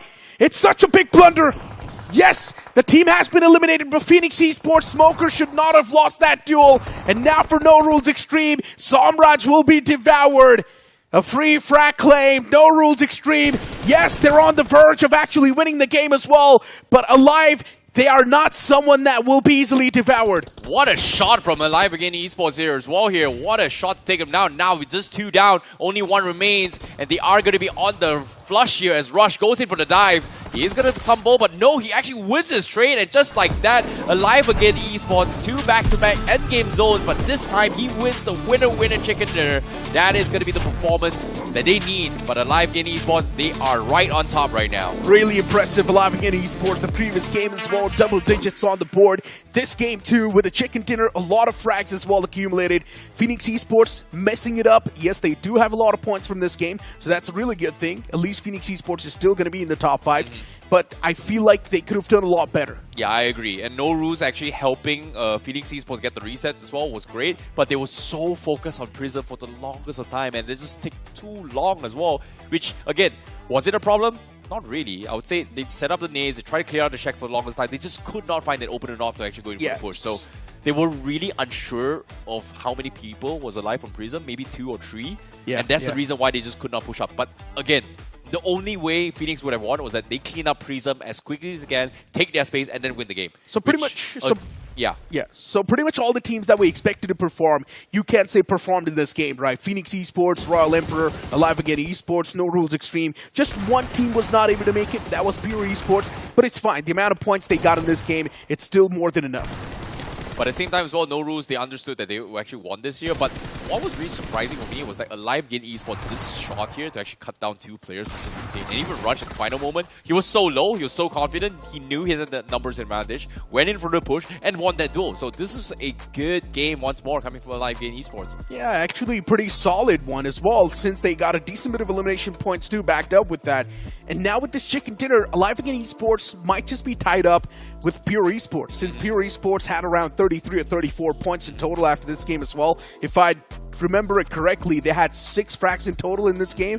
So Pure Esports is definitely going to be around the top dogs. Yeah, definitely still the top 2 here, at least for them. It's between them and Alive Again Esports here, at least for the top 2. Phoenix Esports makes a little bit of recovery, but they need a bigger games after this as well, especially right after this is going to be Miramar. But what's really impressive was that, again, Phoenix, they were pinned right from the get-go for El Pozo.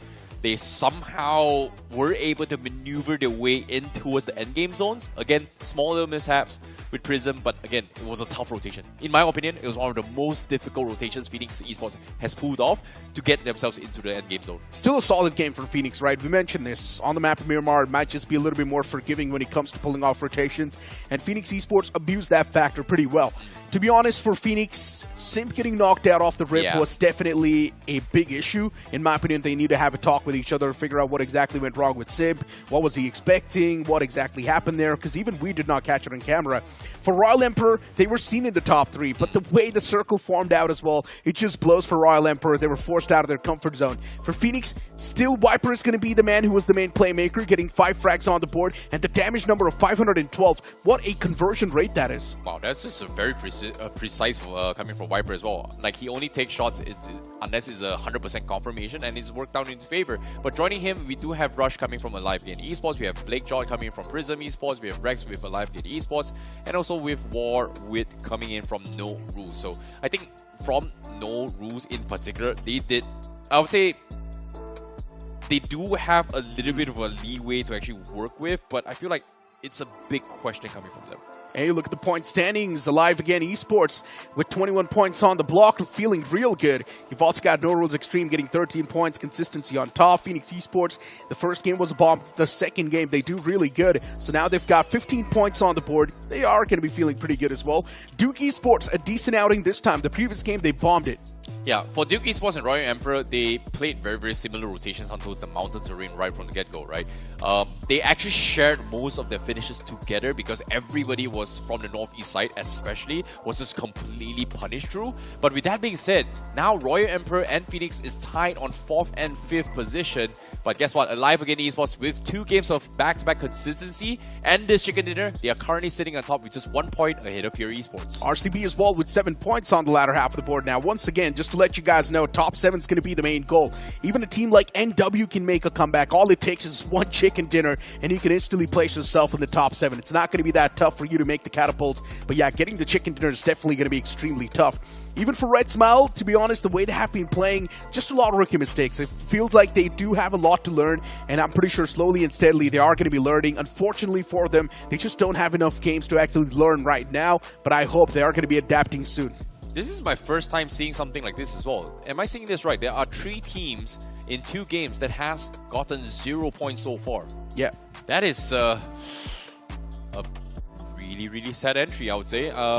I would say if this keeps up, we might expect the cutoff to go even higher than 44. Yeah, I mean, it's just the top 3 teams actually just constantly dominating and actually creating that vacuum of points as well, right? Other than that, if you look at the team on the 4th spot, they've only got 15 points. It's a big drop-off in the points itself. So the top 3 teams, as long as they are winning the fights, as long as they're constantly getting the points, the latter half of the board for them to make the comeback, it's not going to be that difficult. Just 1 decent game, they're instantly back in the race. Well, it's all about bounce back. It's all about luck as well. But so far, Pure and also Alive Again Esports, they played the circle to their advantage. But again, personally, shout out to Phoenix Esports because that El Pozo fiasco should not have happened. Why is everybody there? I think it's mainly because El Pozo is one of the major cities as well, and even the plane flat path was just flying right on top of El Pozo. So a lot of these teams thought that, okay, maybe dropping towards El Pozo is going to be the right idea. And I do believe a lot of these teams are not even doing their research, so that's a different thing. But for now, let's move on to a short break.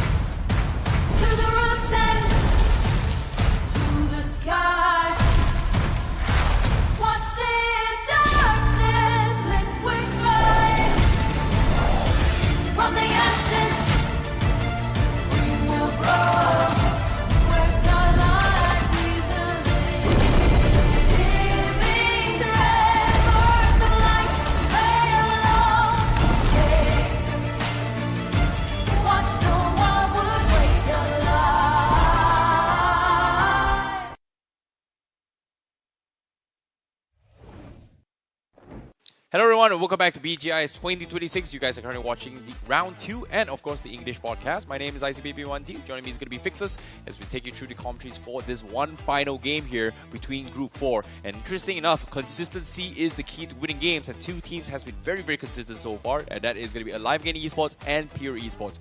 And to top it off as well, Phoenix Esports also making a little bit of bounce back, and Royal Emperor also making a huge bounce back from their fiasco from the first map itself. Both Royal Emperor and Phoenix on top 5.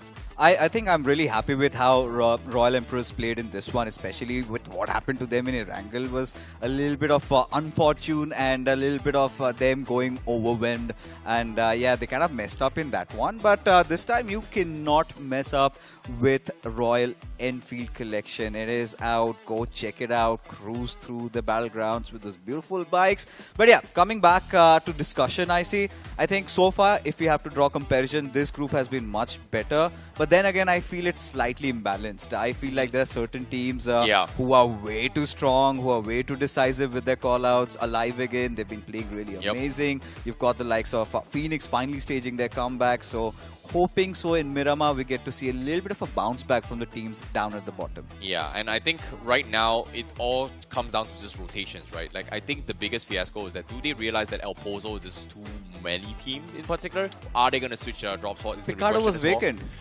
Picado, ignored. Lost Eras, ignored. Chuma Serra, ignored. And no, sorry, Chuma Serra wasn't ignored. San Martin was ignored. Hacienda was kind of ignored as well. So, I don't know. Too many places kind of empty. Impala was kind of safe. Puerto Perizo was occupied with 2 teams. And for some reason, 5 to 6 teams decide to go, you know what, let's drop around El Pozo. You know what, just because Phoenix is there. I think, I mean, I would have done the same either if I had no other objective of trying to qualify into the further rounds. That's the last thing you want to do, is pick a fight against Phoenix Esports in the earlier stages. But yeah, if you're ganging up on them, do it right. But highlights, we did have a few moments. Pure Esports, I think we have been overall happy by how they've been playing, constantly in the midst of the fights, already beyond that 35-pointer marker with so many games to go, including another Rondo. So let's also not forget that. So I think this team has been doing really, really well. Yeah, but again, No Rules Extreme, they were one of the annoying teams that actually shut down every single team from the south side just because of that the mountain terrain was very, very occupied, right? And this was a very tricky situation just because of the fact that technically Prism Esports should have been able to win those fights if they had 4 players right from the get-go, which unfortunately to say, 2 of their players were the ones that get picked off with by Phoenix Esports. But eventually when it came down to the endgame zone, mistakes were made from Phoenix Esports which allowed No Rules to actually clean up Prism and take their spots. which resulted in Phoenix Esports actually focusing on the wrong targets, and they get completely flushed out because of the fact that, again, high ground advantage is on No Rules Extreme. And look at this, Phoenix was fighting on multiple fronts as well. But then again, going back to a very interesting point that you brought up, I want to talk about Prism Esports a little bit more, because Prism Esports, even in the game of Erangel and in Miramar, you're noticing that their position points are really there. So they're positioning inside the circles, their read of the game is there. All they need to do is work out a little bit of that firepower. So the moment the players start getting finishes, I think this team is also good to go. But if you draw comparisons with how the other teams have been playing, so Prism Esports, definitely a cut apart. But now we are noticing that vacuum being built up with the top 4, top 5. I really want, teams down in the bottom. We have 3 teams still sitting at 0 points. So I hope they bounce back in this one. Yeah, it's now or never. At least this game get at least 8 to 9 points. You should be able to set yourself for Rondo at least, because that is going to be a free-for-all tomorrow itself here, especially for group number 4. But for now, I hope the teams are going to be able to adapt to the fight. But for now, Phoenix, they may consider needing to actually completely abandon El Pozo. I mean, they can actually decide to go to Picardo or the other hotspot areas, but knowing Somraj, he's a stubborn fellow, he's not going to do that. He's going to always take that challenge head on. And, to be a champion, I think you need to be prepared for such atrocities. There will be teams dropping down. You just need to constantly adjust. And I think I still believe in him. I feel like the players haven't really gelled up together as a team. They need a little bit more play time. The moment that happens, I think this team should be flourishing. Yeah, the most important thing right now is look up at the map and realize that, oh wait, what we did was correct. We got to the end game is great, but El Pozo, 2 occupied, Picardo's empty. Which again, I think if some of the teams realize this... Trust me, he's not going to. Really? Yes. Picardo's empty, bro. It's center. I mean, again, you have to completely change your rotation paths, the timings. You have to do a lot of experimentation. I'd rather just take the risk of engaging in a fight. It's my turf. I know the nooks and crannies. So let's find out if Somraj actually changes, because it is game time.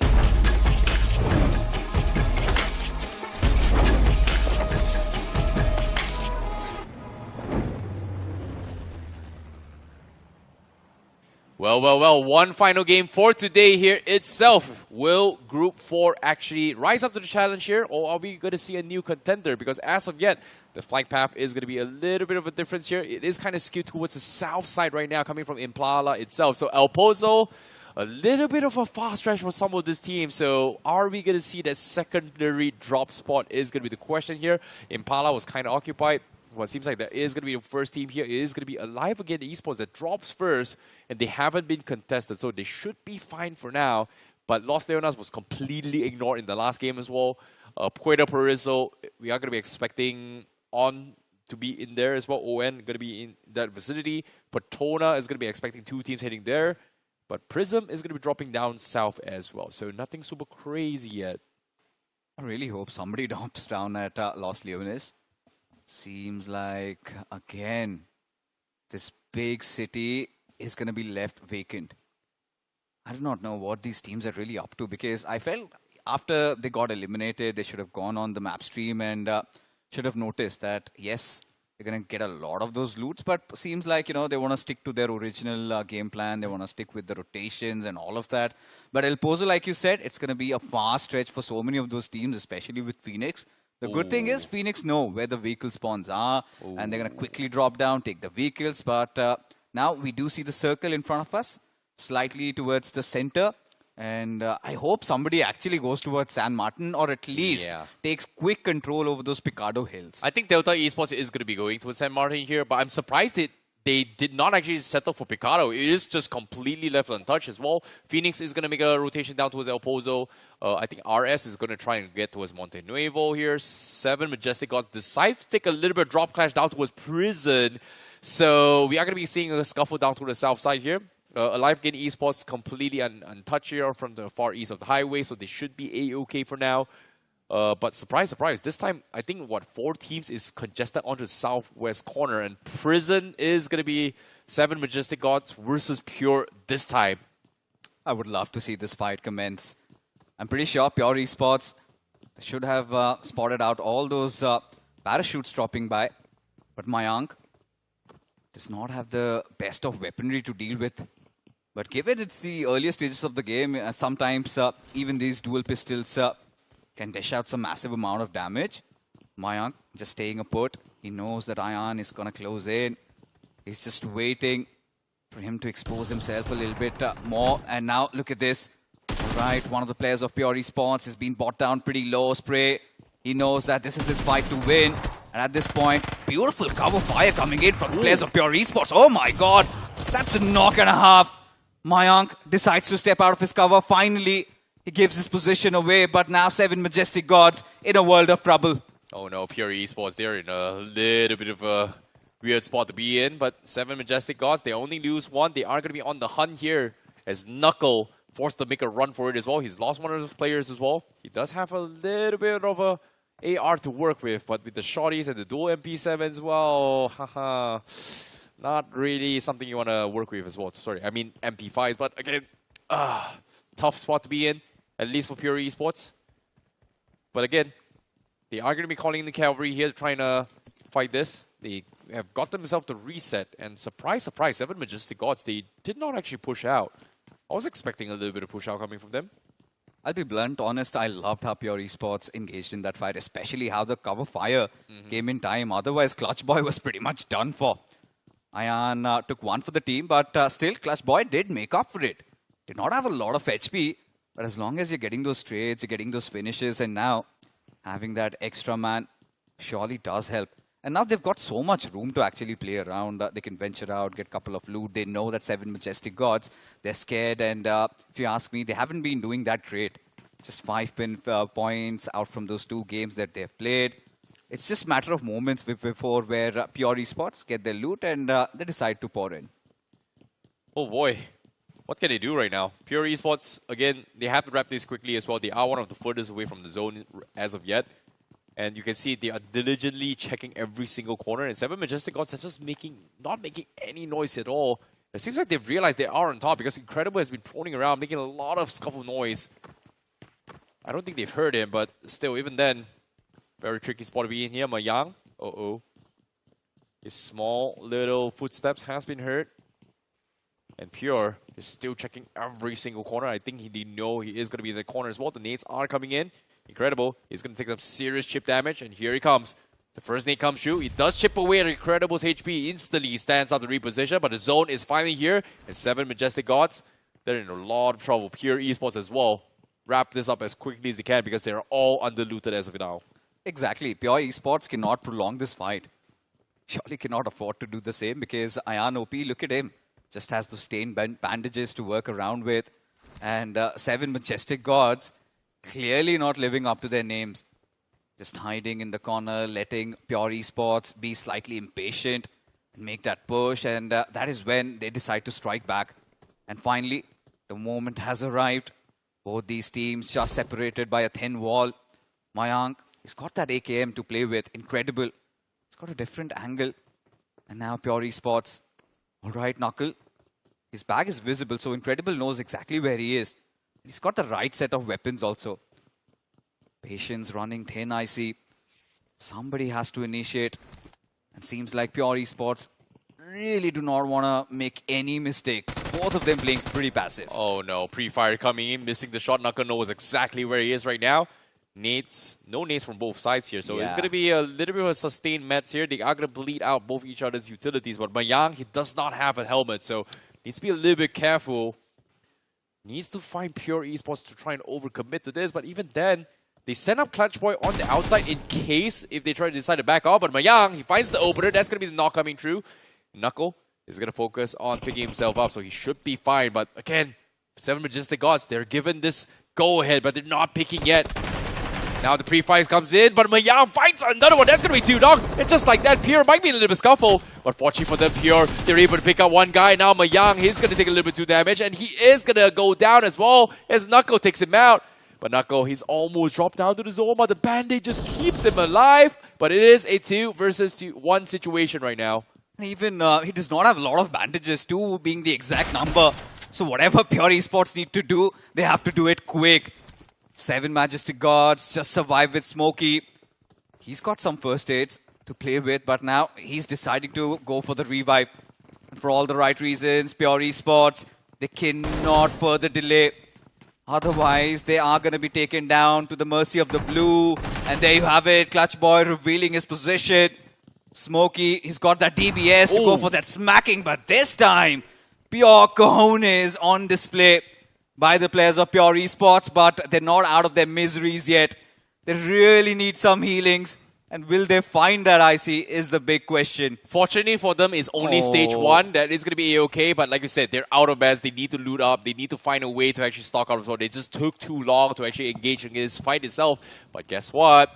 Phoenix, they make themselves into the zone. And surprise, surprise, they are fully loaded as well. RS now in a little bit of trouble. The Haka is going to be flushed in. Here he comes. The 3-man push comes in. The Haka, he is going to go down. Red Smile just completely shut down in the blink of an eye. His teammate Stark is going to be on the far horizon, and Somraj is able to scout things out. Nades are coming in. Red Smile looking to try and re-engage this here. Somraj, may have messed up the nade a little bit, but a Molotov is going to buy enough time here for teams to try to reposition here. And Smoker looking for an off-angle flank on the outskirts, and they should be able to get the jump on RS. The nades still flushing their way through. Now RS has to be very, very careful with what they're about to do next year. Red Smile surely aren't smiling anymore as Phoenix Esports.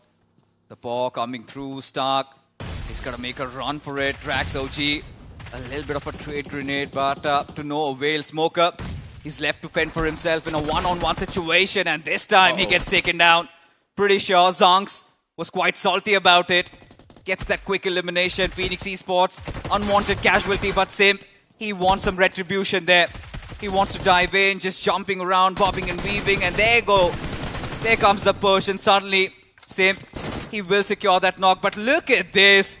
From the far off, it's going to be the boys from Duke Esports who have decided to third party, and Phoenix Esports, again, in a world of hurt. Oh my goodness, they've just dropped 2 here. Sim is all by himself. He's going to get flushed in. Duke Esports cleaning out the members coming from Phoenix as well. Smokes has been set up. It's taking a little bit too time, but Sim is able to spray him down to the smoke. But before that, he also goes down here. Duke Esports, they lose 1, but Phoenix Esports, they are out of the race for today. And just like that, Red Smiles, they are able to get a little bit of a safety haven, but it is going to be Duke Esports that comes in running to try and gobble up all these juicy points and resources. Yeah, that has to hurt, especially for Phoenix Esports, who were doing pretty well before Duke Esports decided to third party, and seems like they should have taken your advice, I see. Should have gone for a different drop, because now at this point, you're going to feel bad for them. But look at Red Smiles, is still somehow alive, but Simpin OG, he finally finds an opener, and now the last player surviving, Stark, has an S12K and a shotgun, and he's alive no more. So, Duke Esports, I think this time, 5 finishes right from the get-go. This is exactly the kind of a starter that you would want. Why is Duke Esports so far off? It's just so weird. But at the same time, great read there. They claim themselves 5 finishes right off the bat. Nicely done, coming from Duke Esports. But at the same time, let's take a look at how the zone is going to be developing here, because it seems to be running around Picado and Power Grid. So we're going to be expecting a potential Picado endgame circle, which, again, a lot of opening here, considering that, you know what, it's only stage 2 and 11 teams remain. So that means 5 teams has been eliminated. So technically, there is a lot of space here. And I think Pure Esports, if they are able to stock up somehow, they should be able to find an entry point at least even until stage 3 as well. So not too shabby, I would say. 11 teams remaining, a lot of space to work with. If this was like 16 teams left alive, I think Pure would have just struggled.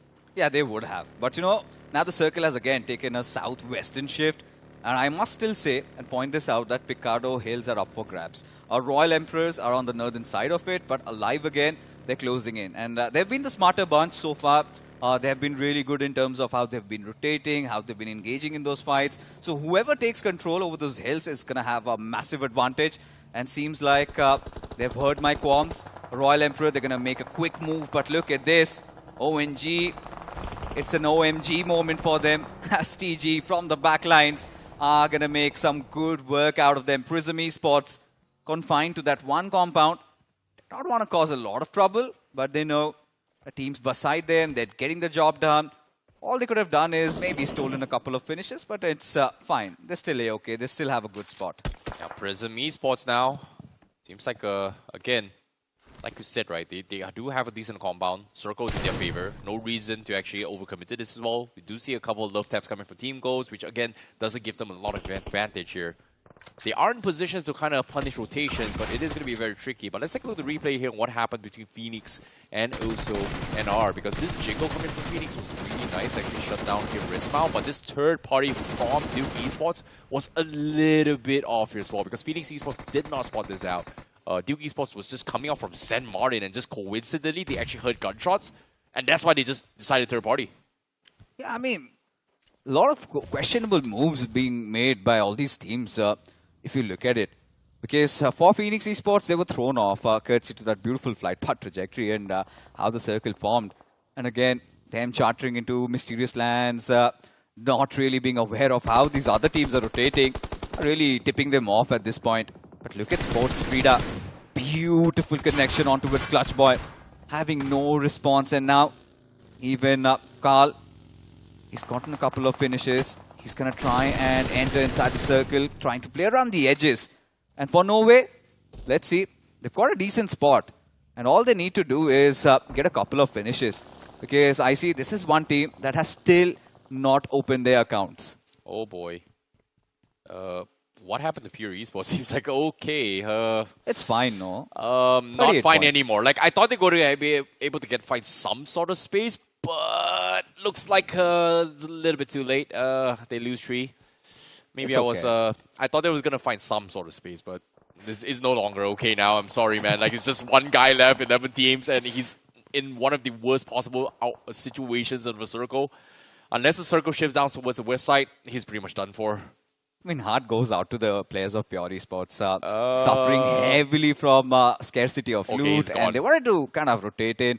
But it's fine, you know, 38 points, and you never know if they can pull off something like what Royal Emperors did in that first game of Erangel and get some survival points and cross over 40. It's still an amazing day for Pure Esports. I think we've got other teams to be really concerned about.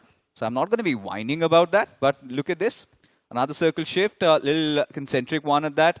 But Duke Esports have got a really nice position and alive again. I think they've heard me. But now the big problem is they also have to go downhill. And they have the vehicles, but the moment they go for the descent, I'm pretty sure they might get spotted. Well, speaking of spotting people here as well, because this circle, it might actually shift, like you said, right, towards Picado maybe, which again, only one team is inside Picado. Getting out is going to be a difficult thing to do, but again, a lot of teams are actually dodging it, which is kind of surprising. I understand they want to try and play in mountain terrain, they want to try and get a little bit of control, but again, Alive again Esports, I want to see how they actually handle this right now, because they are on the outskirts of the zone, they haven't really pushed in yet, and Royal Emperor has got a full mountain terrain lockdown right from the get-go, which is something that Royal Emperor loves doing a lot in these games. And in these past 3 games, they love taking high grounds, they love taking mountain terrains, and they're trying to catch people off mid-rotation multiple times. And it's been working out for them. Yeah. But I mean, we haven't seen a big game yet for the at least here coming from Royal Emperor. Yeah, but for Royal Emperor sitting at 15 and the objective has to be reaching past 28, but hold on. Shakti Krida having snuffed out the players of ONG who are actually trying to secure a better spot inside the circle. Now we'll have to wait. Oh no, they instead decided to elope. They're like, no, we do not have any monkey business sticking around at this spot. You might as well have it. And eventually, Frenzy, he's got them a present of death. As Deepu, he goes falling down. And Shakti Krida, this is again another team that has been quite entertaining. Especially with their heroics in surviving in the first game. We've seen Frenzy, he did manage to pull off a clutch also in Erangel. And Shakti Krida, seeming to turn out to be an interesting prospect in this one. And Prism, they're also trying to rotate. They wanted to have that God compound around Picado, but Blake has been spotted. Oh no, there's a vision. A little bit out of the ammunition here to actually probably play this as well. But Shakti Krida, even the last game, they did pretty okay. Yeah. But right now, they've got problems of their own. Ammunition, all-time low. Vision only has last clip here. He's going to try and make every shot count. He's going to readjust. 9 bullets left. Misses every single thing, and now Vision is all out of ammunition. Shakti Krida, where are you going to go for the restock? Seems like the only other option is go for the Grand Slam, but RCB inside Picado for the longest time. They scout this out. They get the first knock, but it's going to be Shakti Krida that snatches those points again. Oh no, RCB, they need a point. They just need a point. Give him a point. Give him a point. You know, I say I'm loving this, what Shakti Krida are doing over here. Lovely, lovely stuff coming out from these lads. And you're talking about lovely things. Might as well check our official collaboration with Porsche. Golden Spain still up for grabs. A lot of lovely, sexy vehicles. But for now, coming back into the action, the arena has been taken off by RCB. They've got the red compounds to themselves, but this is what I was talking about, that hard sway of the circle towards that northwestern side, where Royal Emperors, I see, this has to be their game to lose. Even for Alive Again, they can actually get a chicken dinner. All they've got to do is really have their players at the best spots. And look at that spread that they have. The only knock, and for Royal Emperors, what worries me is they're all pincered and confined to that one little area. See, that's the thing about Royal Emperor, right? They're focusing on the teams on the south side trying to rotate in here. But Alter Ego, they're trying to take the highest spot right from the get-go. And the only way to do that, they need to use the buggy to climb up. And they should be able to get the drop on Royal Emperor. So Royal Emperor, they have to be very careful here. Time is of the essence. Timing is going to be very, very crucial here because every single team is looking to slam out a Picado right here, right now. And Royal Emperor, can they get those points? Is solely dependent on whether or not they focus their attention on the right targets right now. But for now, Shakti Krida, they're trying to rotate in, and guess what? They look for an off-angle rotation, but Prime, he is about to blow up. This vehicle Knuckle is fuming, and he might run in towards Knuckle, and seems like he did hear a car right behind him. Can he get the knock is going to be the question as well. Seems like he is going to actually completely ignore this. Okay, Knuckle not taking shots as well. This car is on fire, and nobody is shooting. He should be able to okay, and yes, he makes it. He somehow makes it. Okay, never mind. He's down. Yeah. He is dead. That was some mental stuff going on over there. So hard to comprehend what was really going. Just like this spray. Leon leaving no crumbs behind.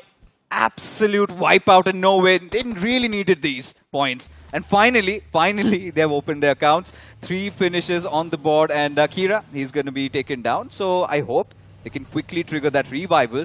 But from here onwards, I want to see what they can conjure. But Team Prison, they did muster up some courage, wanted to go in. But lovely, lovely positioning coming out of Rex OG. Was at the perfect spot, will provide that cover fire, and should successfully also revive his teammate. Yeah, now Alive Again Esports, they have a very, very wide spread as well. What is this confidence coming from Alive Again Esports here? Rush is all by himself on the tippity top. His 2 of his teammates is right down below, and Zyro is like so far off the northwest section of the map. So this is some insane confidence play coming from Alive Again Esports, but I do not like what I'm seeing, but I'm also liking the confidence because if they pull this off, they could be okay. But Zyro now taking shots means that, okay, that this may have been a bad idea because Rush now is going to try and save Zyro here. Or maybe just abandon him all completely. No, Live again have been playing so well that the shackles have been removed. I mean, imagine just 2 games, you're already sitting at 37 points. Couple of more points and you have already qualified. I think you can take those risks. Oh no. He's okay. gone. He's done. We spoke too soon. Yeah. There's just nothing much you can do. This is too far off. Yeah. They will sacrifice 1, but at the same time, I'm surprised Alter Ego did not decide to find the angles to actually climb up this mountain here. Doesn't want to take the risk, but Royal Emperor still playing middle tier of those compounds. Zyro is down, but Royal Emperor, they do find an off angle on towards the buildings as well. That's going to be a little bit of elevation here. There's no way he's getting pinned from the west side, but it seems like the circle still favors Royal Emperor. It still favors Alive Again Esports, and the teams from Picado, they're in a lot of trouble. I really like that spot from Orcus. Quite an unorthodox position, if you ask me. You do not actually expect players to go up that high and try to just thread the needle and get a couple of knocks. But given the current situation, Duke Esports, they've got a really wide spread to work with. And they'll have to be very careful. They cannot afford to get knocked out. In return, if they can play their cards right, they might end up with a lot of finishes in their tally. So RCB finally deciding to step out of the arena for all the right reasons because the circle has shifted out. And for Team SB, they seem to be in a little bit of a pinch because Alive Again, oh, they're on for that bombardment coming their way. One after the other again. Lucky Yossi getting picked off. Retro Life He might get spotted out and beast. There you go. Wow. Beautiful, beautiful. That's a laser beam out there. Okay, alive again. 3 knocks so far. Can they get the 4th? The nades, a little bit of an overshot there, but they're still going to try and line it up as well. SB now down very, very bad here. Beast goes down, and the nades precisely catch them. Alive again. Esports wipes them out. What did I just watch? They're my favorite team so far. Wow. No caps, I see. I'm loving it. Feels like you finally casting a T1 lobby where you've got such amazing teams. Every move has a purpose. And alive again, Esports. Now they're going to be feasting on all that loot. They're going to replenish with all the resources. They're going to get those smokes. But for Team ONG, how on earth, I see, will they cross the road? I've got a question here, Fixers. Who are these guys? Me too. Why are they not in a T1 team at this point? Yeah, somebody needs to sign them. I mean, for starters, Esports Social could have a new team in the making. Okay. with their way they have been playing. But Duke Esports, all right, they've got some really nice visuals there. Zeus, he's been taken down quite low, but I'm pretty sure he should be having some first aid. But his vehicle has been blown over, I see. How does he cross? It's impossible, right? Okay, Alive Gain Esports still peppering their shots here. They do have a very, very good advantage, but they still need to make themselves into the zone. And they realize that Picado is still all stuck. And the only reason why Picado teams are still stuck is because of Duke Esports with this widespread. They've sent up 2 players, which is Simpin and Phantom. And as you can see through the scopes as well, the 2 guys in purple, they are the ones that are going to be stopping them and trying to delay them from exiting Picado. And while this is happening, the 2 teammates on the back is going to be looking for off angles to chip away at all these points. But the problem is, exit strategy for both those players needs to be impeccable. Yeah. And it's going to be very difficult to do so. But it does take out the competition. Do you get points? Well, not necessarily. But do you get position points? 100%. At least 1 or maybe even 2. They can get a couple more. That's going to be an added bonus. But even for RCB, seems like Miramar is one of their stronger suits, considering after that huge debacle in Erangel, a little bit of a recovery there. Still keeping them in the mid pack. And now even RCB, they've got their work cut out. They've got to deal with 2 players of Duke Esports. And even for the remainder 2 players who are outside of the zone for Duke, they also have to figure out ways to enter inside the circle. With TG keeping such a close watch, being the gatekeepers, and now Entro. He manages to find a knock on towards Mascot, and ONG, they're in such troubled waters, I must say. They're just taking too long. Degree Sports, they may have messed up as well. Simpin and now Phantom has no exit strategy. Their vehicle is right in the corner, and RCB is coming in. This is going to be a big, big problem for them as well, because their teammates inside the zone, well, can they get some cover fire? I don't think so, because Alive Again Esports is going to chip them all away, because they do have all the line of sights right now. Everyone from Picado, they can see. On G, on the far horizon, they can see. But the question here is, can they make every single shot count here as well? Is a quick question here. Rex down to his last 60 bullets. Rush also down to his last 100 ammo as well. And they won't be able to restock anytime soon for the endgame zone. So Alive Again Esports, they may need to consider rethinking their approach right now, because if they get all these points, they would not be able to get those chicken dinners unless that's a free confirmation like that. So, okay, I'll take it. Thank you very much. Yeah, they're just devouring teams left, right, and center. And even for Duke Esports so far, they've been looking quite dandy, keeping all their players alive. But it does come down to Alive Esports and Duke Esports towards the end. But Vision making sure he gets the remainder of the players of RCB, wipes them out, puts them out of commission, and Alive Again Esports Rush has all the visuals that he needs. But look at this, no ways Kira OP finds a beautiful opener. And this is where Duke Esports now is finally starting to tremble, just a little bit. Yeah, this is one of the sickest strats coming from Duke Esports. They did get their original plan, making sure that those 2 players are alive. And they were able to clean out everybody for Picado, which is great. Exit strategy is on point as well, but like we said, Vision is in a little bit of trouble. They do have a little bit of high ground, but No Way is slowly creeping him up, and seems like they've lost 1. And it seems like No Way is also going to be able to creep up towards the mountain cracks here, as TG loses 1 with a beautiful nade coming from action. And now, Guts, IGL, all by himself. He's dodging his bullets, he's crouching, he's actually dodged every single hit shot. And now Action, he is going to try and push up, but the sides, maybe not. But 40 seconds left. Zone is going to force them far north again here. No Way needs to find an entry point to push north now. Oh, gotta feel bad for Team Ghoul there. Guts IGL be finally taken down, and they've also been put away from their misery. But for Duke Esports, this is where the real trial by fire begins as they ascend up the hills. And Entro, this is the perfect entry that they could have wanted, as now, even for Live Esports, they have been tipped off. Finally, Entro, a little scared. He needs some support. Where are the other players? Does not even have any mids, and he's also out of any grenades. Yeah. It's a tricky spot to be in here, right? Like Simpin and Phantom, they've been struggling to regroup as well just because of Ricardo, but finally, with this a little bit of space here, with Alive Again Esports kind of distracted, they should be able to group up. Meanwhile, from the west side, no way, they are repositioning to try and move north here. And it seems like Alive Again Esports finally spots out Phantom. They tried to regroup, but again, Alive Again Esports, they have to clear them out before they push in. It is such a difficult task to do as well. Ammunition an all-time low, at least, and even Royal Emperor, they have been sharing this mountain for the longest of time, is going to be taking shots in, and guess what? Sneaking right beside Royal Emperor here is going to be no way, and while they're distracted, and this time they should be able to get the jump. Now Paku's in a lot of trouble, he's exposed, and okay, it's going to be a stalemate for now. Nades comes in from Alive Again Esports, that should be able to clip on Phantom. Oh, eh? He's still alive? Okay, okay. This man refuses to budge. And now he's got enough time. He's administered that first hit, but Royal Emperor finally coming out of their hibernation, as now is the right opportunistic moment to strike. But Entro, he refuses to bow down. A quick flick and a knock as Royal Emperor, they've got too much on their plates right now. Players flying in, left, right, body swinging. He is hot and loaded right now. At this point, Royal Emperors, they need to quickly get the revive, but it's such a tricky circle to approach. So many ridges to play around, and this is where you really need to rely on any grenades you've been holding on to.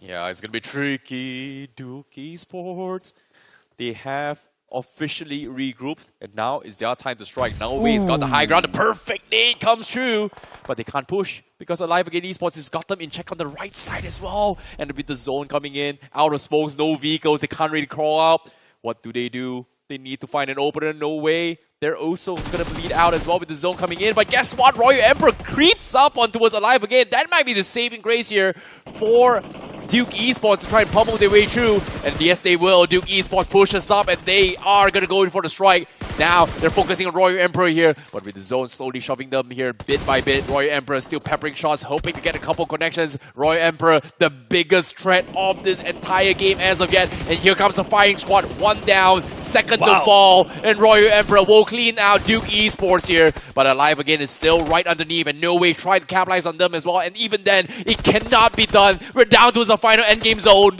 And Legend really out of options, but really those shines of courage. But that's not going to be enough as Royal Emperors. They seem to have taken quite some hefty amount of damage there. As Alive Again, they want to devour them alive. But for Pakos, he's been phenomenal so far. In a 1-on-3 situation, Alive Again, they need to make that climb. And now Pakos, he does spot out Rex, but eventually he shall be put to rest. As there you have it, Alive Again, they do it once again. The masters of Miramar, they prevail supreme. Perfect timings coming from Alive Again Esports, and again back-to-back chicken dinners, but still a very, very dominating performance coming from Alive Again Esports and also Royal Emperor. What a game! This was a masterful game. I wasn't expecting this gameplay coming from round 2, but wow, the amount of macro decisions being made by not just one team, at least 4 teams is just unheard of. We have Duke Esports trying to set up one of the most, I would say, riskiest trap for teams coming from Ricardo, and they got away with it. Well done. No rules, also not following by the rules of everybody else. Somehow finds a way to sneak through the sides and get a jump on towards Royal Emperor, which again sets them up in the situation where they almost gets taken out. But again, Duke Esports, their timings is impeccable. I don't know what I'm watching, but wow, this is a treat. This is definitely a treat. No, this was a really good game of BGMI. To sum it up, I mean, I loved it. Duke Esports, they made the best out of the situation.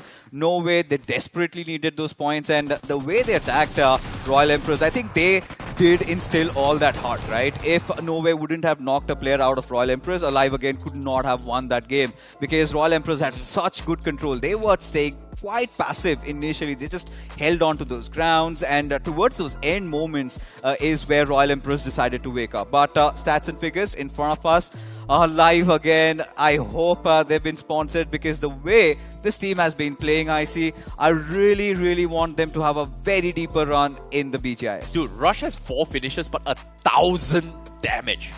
Everyone from Picado actually suffered to 2 teams in particular. That's Alive Again Esports and also Duke Esports. And wow, 1,000 damage. That is some playmaking plays here coming from Alive Again Esports. No. And I agree with you.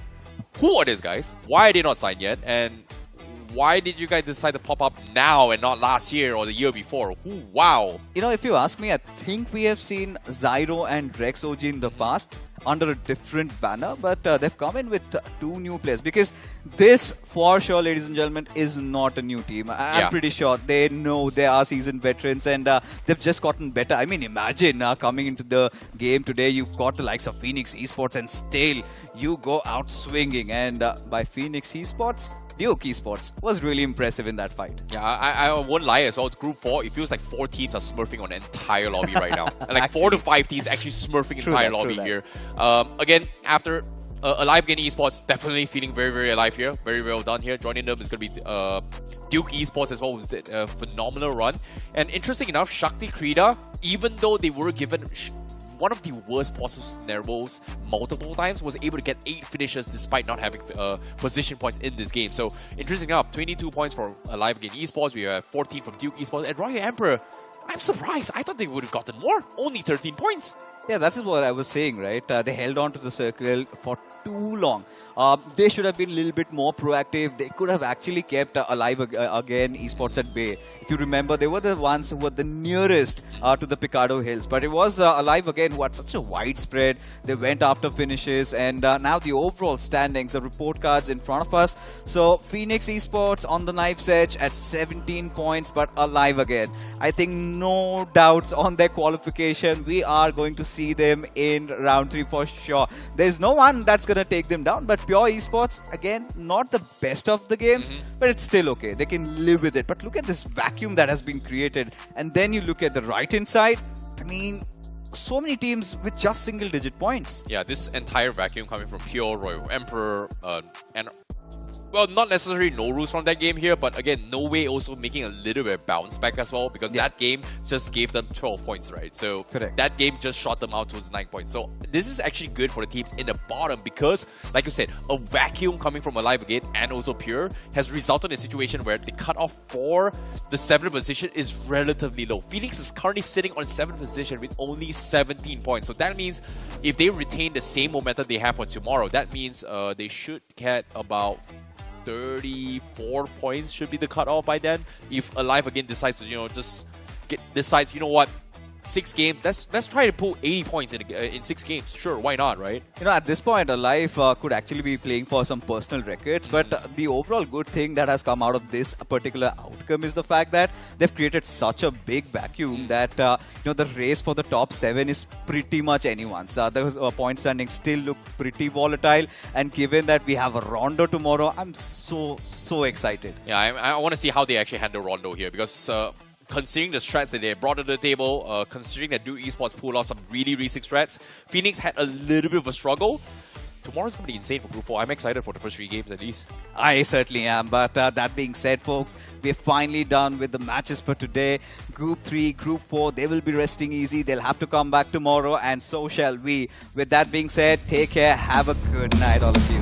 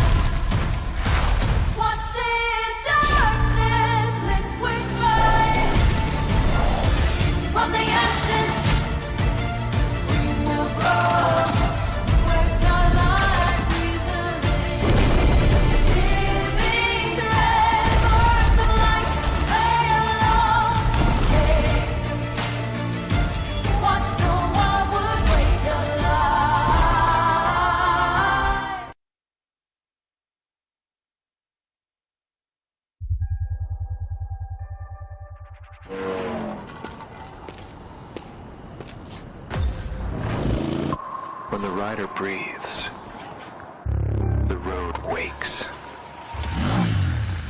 Enemies ahead. I'm going in. A lone survivor stands, and everything waits. The map unfolds.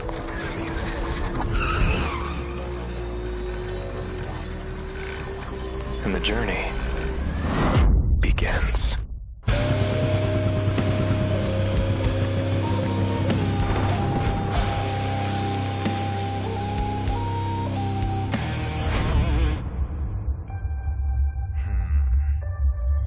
As the rider breathes, the path bows.